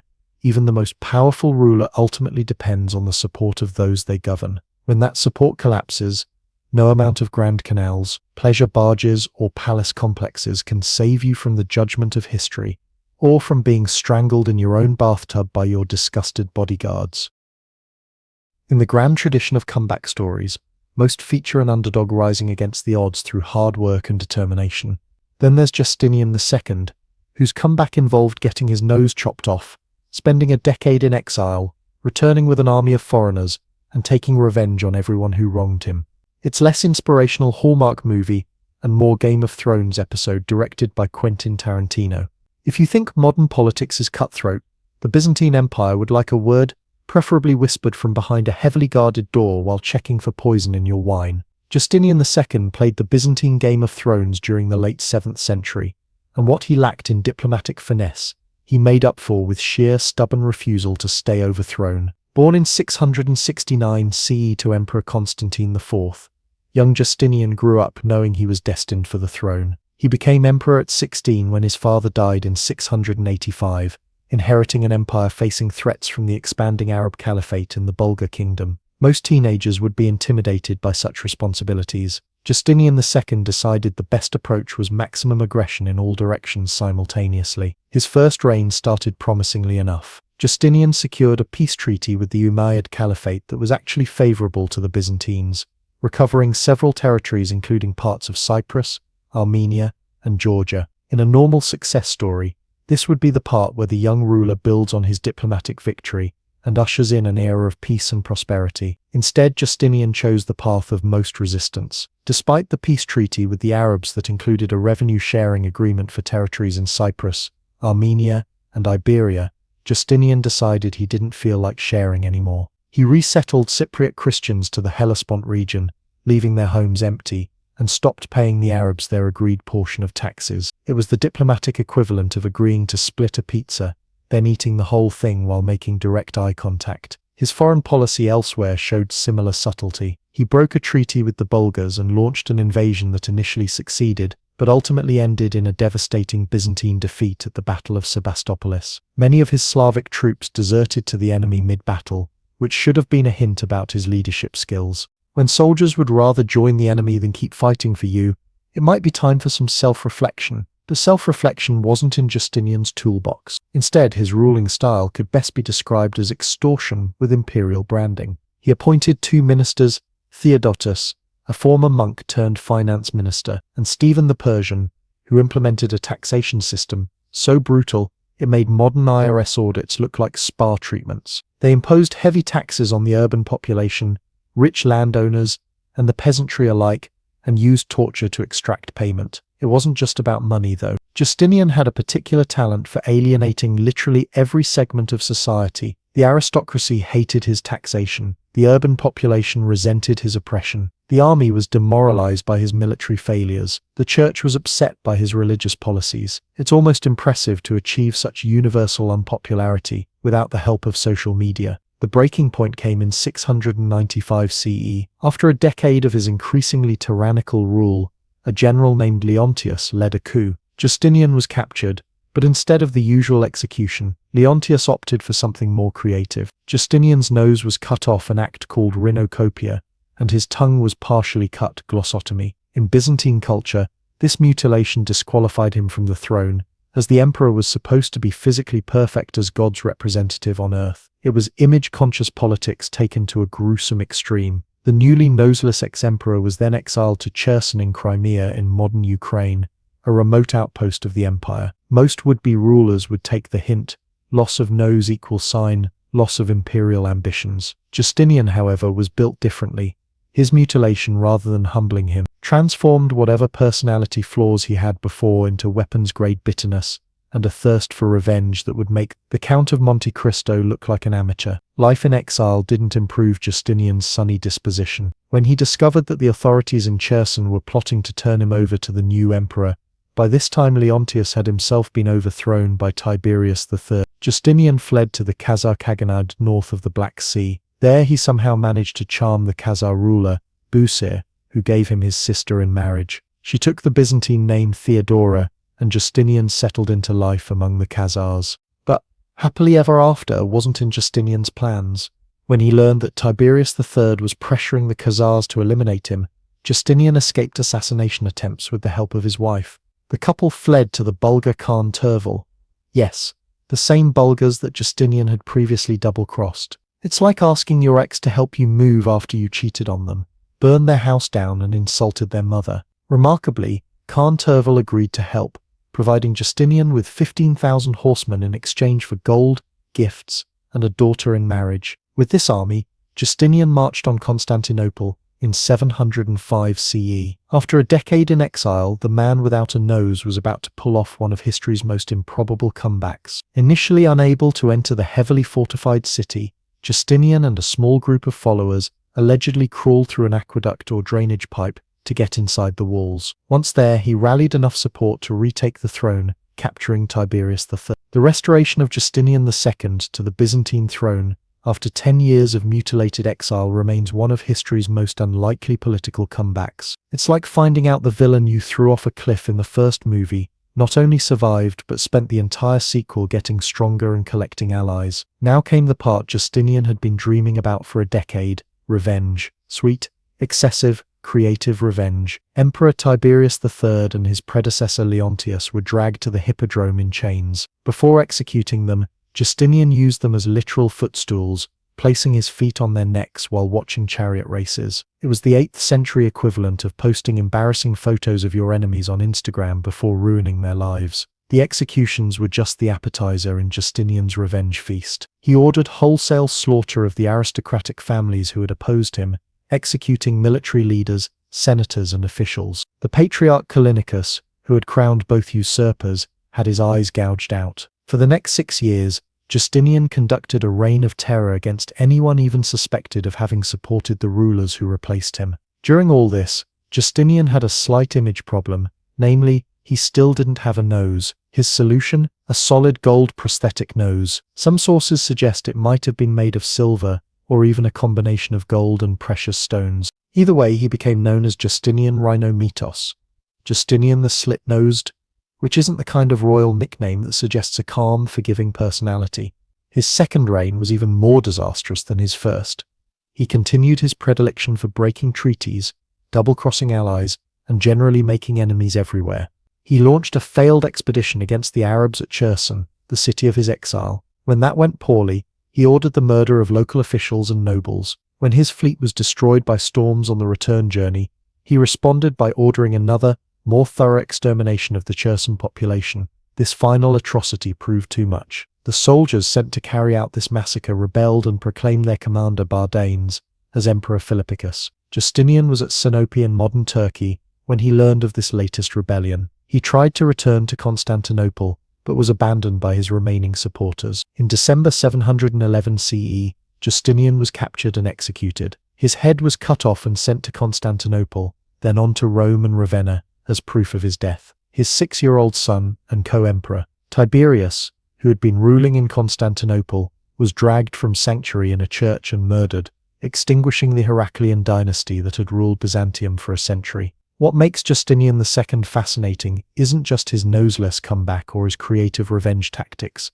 but what he represents about power and personality. His stubborn refusal to change or adapt, his vindictiveness, and his self-destructive pursuit of vengeance ultimately destroyed him and his dynasty. He's a cautionary tale about how even the most impressive comeback can be wasted if you haven't learned anything from failure. Historians have often speculated about Justinian's mental state, with some suggesting he may have suffered from conditions that affected his judgment and temperament. Whether his behavior stemmed from mental illness, the trauma of mutilation and exile, or simply an extraordinarily vindictive personality, the results were the same: a reign characterized by cruelty, paranoia, and ultimately, catastrophic failure. Justinian's legacy went beyond his personal story. His disastrous rule weakened the Byzantine Empire at a critical moment when it faced expanding Arab power.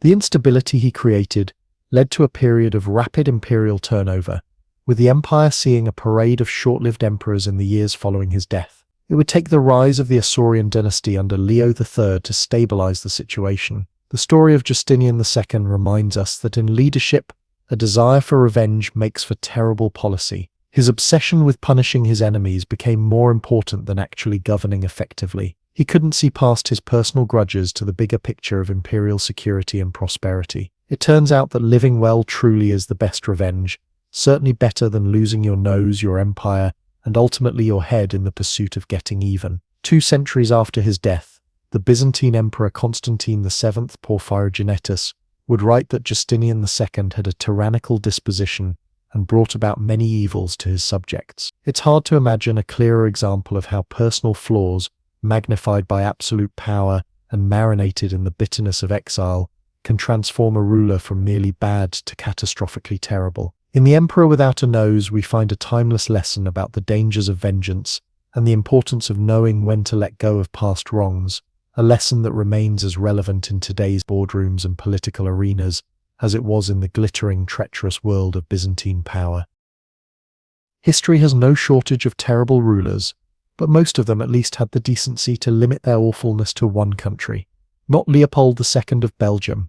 This mustache-twirling villain of the Victorian era decided that being king of a small European nation wasn't enough of a power trip, so he acquired his own personal colony in Africa and proceeded to run it like a nightmare corporation with a body count in the millions. If there were an evil overlord Olympics, Leopold would take gold in the category of hiding atrocities behind humanitarian pretenses. He managed to convince the world he was on a noble mission to bring civilization to Africa while simultaneously treating an entire country as his private ATM, with withdrawal fees paid in human lives and severed hands. Born in 1835 to the Belgian royal family, Leopold grew up with the kind of entitlement that only comes from being told since birth that you're inherently better than everyone else. He became King Leopold II in 1865, inheriting a small, relatively new European nation that lacked the imperial swagger of Britain, France, or Germany. For most monarchs, ruling a peaceful, prosperous country would be enough. For Leopold, it was like being given a Honda when all his friends had Ferraris. Leopold looked at the European colonial powers carving up Africa and thought, "Hey, I want a slice of that continental cake." The problem? Belgium wasn't powerful enough to join the colonial party as a nation. The solution? Create a private colony that belonged to him personally, not to Belgium. It was like being denied a company credit card and deciding to start your own company instead, except with sovereign territory and millions of human lives. His opportunity came with the European fascination with African exploration. Leopold established an organization with the impressively humanitarian-sounding name International African Association. Its stated goals were to bring civilization, end the Arab slave trade, and open the continent to legitimate commerce. In reality, it was the colonial equivalent of naming your invasion force the Department of Hugs and Friendship. Leopold hired the famous explorer Henry Morton Stanley of Dr. Livingstone, I presume, fame to establish treaties with local leaders in the Congo Basin. These treaties were masterpieces of colonial trickery. While native leaders thought they were signing friendship agreements, they were actually signing away their land and their people to Leopold's personal control.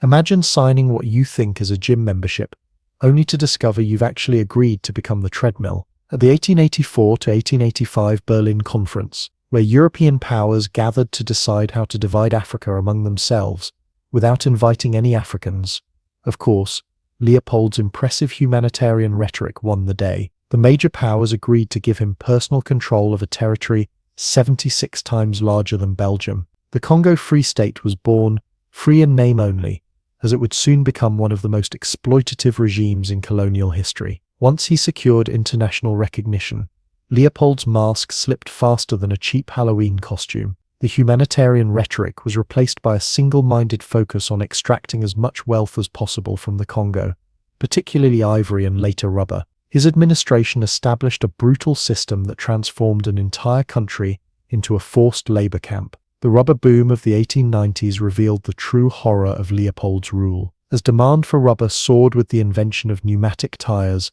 Leopold saw an opportunity to make a fortune. The Congo was rich in rubber vines, and local people were forced to collect this valuable resource under a quota system that defined sadistic efficiency. Here's how it worked.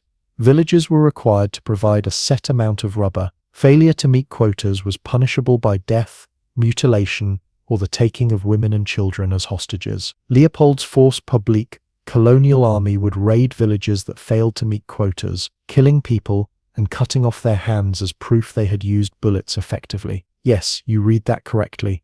They collected human hands as administrative evidence. Sometimes soldiers would cut off hands from living people to meet their own quotas when they hadn't used their bullets for killing. Children's hands were taken. Villages that resisted were wiped out entirely. It was a system so unimaginably cruel that even other colonial powers, not exactly known for their gentle touch, were horrified. Leopold managed this atrocity factory from the comfort of his palace in Belgium, never once visiting the Congo Free State. He treated the massive territory as a business, referring to it as ma belle affaire, my beautiful business. While Congolese people were having their hands cut off for not collecting enough rubber, Leopold was using his Congo profits to build elaborate palaces, monuments, and public works in Belgium, literally constructing his legacy with blood money. The scale of death under Leopold's rule was staggering. While precise numbers are impossible to determine, Leopold made sure of that by destroying many records. Modern historians estimate that the population of the Congo was reduced by half during his rule. That's approximately 10 million people who died from killings, starvation, disease, and plummeting birth rates due to the devastation of communities. It was a corporate genocide where people weren't killed for their ethnicity, but for their failure to generate sufficient profit. How did he get away with this for so long? Partly through elaborate public relations, Leopold hired defenders to portray him as a humanitarian fighting Arab slave traders. He controlled information coming out of the Congo and cultivated an image of a benevolent monarch bringing civilization to Africa. It was gaslighting on an imperial scale. The truth eventually came out thanks to one of history's earliest international human rights campaigns. The unlikely heroes of this story include E.D. Morel, a British shipping clerk who noticed that ships returning from Congo were full of valuable resources, but never carried trade goods to pay for them, only weapons and ammunition. Roger Casement, a British consul who documented atrocities, and missionaries who witnessed the horror firsthand. These whistleblowers formed the Congo Reform Association and used a new technology, photography, to document the atrocities. Images of children with severed hands and stories of unimaginable cruelty began circulating in European and American newspapers. Mark Twain wrote a scathing satire called King Leopold's Soliloquy. Even in an age accustomed to colonial brutality, the Congo Free State stood out as exceptionally horrific. As international pressure mounted, Leopold launched a counteroffensive of spin and denial that would impress modern PR firms. He established a hand-picked commission that, surprisingly, still found evidence of atrocities. When that didn't work, he burned archives. 8 days of document destruction before handing the Congo over to the Belgian government in 1908. The transition from Leopold's private colony to Belgian Congo wasn't motivated by humanitarian concerns, but by Leopold's massive debt. He had mortgaged his colony to the limit and faced financial ruin. The Belgian government paid him 50 million francs as a token of gratitude for his generosity in giving them his colony. It's like getting caught running a criminal enterprise and being paid a severance package for agreeing to stop. Leopold died in 1909, a year after losing his colony but still a wealthy man. Before his death, he was booed by the Belgian public, not for his African atrocities, which many Belgians remained ignorant about, but for scandals involving his young mistress. In his final years, he grew increasingly eccentric, obsessed with his legacy, and determined to prevent his estranged daughters from inheriting his wealth. He created a charitable foundation to hold his remaining Congo wealth, bypassing his daughters with what might be history's most blood-soaked trust fund. The Belgian government removed many statues of Leopold after his death, not out of shame but because they were just too expensive to maintain. In a twist of historical irony, many of those statues have recently been removed again, or vandalized as the world finally acknowledges the scale of Leopold's crimes. What makes Leopold II particularly disturbing among history's terrible rulers is the sheer contrast between appearance and reality. While dictators like Caligula or Nero made no secret of their cruelty,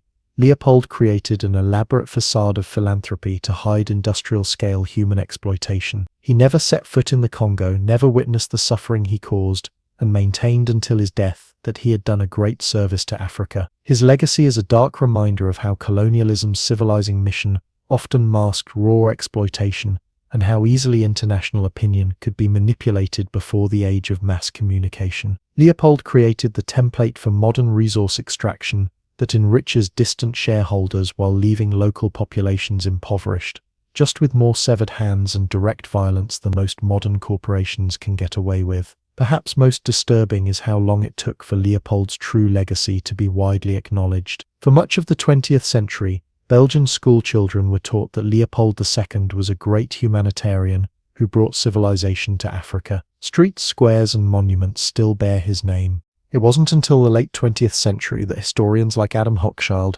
brought renewed attention to the Congo atrocities with books like King Leopold's Ghost. Two lessons stand out from Leopold's reign of terror.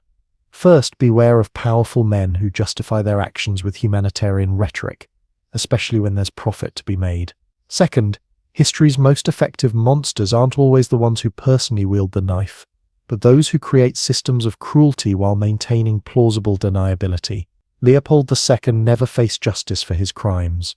He died a wealthy man in his palace, having successfully laundered both his reputation and his blood money into grand Belgian architecture that tourists admire to this day. But as statues of Leopold continue to fall across Belgium, history is finally delivering its verdict on the king who owned a country and treated its people as expendable resources in his beautiful business. Some rulers earn their terrifying nicknames through consistent awfulness across their entire reign. Then there's Ivan IV of Russia, who spent the first half of his rule as a surprisingly decent king before taking a hard left turn into Crazy Town, leaving historians forever debating whether to file him under great reformers or history's greatest monsters. Spoiler alert, it's definitely both. Ivan the Terrible holds the distinction of being Russia's first official Tsar, and boy did he set the bar for dramatic leadership. Imagine if your country's foundational ruler had the administrative brilliance of a seasoned CEO combined with the impulse control of a toddler who missed nap time and the vengeful streak of a soap opera villain. That's Ivan in a fur-lined, jewel-encrusted nutshell. Born in 1530 to Grand Prince Vasily III of Moscow and Elena Glinskaya, young Ivan had what therapists today would call an adverse childhood experience bingo card. His father died when he was 3, his mother likely died of poison when he was 8, and he spent his childhood being neglected and humiliated by power-hungry boyars, Russian nobles who ran the government while treating the boy prince as an afterthought. Little Ivan's childhood hobbies reportedly included throwing animals off towers and torturing small creatures, never a great sign in a future leader. But in his defense, he was surrounded by brutal nobles plotting against each other while ignoring the rightful heir to the throne. The boy learned early that power was the only protection against cruelty, a lesson that would shape his entire approach to leadership. At age 16, Ivan pulled a power move that shocked everyone. He suddenly announced his intention to be crowned not just as Grand Prince like his predecessors, but as Tsar of all Russia, claiming the imperial title previously used by Byzantine emperors. In January 1547, he was officially crowned, effectively declaring Russia an empire and himself its supreme ruler. Imagine a teenager not just demanding the car keys but announcing he's now running the entire car company. The surprising part? Young Ivan initially ruled pretty well. He assembled a group of advisors called the Chosen Council and implemented a series of significant reforms. He reorganized the military, created Russia's first standing army, the Streltsy, established a functional government bureaucracy, reformed the law code, and even limited the powers of the boyars who had made his childhood so miserable. Under his early leadership, Russia expanded dramatically. He conquered the Khanates of Kazan and Astrakhan, bringing large swaths of territory under Russian control and opening the path to Siberia. He established trade with England, bringing Russia more fully into European diplomatic circles. He even showed interest in bringing printing to Russia and supported the construction of one of Russia's most recognizable buildings, St. Basil's Cathedral, in Moscow's Red Square. For the first decade or so of his reign, Ivan seemed to be setting Russia on the path to becoming a modern European power. Then everything changed in 58, when Ivan attacked Livonia, modern-day Estonia and Latvia, beginning the disastrous 24-year Livonian War. This costly conflict against Poland, Lithuania, Sweden and Denmark bogged down in a stalemate that drained Russian resources and produced few lasting gains. It was like watching someone start a home renovation project with grand plans, only to end up with a half-demolished house, an empty bank account, and 3 angry neighbors. But the real turning point came in 1560, when Ivan's beloved first wife Anastasia died. Ivan was convinced she had been poisoned by boyars, a claim modern forensic analysis of her remains partially supports, as they contained dangerous levels of mercury. His grief and suspicion transformed him. The reasonably effective, if strict, ruler gave way to someone far darker and more volatile. Ivan's personal tragedy coincided with the political setbacks of the Livonian War and the betrayal of his close advisor Prince Andrei Kurbsky, who defected to Lithuania and began writing snarky letters criticizing Ivan's rule. These combined blows seemed to break something in the Tsar's psyche. He became increasingly paranoid, seeing treachery everywhere and trusting almost no one. In 1564, Ivan did something truly bizarre. He suddenly left Moscow, taking a select group of his possessions, his treasury, and a few chosen boyars. He sent letters announcing his abdication, citing the treachery of the nobles and clergy. Moscow panicked. After weeks of confusion, representatives begged him to return. Ivan agreed, but with conditions he would have absolute power to punish traitors without interference from the boyars or the church. Thus was born the Oprichnina, one of history's most terrifying secret police forces and a government system of institutionalized terror. Ivan divided Russia into two parts, the regular realm Zemshchina and his personal domain, Oprichnina. He created a personal army of oprichniki, black-clad enforcers who rode with dog heads and brooms attached to their saddles, symbolizing their mission to sniff out treason and sweep Russia clean of traitors. These weren't your typical intelligence operatives with subtle methods. The oprichniki operated like a combination of a death squad, organized crime syndicate, and apocalyptic cult. They dressed in black, took monastic-style vows of loyalty to Ivan personally, and were unleashed to terrorize anyone suspected of disloyalty, particularly targeting the boyars who had humiliated Ivan in his youth. The resulting reign of terror reached its peak in 1570, when Ivan became convinced that the city of Novgorod was plotting to defect to Lithuania. He personally led the oprichniki in a 5-week massacre of the city's population. Thousands were tortured and killed, with many thrown into the Volkhov River. Witnesses reported that so many bodies clogged the river that it couldn't flow properly. When he returned to Moscow, he continued the purge, executing supposed Novgorod sympathizers in increasingly creative and brutal ways. Ivan's mental state continued to deteriorate. He would swing between periods of extreme piety, praying for hours, making pilgrimages, and donating to monasteries, and episodes of shocking cruelty and debauchery. He would torture and execute people, then spend days begging for divine forgiveness, only to start the cycle again. It's like he was constantly toggling between the settings of repentant monk and serial killer, never finding a healthy middle ground. His personal life was equally chaotic. Ivan married at least 7 times. Some sources suggest it might have been 8, flouting the Orthodox Church's limit of 3 marriages. When his third wife became ill, he apparently planned his next marriage before she was even dead. Several of his wives died under suspicious circumstances, leading to rumors they'd been poisoned when they fell out of favor.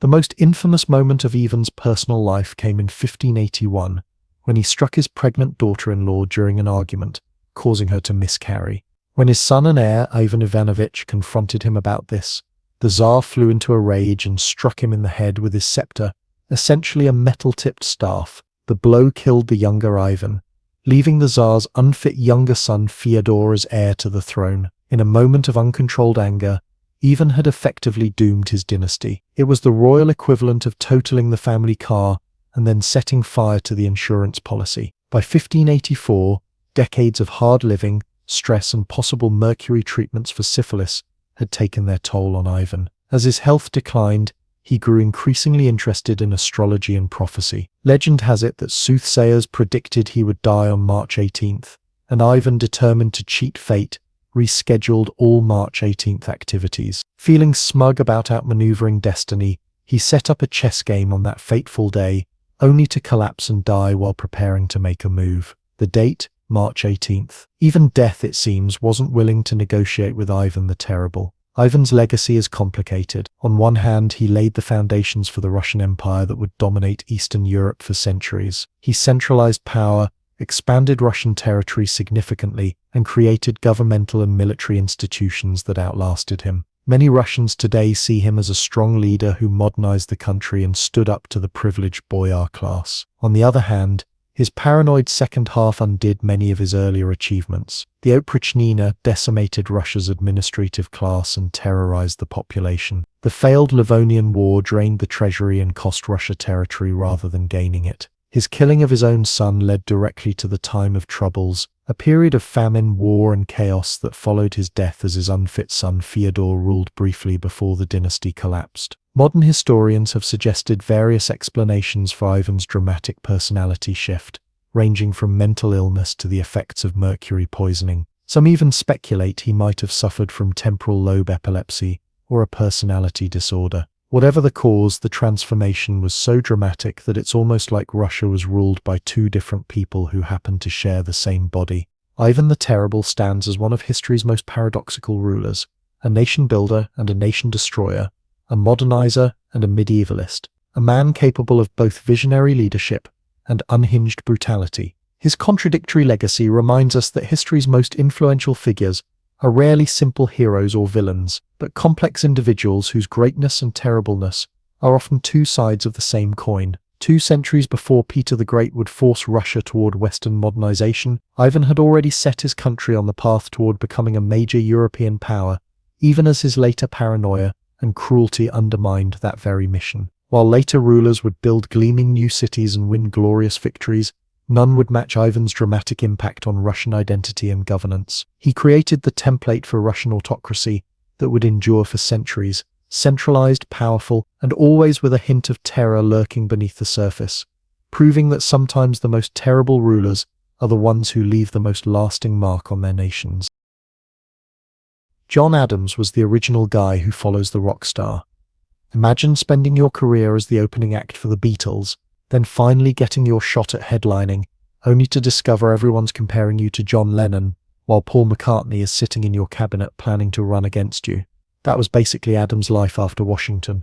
The American Revolution needed different kinds of heroes. It needed flashy, charismatic figures like Jefferson, with his fancy words, and Washington with his imposing presence. But it also needed the irritable, brutally honest workhorses like Adams, brilliant legal minds who would stay up all night, drafting boring but essential documents, while others gave the inspiring speeches. Adams was the guy who made the trains run on time before trains were even invented. Born in Massachusetts to a family of modest means, Adams wasn't born into the aristocratic wealth that cushioned many founding fathers. He worked his way up through sheer brainpower and stubborn determination. As a young lawyer, Adams even defended British soldiers after the Boston Massacre, a deeply unpopular move that showed his lifelong commitment to the principle that everyone deserves a fair trial. The trial was essentially Adams saying to an angry mob, "I know we all hate the British right now, but we can't just skip the whole justice thing when it's inconvenient." Spoiler alert, he won the case, which probably made him simultaneously the most respected and most annoying man in Boston. Adams was like the friend in the group chat who keeps sending paragraph-long responses when everyone else replies with emojis. While Thomas Paine was writing catchy revolutionary slogans, Adams was writing dense legal arguments. He wasn't winning any popularity contests, but the revolution needed his brain as much as it needed Washington's leadership. During the Continental Congress, Adams emerged as one of the most forceful voices for independence. While others waffled, Adams pushed relentlessly forward. He nominated Washington to lead the Continental Army in a brilliant political move that helped unite the colonies. Adams served on more committees than should be humanly possible, basically becoming the revolution's chief bureaucrat. Not glamorous work, but someone had to do it. While Jefferson got credit for writing the Declaration of Independence, it was Adams who fought like a bulldog to get it passed. Jefferson might have had the poetry, but Adams had the persistence. The two had a fascinating relationship, sometimes the closest of friends, sometimes bitter rivals, always bound together by the extraordinary times they lived through. They were like those two friends who are constantly arguing but secretly respect each other more than anyone else. After independence, Adams was shipped off to Europe as a diplomat. In England, he had the awkward job of representing the nation that had just broken up with them. Imagine showing up at your ex's house asking to borrow some sugar, and also recognition as a sovereign nation. Adams somehow managed it with a blend of dignity and his characteristic bluntness. The British didn't like him much, but they respected him. When Washington became president, Adams found himself as vice president, a role he famously described as the most insignificant office ever invented by man. Basically, his job was to break ties in the Senate and otherwise stay out of the way. For someone as opinionated and energetic as Adams, it was pure torture. It was like casting Jack Black in a movie and telling him to stand quietly in the background. Then in 1796, Adams finally got his shot at the top job, winning a narrow election over his supposed friend Jefferson. He inherited a mess. The young nation was being pulled into European conflicts. Political parties were forming despite Washington's warnings, and Alexander Hamilton was undermining him from within his own party. Add to that the impossible task of following Washington, and Adams faced the political equivalent of being asked to babysit a sugar-hyped toddler during a hurricane. The biggest crisis of Adams' presidency came in the form of an undeclared naval war with France, the XYZ affair. French officials demanded bribes just to talk to American diplomats, triggering outrage across the United States. War fever swept the nation. Most presidents would have ridden that wave straight into conflict. It would have been politically advantageous for Adams to declare war on France. His popularity soared when he initially took a tough stance. But here's where Adams showed his true character. Despite enormous pressure, he risked his political career by seeking peace. He sent new diplomats to France against the wishes of his own party. The result? A peaceful resolution that probably saved the fragile young nation from a war it couldn't afford. Adams later considered this his finest achievement, writing that he wanted his gravestone to read, "Here lies John Adams, who took upon himself the responsibility of peace with France in the year 1800. His finest moment became his political undoing." Adams' peace moves alienated the powerful Hamiltonian wing of his party, while failing to win over Jefferson's supporters. The Alien and Sedition Acts, passed during the war scare, damaged his reputation among those who championed free speech. These controversial laws made it harder for immigrants to become citizens and criminalized criticism of the government. A terrible look for a nation founded on liberty, and a move that contradicted Adams' own principles. Political pressure makes people do strange things, and Adams later regretted supporting these measures. The election of 1800 became one of the ugliest in American history. Adams was portrayed as a wannabe monarch with a hideous hermaphroditical character. Jefferson's camp spread rumors that Adams planned to marry one of his sons to a daughter of King George III to create an American royal family. Meanwhile, Adams' supporters called Jefferson an atheist, a radical, and a coward. American political discourse has always been a dumpster fire. It just used fancier language in the 1800s. Adams lost the election to Jefferson in what became the first peaceful transfer of power between opposing political parties in modern history. That alone is an achievement worth celebrating. Adams could have contested the results or used his remaining power to sabotage Jefferson. Instead, he accepted defeat and quietly departed Washington, D.C. before dawn on Jefferson's inauguration day. He wasn't being petty, well, maybe a little. He simply couldn't bear to watch his frenemy take the office he had lost. In retirement, Adams devoted himself to writing and farming. The stream of letters between him and Jefferson, once they reconciled in their final years, provides some of the most insightful reflections on the founding era. These two old rivals, once bitter enemies, found their way back to friendship through intellectual respect and shared history. They were like the original political odd couple, working through their differences one letter at a time. In one of history's great cosmic coincidences, both Adams and Jefferson died on July 4, 1826, exactly 50 years after the adoption of the Declaration of Independence. Adams' last words were reportedly, "Thomas Jefferson survives," not knowing Jefferson had died hours earlier. It was as if neither could outlive the other. Their fates intertwined to the very end. Even death couldn't resist a bit of dramatic symbolism when it came to these two. Adams never had Washington's universal adoration or Jefferson's poetic genius. He wasn't the most likable founding father. He was vain, stubborn, and brutally honest to the point of social suicide. But his contributions were enormous. He gave everything to the American experiment, often receiving little thanks in return. John Adams represents something essential about democracy. It's not always pretty, it's not always graceful, but it requires dedicated people willing to do unglamorous work and make unpopular choices. In a revolution full of dreamers, Adams was the practical one, making sure the dreams had a fighting chance of becoming reality. History hasn't always been kind to Adams. He lacks Washington's monuments or Jefferson's memorial. But in many ways, Adams represents the truest version of American democracy. Imperfect, argumentative, driven by principle but subject to human flaws. He wasn't born to wealth or blessed with natural charisma. He succeeded through sheer intelligence, hard work, and stubborn belief in the rule of law. So next time you're stuck doing the necessary but unglamorous work while someone else gets the glory, remember John Adams. The revolution needed its Washington, but it also needed its Adams, the grumpy, brilliant workaholic who kept the whole enterprise from falling apart. Not all heroes wear capes. Some just write really long, persuasive letters and refuse to shut up until justice prevails. Thomas Jefferson was America's original Renaissance man, a walking contradiction wrapped in Enlightenment ideals and human failings.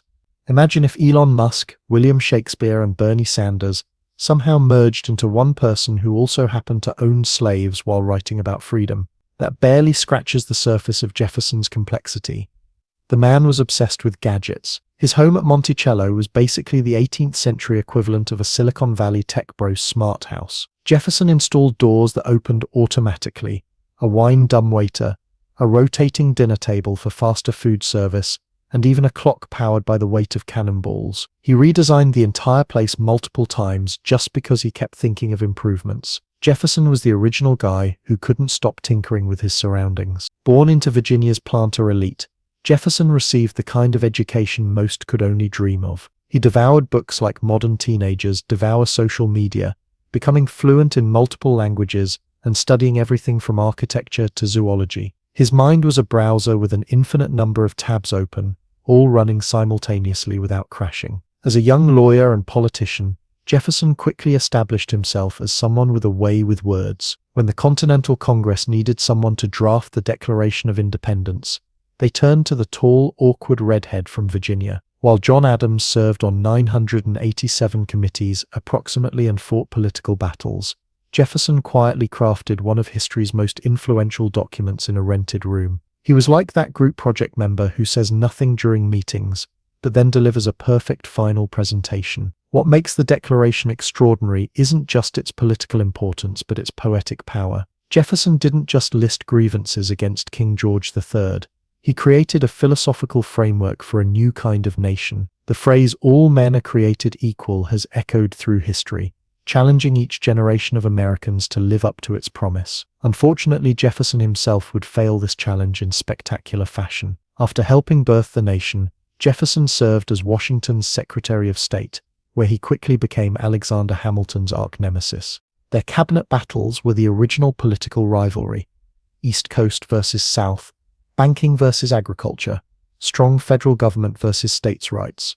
Hamilton and Jefferson were the Batman and Joker of early American politics, each believing the other would destroy everything good about the Republic.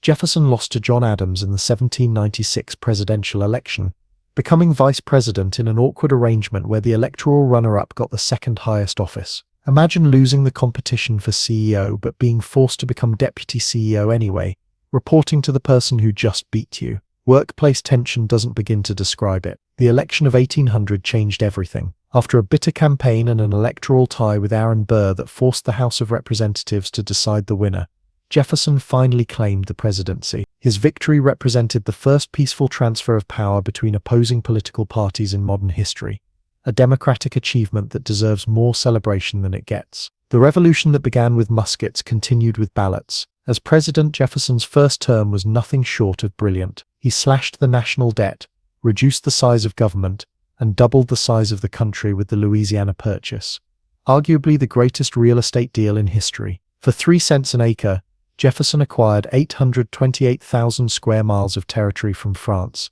instantly transforming the United States from a coastal nation into a continental power. Napoleon needed cash for his European wars, and Jefferson was smart enough to say yes before the French emperor could change his mind. It was like finding Manhattan listed on Craigslist for $24 and a bag of beads. Oh wait, that actually happened too. The Louisiana Purchase wasn't without controversy. Nowhere in the Constitution did it explicitly allow for buying massive chunks of territory from foreign powers. Jefferson, normally a strict constructionist who believed in limited federal authority, suddenly found himself making a rather expansive interpretation of presidential power. When opportunity knocks with 828,000 square miles of prime real estate, principles sometimes take a back seat. Jefferson was like that friend who lectures everyone about healthy eating and then demolishes a pizza at 2 a.m. when nobody's watching.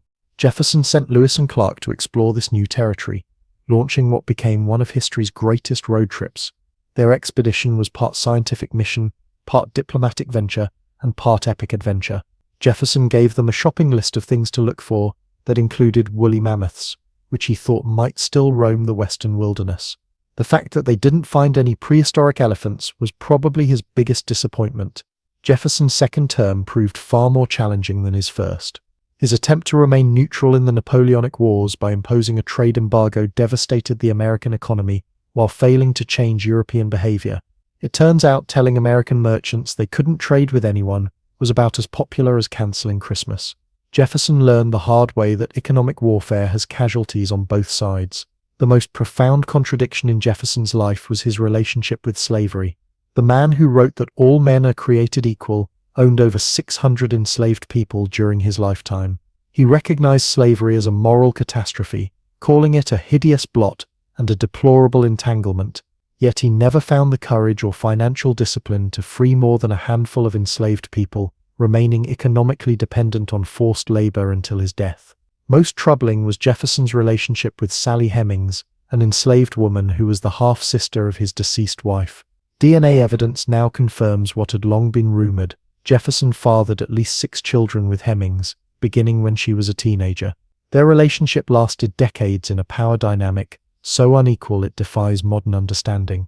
Jefferson apparently compartmentalized this relationship from his public philosophies about liberty in ways that seem impossible to reconcile. After leaving the presidency, Jefferson retired to Monticello, where he founded the University of Virginia, designed its buildings, created its curriculum, and selected its faculty. Never one to think small, Jefferson didn't just donate money to education. He built an entire university from scratch based on his vision of learning free from religious doctrine. It was like someone today saying, "I don't like the existing colleges, so I'll just build my own," and then actually doing it. Jefferson's spending habits were legendary for all the wrong reasons. He lived well beyond his means, buying fine wines, books, art, and furniture, while his plantation consistently lost money. By the time he died, Jefferson was so deeply in debt that his family had to sell Monticello and many of his possessions. The man who managed the nation's finances couldn't handle his own checkbook. It's a reminder that brilliance in one area doesn't guarantee competence in all others. In his final years, Jefferson reconciled with his old friend and rival John Adams. Their correspondence represents one of history's great reconciliations. 2 founding fathers who had become bitter political enemies, finding their way back to friendship through intellectual respect and shared history. Their letters covered everything from politics and philosophy to aging and death. These weren't just 2 old men reminiscing. They were consciously creating a record of their revolutionary generation for posterity. In history's most dramatic mic drop, both Jefferson and Adams died on July 4, 1826. Exactly 50 years after the adoption of the Declaration of Independence. Jefferson went first, with Adams following hours later, still unaware of his friend's passing. It was as if they had scheduled their exits to coincide with the anniversary of their greatest achievement. Even in death, Jefferson had a flair for the symbolic. Jefferson requested that his tombstone list only 3 accomplishments: author of the Declaration of Independence, author of the Virginia Statute for Religious Freedom, and father of the University of Virginia. Notably absent was President of the United States. Jefferson considered his philosophical contributions more important than his political power. In an age of relentless self-promotion, there's something refreshing about this selectivity. Jefferson remains America's most enigmatic founding father, brilliant visionary and moral compromiser, champion of liberty and lifelong slaveholder, strict constitutionalist who made exceptions when convenient. He wrote that all men are created equal while failing to live up to that ideal in his personal life. He championed the common man while living as an aristocrat. He advocated Republican simplicity while accumulating massive personal debt through luxury purchases. Yet Jefferson's vision of America as a nation built on ideals rather than bloodlines or religion has proved remarkably durable. His words have inspired freedom movements around the world. The Declaration's promise continues to challenge Americans to create a more perfect union. Each generation has found in Jefferson both inspiration and warning, a reminder that even the most brilliant minds can be blind to their own contradictions. So next time you find yourself holding contradictory opinions or failing to live up to your own ideals, remember Thomas Jefferson, the genius who imagined a better world while falling tragically short of his own vision. The distance between his words and actions doesn't invalidate the power of his ideas. It simply reminds us that human beings are complicated, and progress comes not from perfect people, but from imperfect ones who nonetheless reach for something better. James Madison was America's original big brain in a tiny package. Standing at a whopping 5'4" and weighing about 100 pounds soaking wet, Madison was the physical opposite of the towering George Washington. Think of him as the political equivalent of a pocket-sized supercomputer. Small, unassuming, but capable of running the most complex calculations of government ever attempted. While Jefferson had the poetry and Washington had the presence, Madison had the blueprints. If America were a tech startup, Washington would be the charismatic CEO, Jefferson the visionary marketing genius, and Madison the chief engineer quietly coding the entire operating system that would make everything actually work. Without Madison's back-end work, the American experiment would have crashed faster than Windows Vista. Born to wealth in Virginia, Madison received an elite education, cramming 4 years of study at Princeton into just 2 years. The man was essentially a political science machine, devouring books on history, law, and government like they were potato chips. While other young men were out enjoying themselves, Madison was inside reading about the failures of ancient republics and taking extensive notes. He was that student who makes everyone else look bad by studying during spring break. By his mid-20s, Madison had already helped write Virginia's state constitution. By 36, he was the intellectual force behind the US Constitution. That's like inventing social media while your peers are still figuring out their career paths. Madison didn't just participate in creating America, he was the primary architect of its governmental structure. Not bad for a guy who was so small that his political opponents mockingly called him Little Jemmy. The 1780s were a disaster for the newborn United States. Operating under the Articles of Confederation, the country was basically 13 squabbling siblings with no parent in charge. States printed their own money, raised trade barriers against each other, and generally acted like they were independent countries rather than parts of a union. The situation was so bad that Massachusetts had to put down a rebellion of angry farmers. America was the trust fund kid who blew through their inheritance in record time and now faced bankruptcy. Madison recognized that without a stronger central government, the American experiment would fold faster than a cheap lawn chair. Working with Alexander Hamilton and John Jay, he wrote a series of essays now known as the Federalist Papers, basically an extended marketing campaign for the proposed Constitution. Madison wrote 29 of these essays, often at a pace of one every few days, without Google or even a decent library at hand. The man was dropping constitutional wisdom like a political mixtape. At the Constitutional Convention, Madison took detailed notes of the debates while simultaneously being one of the primary participants. This was like being both the star player and the sportscaster for the same game.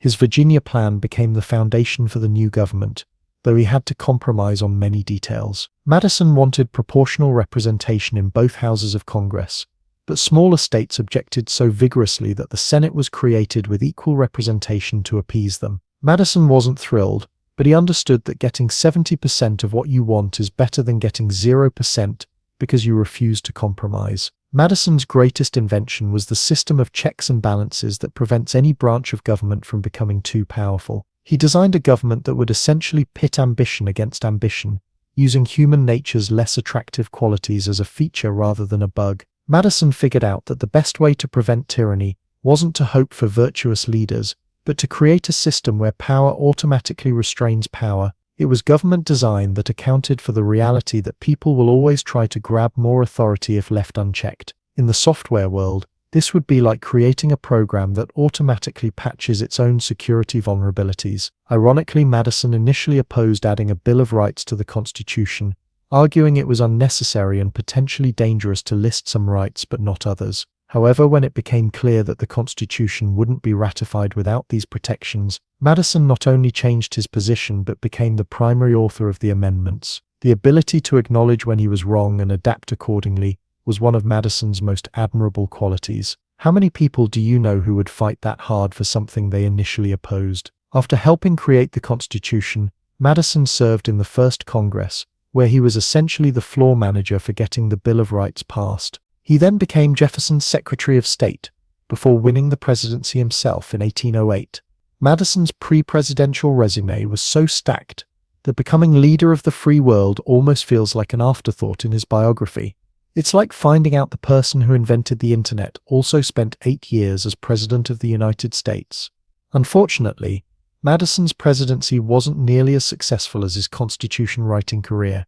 His administration was dominated by increasing tensions with Great Britain that eventually led to the War of 1812. Madison had spent decades arguing that republics were more peaceful than monarchies, only to find himself declaring war for the first time in American history. Life comes at you fast in international relations. The War of 1812 is sometimes called America's Second War of Independence, though it might more accurately be described as a sideshow to the Napoleonic Wars that neither side fully won. For the British, fighting America was like dealing with an annoying mosquito while wrestling a lion named Napoleon. For Americans, it was an opportunity to prove they weren't going to be pushed around anymore. The war started badly for the United States. American forces attempting to invade Canada were defeated so thoroughly it was embarrassing. The British Navy blockaded the coast, strangling American trade, and in August 1814 came the ultimate humiliation. British troops marched into Washington, D.C. and burned most of the public buildings, including the White House and Capitol. Madison became the only sitting U.S. president to come under enemy fire in a war,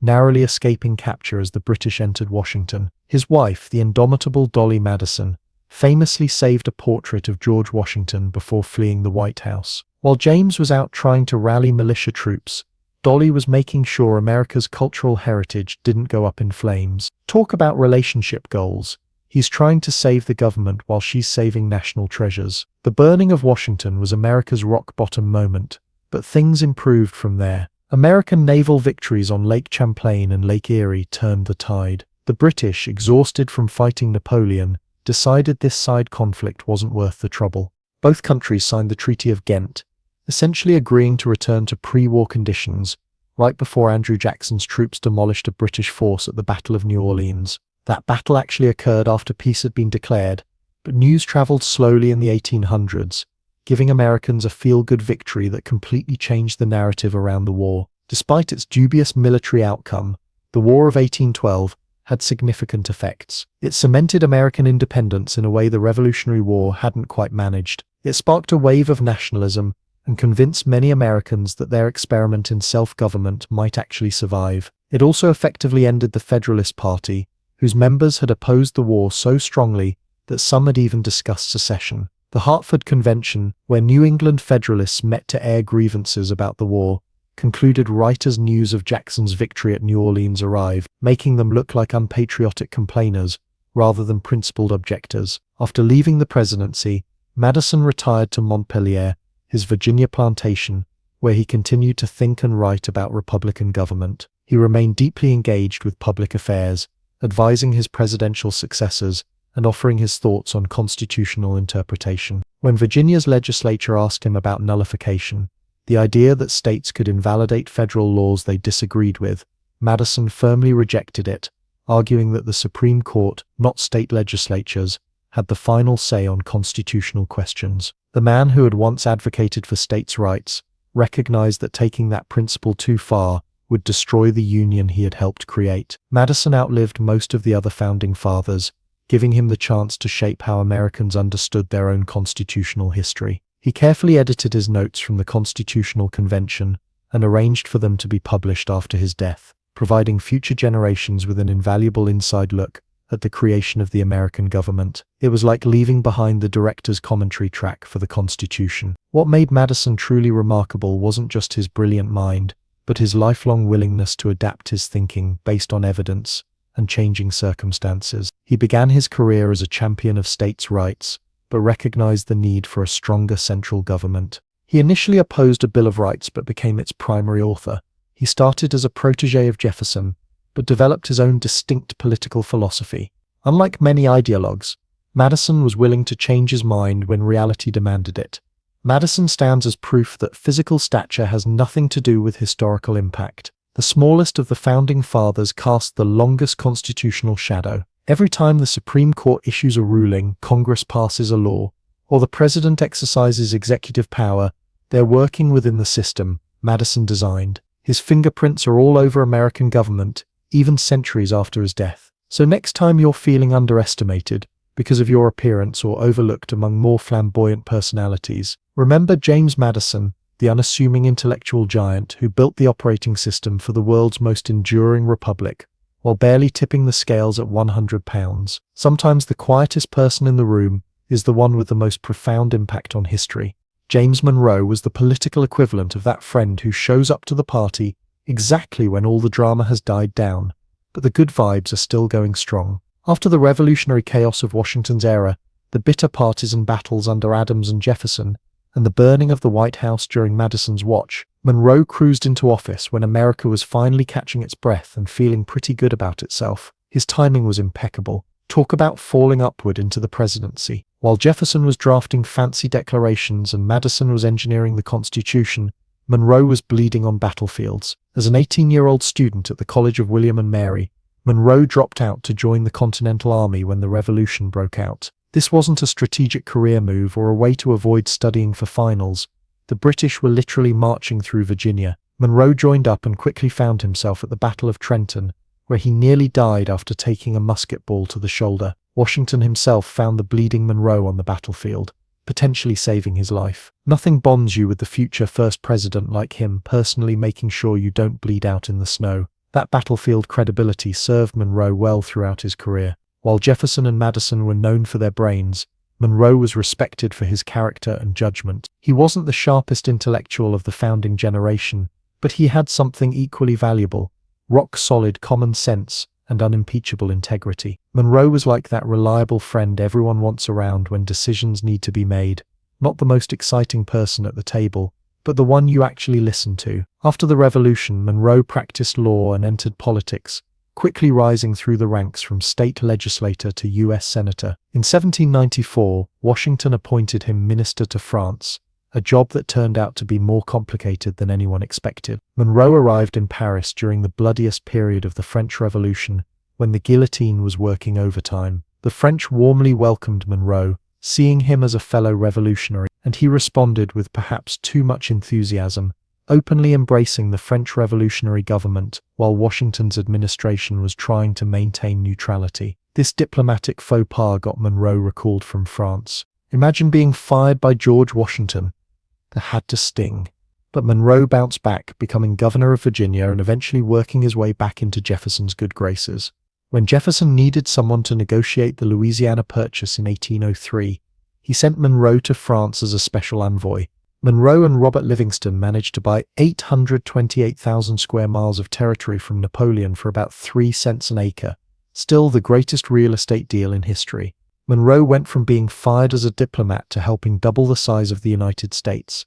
That's quite the career rehabilitation. Monroe's diplomatic adventures weren't over. Madison appointed him Secretary of State, where he had to deal with the deteriorating relationship with Great Britain that eventually led to the War of 1812. When the war went badly and the British burned Washington, Madison added Secretary of War to Monroe's responsibilities. Imagine having 2 cabinet-level jobs simultaneously during a national crisis. It was like being both the fire chief and the police commissioner during a citywide emergency. By 1816, Monroe was the obvious choice to succeed Madison as president. He won the election handily, and 4 years later was re-elected with every electoral vote except one. A New Hampshire elector cast a ballot for John Quincy Adams, supposedly because he wanted Washington to remain the only president elected unanimously. That elector must have been fun at parties, the historical equivalent of the guy who intentionally ruins a perfect game in baseball for the sake of trivia. Monroe's presidency coincided with a unique period in American history known as the Era of Good Feelings. After the War of 1812, Americans felt a surge of nationalism and pride. The Federalist Party had essentially collapsed, leaving Monroe's Democratic Republicans as the only significant political force. For a brief shining moment, American politics wasn't defined by bitter partisan divisions. It was like that week in college when all your roommates paid their share of the bills on time, and nobody ate anyone else's labeled food from the fridge. Of course, this era of good feelings wasn't good for everyone. Monroe, like his Virginia predecessors, was a slaveholder who did little to challenge the institution. Native Americans continued to be pushed off their lands as white settlement expanded westward. And beneath the surface of national unity, sectional tensions between North and South were building over issues like tariffs and slavery. The era of good feelings was good primarily for white Americans who benefited from westward expansion and economic growth, a reminder that national nostalgia often overlooks who was left out of the supposed golden age. The defining foreign policy achievement of Monroe's presidency was the Monroe Doctrine, announced in his 1823 State of the Union address. This policy declared that the Americas were closed to further European colonization, and that the United States would consider any European interference in the Western Hemisphere a hostile act. It was breathtakingly ambitious for a nation that was still relatively weak militarily. Imagine a teenager who just got their driver's license announcing rules for the entire neighborhood. The Monroe Doctrine was less about what America could actually enforce, and more about what it aspired to become, a continental power with its own sphere of influence. Interestingly, the Monroe Doctrine was largely drafted by John Quincy Adams, Monroe's Secretary of State and the next president. Monroe himself was content to present the policy while letting the brilliant Adams handle the details. This was Monroe's leadership style in a nutshell: identify talented people, put them in positions to succeed, and take a collaborative approach rather than needing to be the smartest person in the room. It's a management technique that has aged considerably better than powdered wigs and knee breeches. Domestically, the biggest crisis of Monroe's presidency was the Missouri Compromise of 1820, the first major political battle over the expansion of slavery. When Missouri applied for statehood as a slave state, it threatened to upset the balance between free and slave states in the Senate. After intense debate, Congress reached a compromise.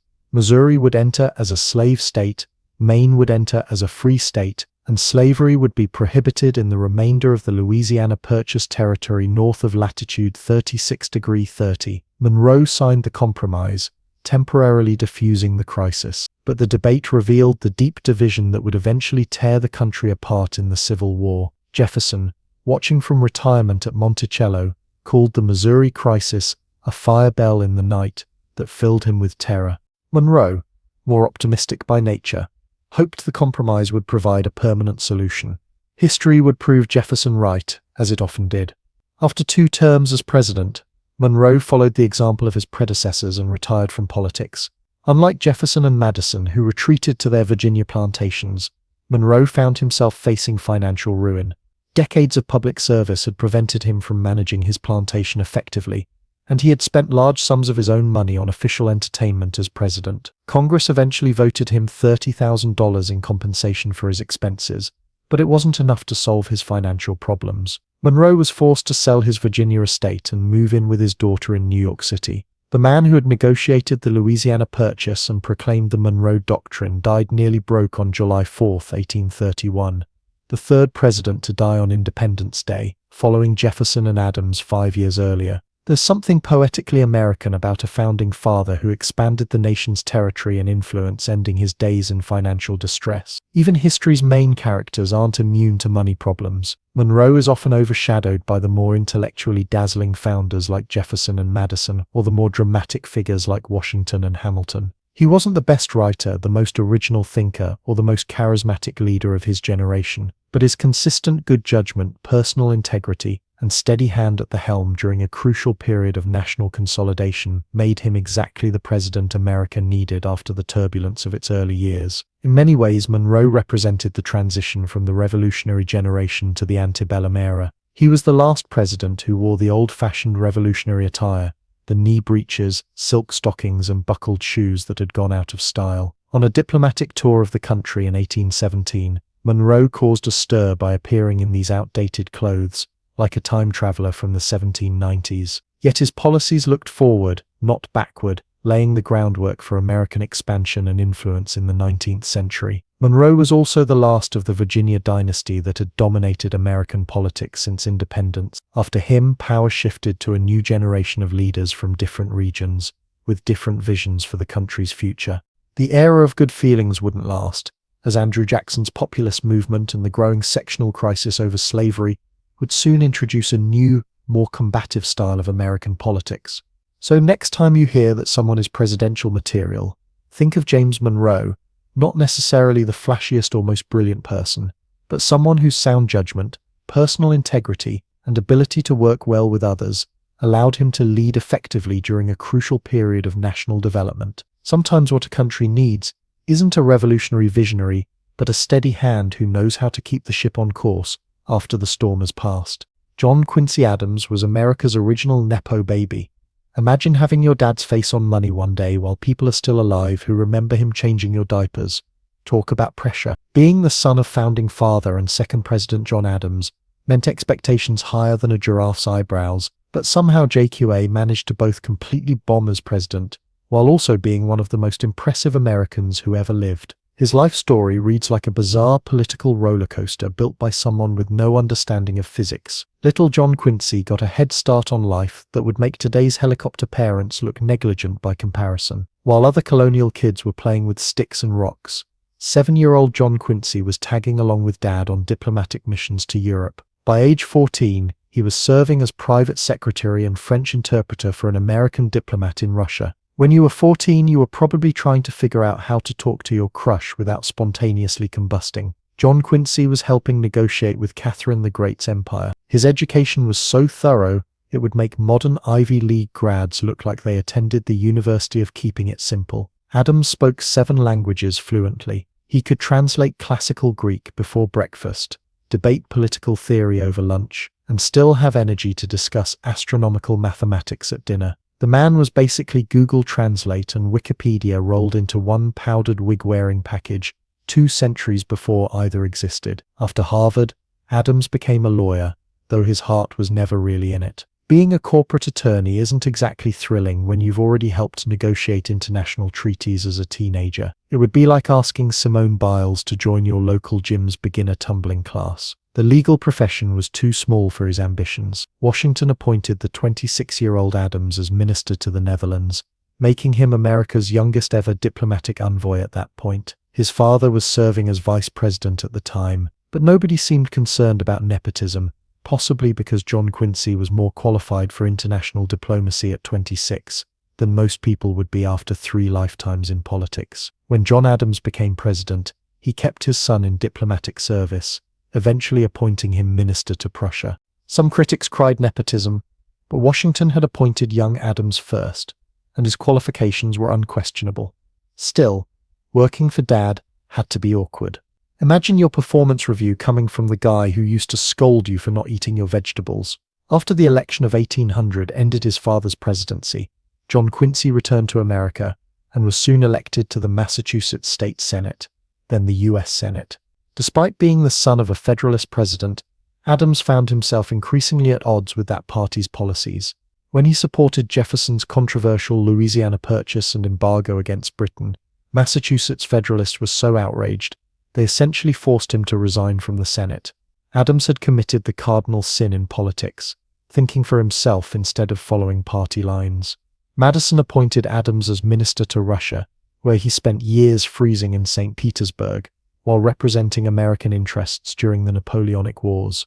He later helped negotiate the Treaty of Ghent, which ended the War of 1812. Adams then served as Monroe's Secretary of State, generally considered the most successful phase of his political career. He was the primary architect of the Monroe Doctrine, warning European powers to keep their imperial ambitions out of the Western Hemisphere. It was diplomatic swagger from a nation that barely had a standing army, like a chihuahua barking territorial warnings at a pack of wolves. The presidential election of 1824 was a 4-way disaster with Adams, Andrew Jackson, William Crawford, and Henry Clay, all competing. Jackson won the popular vote and had the most electoral votes, but failed to secure a majority, throwing the election to the House of Representatives. Clay, who came in 4th, threw his support behind Adams, who then won the contingent election. When Adams promptly appointed Clay as his Secretary of State, Jackson supporters cried corrupt bargain, claiming Adams had bought the presidency by promising Clay a cabinet position. Whether or not there was an explicit deal, the appearance of impropriety tainted Adams' presidency from day one. It was like starting a marathon with your shoelaces tied together, while everyone else gets a head start. Jackson and his supporters spent the next 4 years portraying Adams as an illegitimate president who had stolen the election from the people's choice. As president, Adams was essentially the political equivalent of that person who brings a chess set to a monster truck rally. His goals were noble but completely misaligned with the populist mood of the 1820s. He proposed an ambitious program of internal improvements: roads, canals, a national university, an astronomical observatory, all funded by the federal government. He envisioned America becoming a scientific and cultural powerhouse through federal investment, decades before such ideas would become politically feasible. Congress essentially responded to these proposals by laughing Adams out of the room. Jackson's supporters controlled Congress, and blocked virtually everything Adams tried to accomplish. They weren't about to let this illegitimate president claim any victories. Adams' presidency became a 4-year exercise in frustration as he watched his ambitious agenda die in legislative committees. The 1828 election rematch against Jackson was vicious even by modern standards. Jackson's supporters portrayed Adams as an elitist intellectual out of touch with ordinary Americans who spent taxpayer money on gambling devices for the White House. The gambling device was actually a chess set and a billiard table Adams had purchased with his own money. Meanwhile, Adams' supporters attacked Jackson's wife Rachel so viciously that Adams himself was disgusted by his own campaign. Rachel died shortly after the election, and Jackson blamed the stress of the campaign attacks for her death. Not exactly a shining moment in American political history. Jackson won in a landslide, and Adams left the White House as a one-term president widely considered a failure. Most politicians would have retreated into bitterness or a comfortable retirement. Not John Quincy Adams. In the plot twist no one saw coming, he ran for the House of Representatives in 1830, the only former president in American history to serve in the House after leaving the White House. It would be like a former CEO taking a middle management job just because they genuinely believed they could do more good there. What followed was the most remarkable post-presidency in American history. Adams served 17 years in the House, becoming the nation's most outspoken opponent of slavery at a time when merely discussing the issue was taboo in Congress. Southern representatives pushed through the gag rule, prohibiting even the discussion of anti-slavery petitions, specifically to silence Adams. But old JQA had discovered something in his 60s that had eluded him as president: his political fighting spirit. He waged a relentless 8-year battle against the gag rule, using parliamentary procedure, constitutional arguments, and sheer stubborn persistence to challenge it at every turn. The man who had seemed aloof and inflexible as president became a master of legislative guerrilla warfare, finding creative ways to bring up slavery despite the rule. When Southerners tried to censure him, he turned the proceedings into a referendum on free speech that embarrassed his opponents into backing down. He wasn't just burning the political rulebook, he was using its ashes to write a new one. In 1841, Adams achieved his greatest post-presidential triumph in the Amistad case before the Supreme Court. He successfully defended a group of enslaved Africans who had seized control of the slave ship transporting them and sought their freedom. Despite being in his 70s and not having argued a case in decades, Adams delivered an eloquent argument that helped secure the Africans' liberty. It was like watching a retired baseball player return to hit a grand slam in the World Series. Throughout his House service, Adams kept detailed diaries just as he had his entire life. His journals span 68 years and provide one of the most comprehensive first-hand accounts of early American history. The man documented everything, including his daily swims in the Potomac River. He was possibly America's first skinny dipper-in-chief, swimming nude in the river at 4:30 every morning. Decades before presidential security details would have had collective heart attacks at such behavior, Adams literally died on the job. In February 1848, while speaking in the House chamber, he suffered a cerebral hemorrhage. Colleagues carried him to a couch in the speaker's room, where he died 2 days later, closing a public service career that had begun before the Constitution was written. His last words were reportedly, "This is the last of Earth. I am content." How many people get to script their own perfectly dignified exit line? The supreme irony of John Quincy Adams is that his greatest failures ultimately revealed his greatest strengths. His political rigidity and unwillingness to engage in backroom dealing made him an ineffective president in the rough-and-tumble politics of the 1820s. Yet those same qualities, his moral certainty and refusal to compromise on principles, made him the perfect congressional champion for the abolitionist cause in the decades before the Civil War. Adams lived long enough to serve alongside a young congressman from Illinois named Abraham Lincoln, creating a direct link between the founding generation and the president who would ultimately fulfill Adams' vision of a United States without slavery. It was as if history had arranged for a torch-passing ceremony between two pivotal eras of American politics. John Quincy Adams defies easy categorization. He was simultaneously an entitled child of privilege and one of the hardest-working public servants in American history. He was a failed one-term president and also one of America's most important diplomats and moral leaders. He was politically tone-deaf yet capable of legislative brilliance. He was the son of a president who made his own distinct mark on history. So next time you think someone's best days are behind them, remember John Quincy Adams, the man who bombed as president, only to reinvent himself as a congressional badass fighting against slavery in his 70s. Maybe none of us are ever too old for a spectacular second act.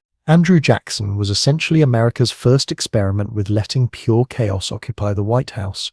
Imagine if Wolverine from X-Men somehow got elected president, complete with rage issues, questionable decision-making skills, and an absolute refusal to back down from any fight, no matter how unnecessary. The man was walking testosterone poisoning in a fancy jacket, and somehow Americans looked at this human hurricane and said, yes, let's put him in charge of everything. Born in the Carolina backwoods to Scots-Irish immigrants, Jackson's childhood read like the beginning of a supervillain origin story. His father died before he was born. During the Revolutionary War, a teenage Jackson was captured by British troops. When a British officer ordered Jackson to clean his boots, the boy refused, earning himself a sword slash to the face that left permanent scars. His brother died in the war, his mother died nursing revolutionary prisoners, and by 14, Andrew Jackson was completely alone in the world, with nothing but rage, determination, and a burning hatred of the British. If someone wrote this backstory for a movie character, critics would call it too on the nose. Despite minimal formal education, Jackson somehow taught himself law and became a frontier lawyer in Tennessee. This was less impressive than it sounds. Frontier law was basically just having a loud voice and knowing how to write your name. He built a successful career, acquired land and slaves, and married Rachel Donaldson after she separated from her first husband. Unfortunately, her divorce wasn't actually finalized, technically making their marriage bigamous, a scandal that would haunt them for decades and eventually contribute to her death. If Jackson had anger issues before, the attacks on his wife's character transformed him into a vengeance machine with a hair-trigger temper. Jackson fought in so many duels that historians have trouble counting them all. He carried bullets in his body from multiple shootouts, including one lodged near his heart from a duel with Charles Dickinson, who had insulted Rachel. In that encounter, Jackson deliberately let his opponent shoot first, took a bullet to the chest without flinching, then carefully aimed and killed Dickinson. The man literally just stood there bleeding so he could improve his aim. This wasn't strategy, this was frontier psychopathy, and somehow Americans found it charming. His military career made him a national hero. During the War of 1812, Jackson led American forces to a stunning victory at the Battle of New Orleans, completely annihilating the British despite being outnumbered. The fact that the battle occurred after the peace treaty had been signed, news traveled slowly in 1815, didn't diminish the psychological impact. Americans were euphoric that someone had finally given the British a proper thrashing. Never mind that the war itself was basically a draw. Jackson had delivered a decisive victory that allowed Americans to pretend they had won. A few years later, Jackson led military campaigns against the Seminole in Florida, essentially invading Spanish territory without clear authorization, executing 2 British subjects, and generally acting like international borders were just suggestions. Rather than court-martialing this loose cannon, President Monroe capitalized on the chaos by pressuring Spain to sell Florida to the United States. Imagine your employee completely ignoring protocol, and you giving them a promotion because their mistake somehow worked out. Jackson failed upwards better than anyone in American history. His first run for president in 1824 ended with him winning the popular vote, but losing the election when the House of Representatives chose John Quincy Adams instead. Jackson and his supporters spent the next 4 years essentially running the longest political revenge campaign in history, portraying Adams as an illegitimate president who had stolen the election through a corrupt bargain with Henry Clay. It worked spectacularly. In 1828, Jackson won in a landslide, and his supporters essentially turned the White House into a frat house during his inauguration, climbing in through windows, breaking furniture, and standing on expensive chairs in muddy boots. Jackson had to escape the mansion to avoid being crushed by his own admirers. The establishment was horrified, which only made Jackson more popular with ordinary Americans. As president, Jackson approached governance like a bar fight, identify enemies, attack relentlessly, and never ever back down. He fired federal employees en masse and replaced them with his supporters, establishing the spoils system that would corrupt American politics for generations. When the Supreme Court ruled against his Indian removal policy in Worcester v. Georgia, Jackson reportedly said, "John Marshall has made his decision, now let him enforce it," essentially telling the Supreme Court to go pound sand. He vetoed more bills than all previous presidents combined, using the veto not as a constitutional safeguard, but as a political weapon. Jackson's most infamous policy was the forced relocation of Native American tribes from the southeast to territories west of the Mississippi. The Trail of Tears resulted in thousands of deaths as Cherokee, Muskogee, Seminole, Chickasaw, and Choctaw people were marched westward under brutal conditions. It was ethnic cleansing with a thin veneer of legality, and it remains one of the most shameful chapters in American history. Jackson, who had built his career fighting Indians on the frontier, saw nothing wrong with disposing of entire civilizations to make room for white settlers and their enslaved workers. His battle with the Second Bank of the United States exemplified Jacksonian politics at its most theatrical. Jackson believed the national bank represented elitist Eastern interests and corruption. When the bank's president, Nicholas Biddle, applied for a renewal of the bank's charter 4 years early to force the issue during an election year, Jackson took it as a personal challenge. He vetoed the recharter, pulled federal deposits from the bank, and essentially declared war on the entire American financial system. Jackson's bank war epitomized his political appeal. He portrayed himself as the champion of ordinary people against corrupt elites. Never mind that destroying the central bank destabilized the economy and contributed to the Panic of 1837. Jackson had picked a fight with the ultimate symbol of establishment power and won. His supporters didn't need economic stability. They needed to see their guy punch the rich guys in the face. His presidency was also marked by the nullification crisis, when South Carolina declared federal tariffs void within its borders and threatened secession. Jackson, despite being a slave owner and Southerner himself, responded with characteristic subtlety by threatening to march an army into South Carolina and hang his own vice president, John C. Calhoun, who supported nullification. Jackson got Congress to pass the force bill authorizing military action while simultaneously supporting a compromise tariff. The crisis passed, but it foreshadowed the Civil War to come. Jackson's nationalism, temporarily papered over the deepening sectional divides his own political movement, had helped create. The man sustained more assassination attempts than any president until the 20th century. In the most famous incident, a house painter named Richard Lawrence approached Jackson with 2 pistols.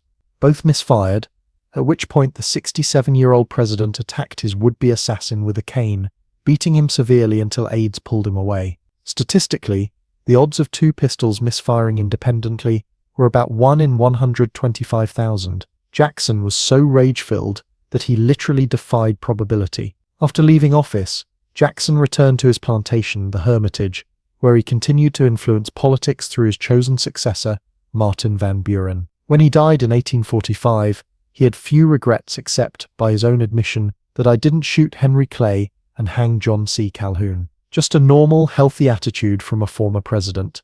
Jackson transformed American politics by expanding the vote to all white men. Property requirements were eliminated during his era, while simultaneously denying humanity to nating the institution of slavery. He created the Democratic Party as a vehicle for populist rage against elites, established the imperial presidency by expanding executive power, and fundamentally changed Americans' relationship with their government. His supporters called this new approach Jacksonian democracy, though it might more accurately be described as Jacksonian white male democracy. Women, Native Americans, and Black Americans were explicitly excluded from Jackson's vision of democratic participation. His was a democracy of demographic hierarchy, where equality among white men came at the expense of everyone else. Jackson appears on the $20 bill despite hating paper money and destroying the national bank. This historical irony would infuriate him, which is perhaps the best argument for keeping him there. Though there have been efforts to replace his image with Harriet Tubman's,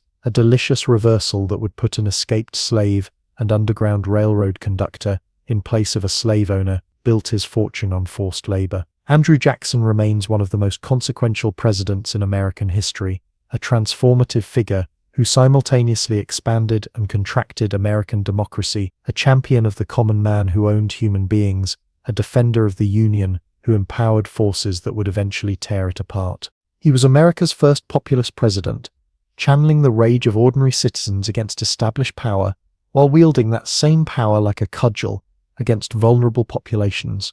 So next time a politician claims to represent the people against the elites while actually serving their own interests and those of their preferred demographic group, Remember Andrew Jackson, America's original political chaos agent who turned personal grievance into national policy and convinced ordinary citizens that his enemies were theirs too. Jacksonian politics never really went away. It just keeps finding new targets and new champions with each passing generation.